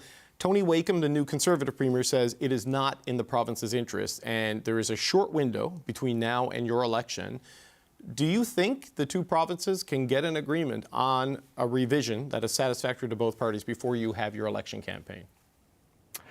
The short answer is yes, because this is a deal that has been duly negotiated, that is a win-win situation where we are paying a higher price on the existing term of the contract, so until 2041, in exchange for a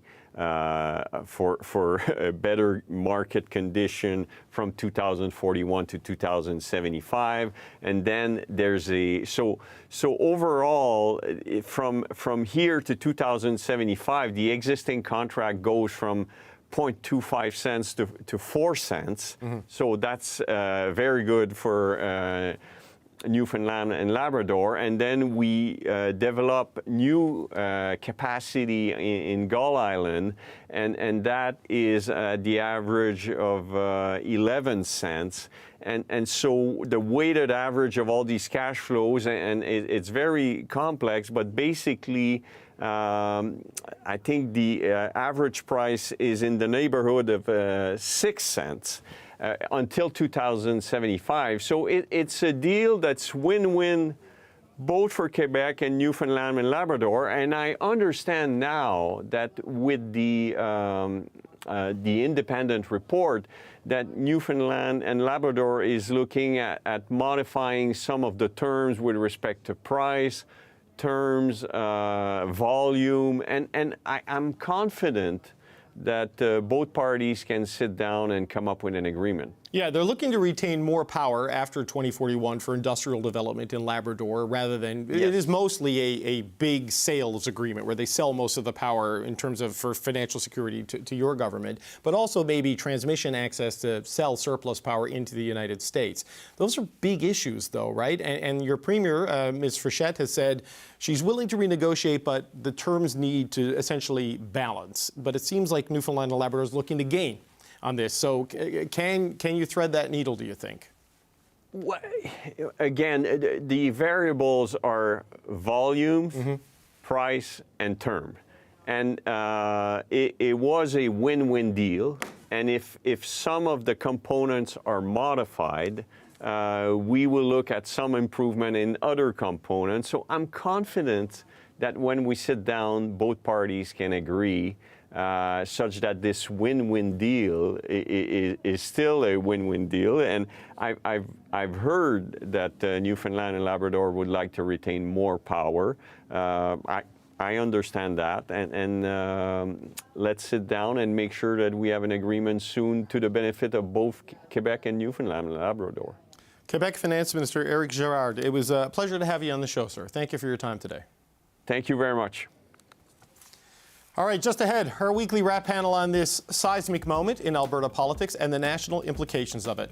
First, as we go to break, CBC News asked Alberta voters what they think of the vote they face this fall. Have a listen. I think it's unnecessary. I'm proud to be Canadian, and Alberta will always be part of Canada. I think a little bit about Brexit when they said, let's just vote to get it over with. And then once the outcome happens, you can't take it back. So I don't really feel comfortable even posing the question. Western Canada is a very crucial part of the country, and I think it would be great to have Canadian unity as opposed to derision among the provinces and the national government. Well, I think it will just be like opening a can of worms, and I feel like it may seem like a good idea at first, but when you think about it feasibly and economically, it doesn't make sense at all. It's not the separation what brings us together. The togetherness brings us together, you know, and we are one Canada. I think Canada is so great because different parts of it are so different, and to want to lose that to just be Alberta takes away some of that, what other people are proud to be Canadian.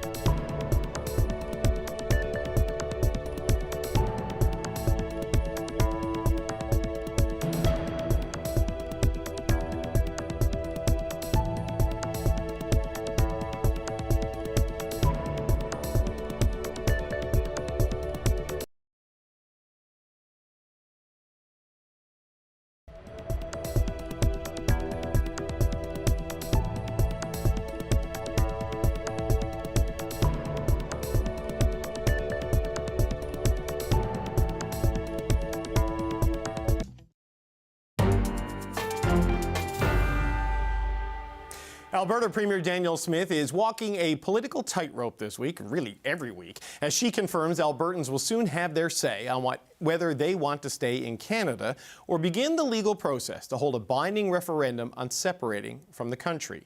Now, the Premier says she'll advocate for staying in Canada, but on both sides of this debate, there is anger from the separatists and the federalists. Our weekly wrap panel is back to break it all down. Joining me now, we've got Zane Velji. He is a former strategist for the Alberta NDP. Michael Solberg is a former staffer in the Stephen Harper government. And here with me is Laura D'Angelo, who is an advisor to former Prime Minister Justin Trudeau. It's good to see you all. What are we going to talk about this week with two Albertans on the panel? Let's start with Alberta, shall we? Premier Smith has made her move with this question, a referendum on having a referendum. She's obviously facing a lot of noise from all sides on this. and she defended her decision today. Have a listen to this. I have been actively campaigning to save our country and to resolve these issues from the moment I got elected. Just because you acknowledge frustration doesn't mean that it goes away if you ignore it. I think people need to understand that. If you ignore the fact that 700,000 people went out and signed a petition campaign saying, let's have this vote, and I choose to ignore it, that just doesn't make it go away. What will happen is that one side will get the majority of the vote, and then the other side will have to stand down. And I think that that's the important part that you go through in a democracy. Okay, so Michael, I think maybe 400,000 of that 700,000 would be okay if there wasn't a referendum on separatism in the fall. But what do you make of the question that Premier Smith has decided to have here? Well, look, I take her at her word that this was the only path forward. She couldn't, per her own statements, put forward a binding question while she challenges the nature of the Free Alberta question in the higher court. So this is kind of the alternative option that allows people to, again, put this to bed potentially, and if not, then charge forward with something far more binding in terms of the legal requirements and the path forward. So, I don't think it particularly makes anyone happy. That's obvious. But again, I understand the Premier's motivations for this. 700,000 people did sign one or the other petition. I do not buy Thomas Lukaszik's response here that he never intended this to go to referendum. He said it himself in many media statements that he wanted this to go to referendum, not to leave, but to remain in Canada. Well, the consequences are there. Citizen-led petitions have now gone forward, and we're where we're at. So I'm less concerned, frankly, with what occurred and who to blame for the position we're at now. The horses are out of the gates here. And now I think collectively as citizens, we need to decide and start moving on a response. How are we going to vote on this? What is the government going to do on this? So, the cat's out of the bag. So let's move forward. But Michael, when you say it's the only path forward, for whom? For Danielle Smith and her leadership, or for the people of Alberta? Well, it's a fair question. And if she did delay, and this is my point on this, if she did delay past October and did not put this forward because she was going to continue to challenge the original question from the Free Albertan campaign in the courts, her head is going to be chopped off by her leadership, or by her base. And perhaps that sounds bad for just Danielle Smith, but guess what? That's bad for everyone. If the governing party, which by most accounts is at least half covered with separatists, they'll install someone who is far more malleable than Danielle Smith on the separation question, and I don't think anybody wins in that scenario. All right, Zane, because you gave me such a good laugh, I'm going to go to you next. What are your thoughts on what Danielle Smith has done here this week? First of all, I'm bringing props, so here we go. For those listening on the podcast, he's got a Canadian flag, Zane does, a tiny one, the flag wave around. Yeah. So, okay. I mean, listen, there's so much going on here. This is all about her political survival. Let's be clear. And her political survival is not going to be at the hands of the Chamber of Commerce style conservatives, the center-right folks. They've been largely going along to get along because this is what they do in Alberta. This is a conservative movement. They'll attach themselves to a conservative that does whatever. The real threat to Danielle Smith is the separatists. The separatists that are now in her parties, the separatists that are now in her caucus, the separatists that might be running the Premier's office. This is the real threat for her. And so, one of Danielle Smith's core skill sets, I've campaigned against this lady directly or indirectly for years, and I will praise her in her unbelievable ability to sound reasonable. And I think as we see politicians who have unbelievable strengths, they also end up having that same characteristic or personality trait being their unbelievable detriment and liability. And that this process, as much as progressives may want to light their hair on fire, is actually quite reasonable, all things considered, and it will make the separatists significantly less happy than it will the folks on the Federalist side who are gonna, we're stacking up against Danielle Smith anyway. Her path to success is to ensure these people stay in the tent, the separatists. And if they do not, her head is what they want. Now, her biggest sort of hope is that she can draw this out long enough that the separatists separate amongst each other in terms of their path forward, and they're not united on whether they want Danielle Smith's head or not. She needs to get a bit lucky. But the fact is that her ability to sound reasonable, which helps her 9 times out of 10, is the massive liability right now, because it's not Chamber of Commerce conservatives that are coming after her. It is separatists and those that they have made separatists curious through this process, which, by the way, I think is a larger group than we estimate. Even in the polling perhaps showing there's a larger group here that may now have a new cause as their bloodthirst for a constitutional question may have a slight adjustment to Danielle Smith. Laura, I feel like you and I could leave and just let the boys have this conversation, but I get paid by the hour, so I'm staying until the end. Just what are your thoughts on this and this threading of the needle of a referendum on a referendum that has the Federalists and the Separatists all mad at the same time? I mean, I think that Zane hit the nail on the head. This is a question about saving Danielle Smith's job. This isn't actually a question that everyone wants. I agree with Zane that it is the most reasonable outcome likely right now, but it is a huge problem and it's a huge risk for the country. And I think we are all hearing, wow, we're spending so much time talking about Alberta separatism. That's because this is a really big deal for the country as a whole. This is a really, really massive potential problem for the Federation, and the implications are massive and widespread. And the reality is that Danielle Smith has given legitimacy to this movement. And Zane is talking about people who are separatist curious. That is going to grow, that is going to continue, because what is about to happen is a massive campaign that is not going to be just in Alberta. We are all going to watch this nationwide, some of us more than others. And it's not 1995 anymore. That campaign is not going to be just on the news. It's not going to be just advertisements that you see in the newspaper. It is going to be online, and you cannot control that. We all know that. The way social media works, the way misinformation works, we cannot control what is about to happen. And so we've all sat here and made cute lines about Danielle Smith's played footsie with the separatists for years. And, you know, I've said it before, but now this is actually a really big problem for the whole country. Yeah, you're going to watch this across the country, watch it online in Russian internet firms, exactly. Dutch YouTubers apparently, and Naheed Nenshi is watching it, and Danielle Smith is facing a lot of pushback on this decision from pretty much all sides here. And the Alberta NDP leader had some strong words to say about Smith today and her motivations around putting this question on the October ballot. Have a listen to this. I'll tell you who did want this. The UCP Constituency Association president, who's leading the separatist movement, wanted this. The guy who got the premier elected, whose wedding she attended, David Parker, wanted this. Jeffrey Rath wanted this. And most important, the premier and her chief of staff, Rob Anderson, wanted this. Okay, Zane, Rob Anderson is still sticking by Danielle Smith, but David Parker, Jeff Rath, the other people Nenshi name-checked there are not. They're mad. How serious is that threat, do you think, from them to try to take her out by infiltrating the UCP party even more than they have to this point?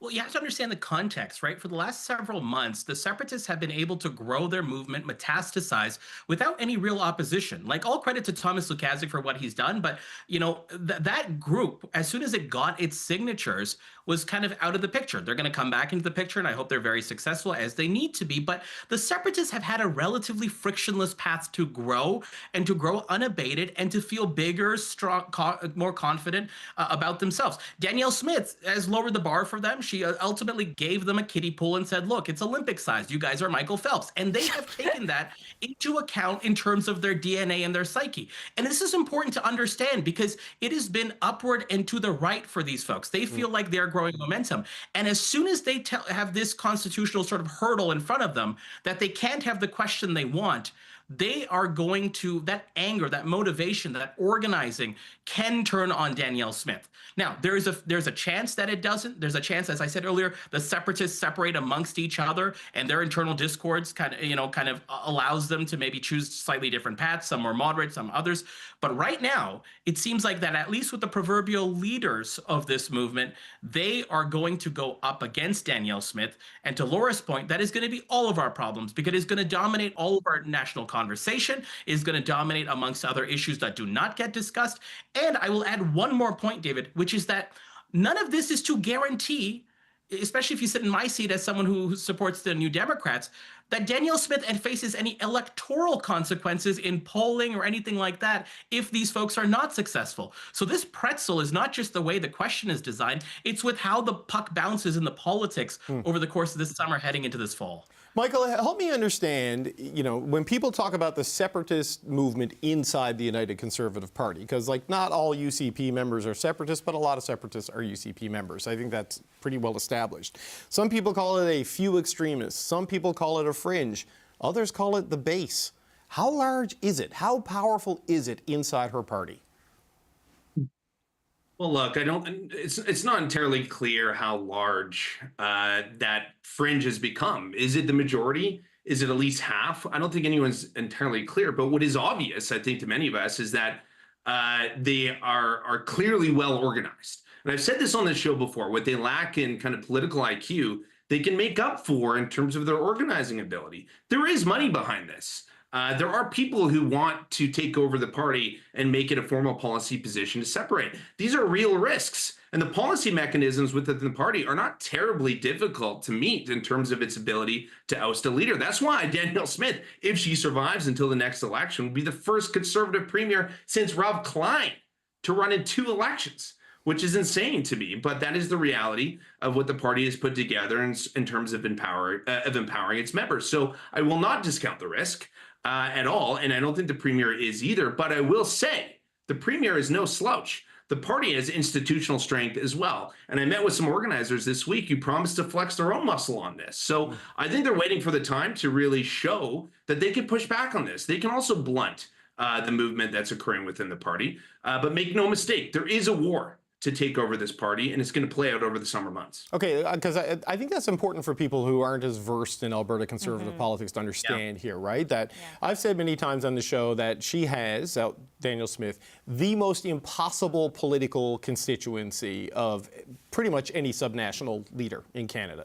It is the range of that from your Chamber of Commerce conservatives to your, rural, separatist it's broad, right? But they really could, if not remove her, Michael, cause enough fractures that this version of the Conservative Party could also splinter and split into pieces like it was before, correct? For sure. And it's not just a risk to the leader. There are mechanisms to oust her, to force a leadership review before the next election. That is available to them should they organize well and in the right amount of numbers. But there's also risk to regular MLAs who are up for nomination too. Those are far easier to win. Anyone who's worked at a grassroots level knows just how few people, frankly, vote in some of these nominations. You can have 300, 400 very motivated people oust an incumbent MLA and install someone whose explicit position is to advocate for the separation of Alberta from the country. Yep. So it's more of a risk, frankly, at the grassroots level than it even is for the leader, in my opinion. Well, I mean, that's an interesting point because, Laura, it's not a direct comparison, but we see a version of this with the Republican nominations happening right now in the run-up to the midterms. That it's like people who defy Trump getting pushed out by people who support Trump with big money coming in from out of state to support them. We saw that in Kentucky. $35 million flowed in for a single nomination fight. I know that kind of money doesn't happen in Canadian politics, but it's a similar kind of thing that the harder edge is more mobilized than the moderates. The harder edge is always more mobilized than the moderates, and part of that is belief, right? They, generally speaking, deeply believe in a way that is, straight up dogmatic compared to the other. There's not often a lot of nuance there, and that harder edge is also tougher to combat because to the average person, that can be quite attractive, right? It's pretty attractive when someone is so firm in their beliefs and they speak passionately. And it can be easy if that is what you are seeing every day on your social media, you're hearing it from your neighbors, all of a sudden you're hearing it on the news. It is easy to then have that filter in places you do not expect. It is easy when, to Michael's point, you have potentially fringe elements, potentially they're not fringe elements, taking over local nomination races to get really, really interested and captivated by these harder edge arguments that they're then getting surrounded by. Okay, so the Prime Minister spoke on this, obviously, on Friday morning after Danielle Smith spoke to her province on Thursday evening, and he made his case, Mark Carney did, for staying together as one country. Canada is the greatest country in the world, but it can be better, and we're working on making it better. We're working with Alberta on making it better. Canada's working. We're working in a spirit of cooperative federalism to make the country better. We're renovating the country as we go, and Alberta being at the center of that is essential.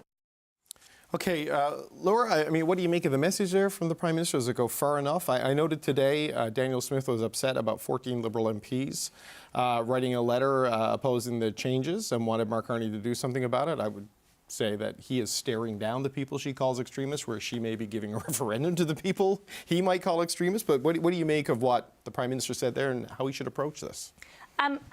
Listen, I'm glad he's said something. I'm glad he's said it out loud. Now that we know there is going to be a question on October 19th, I would encourage the Prime Minister, not that he watches the show and listens to my advice, but I would encourage the Prime Minister. He might watch the show. He might, that's true. It's very popular.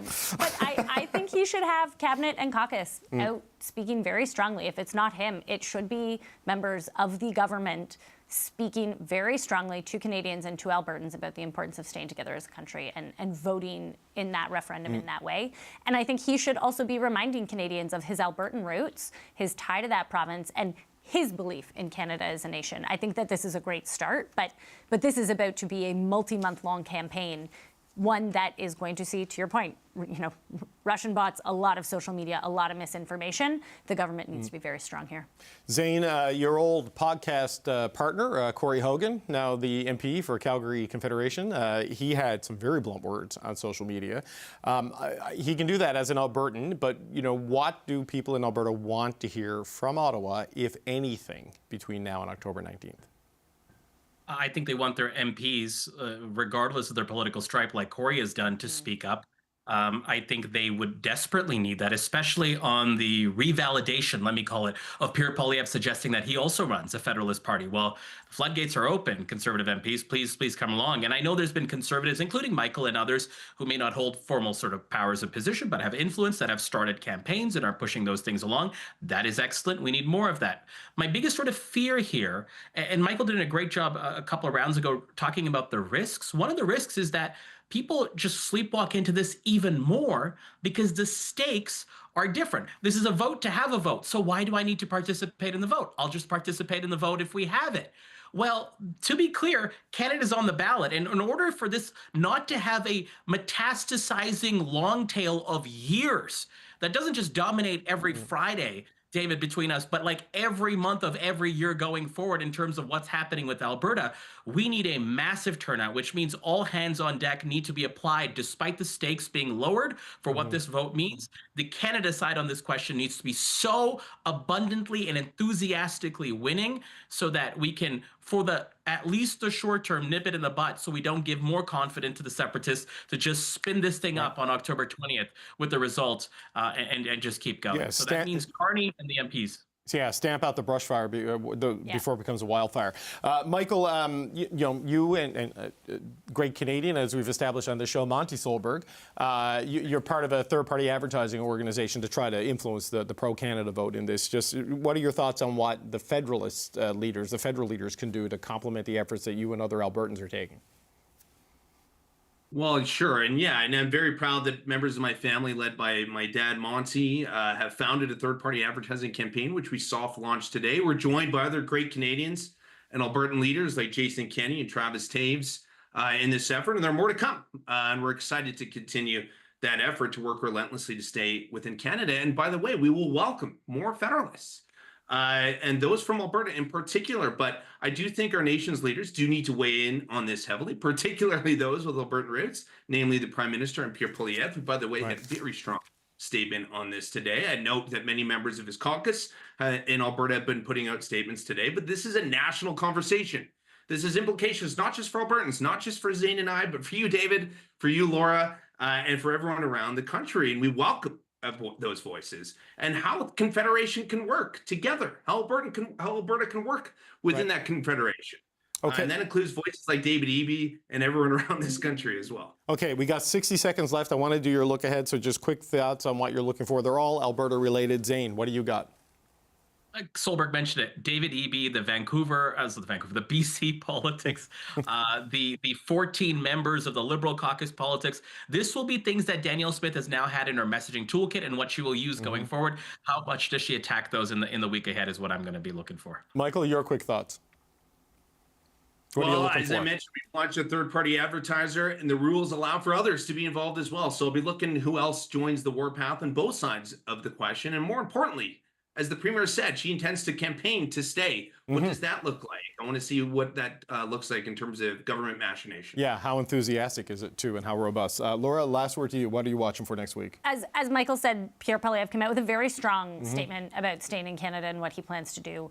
And I'm actually watching the Conservative Party next week to see if there is any blowback to him by some of his MPs or any wavering in his caucus after that statement.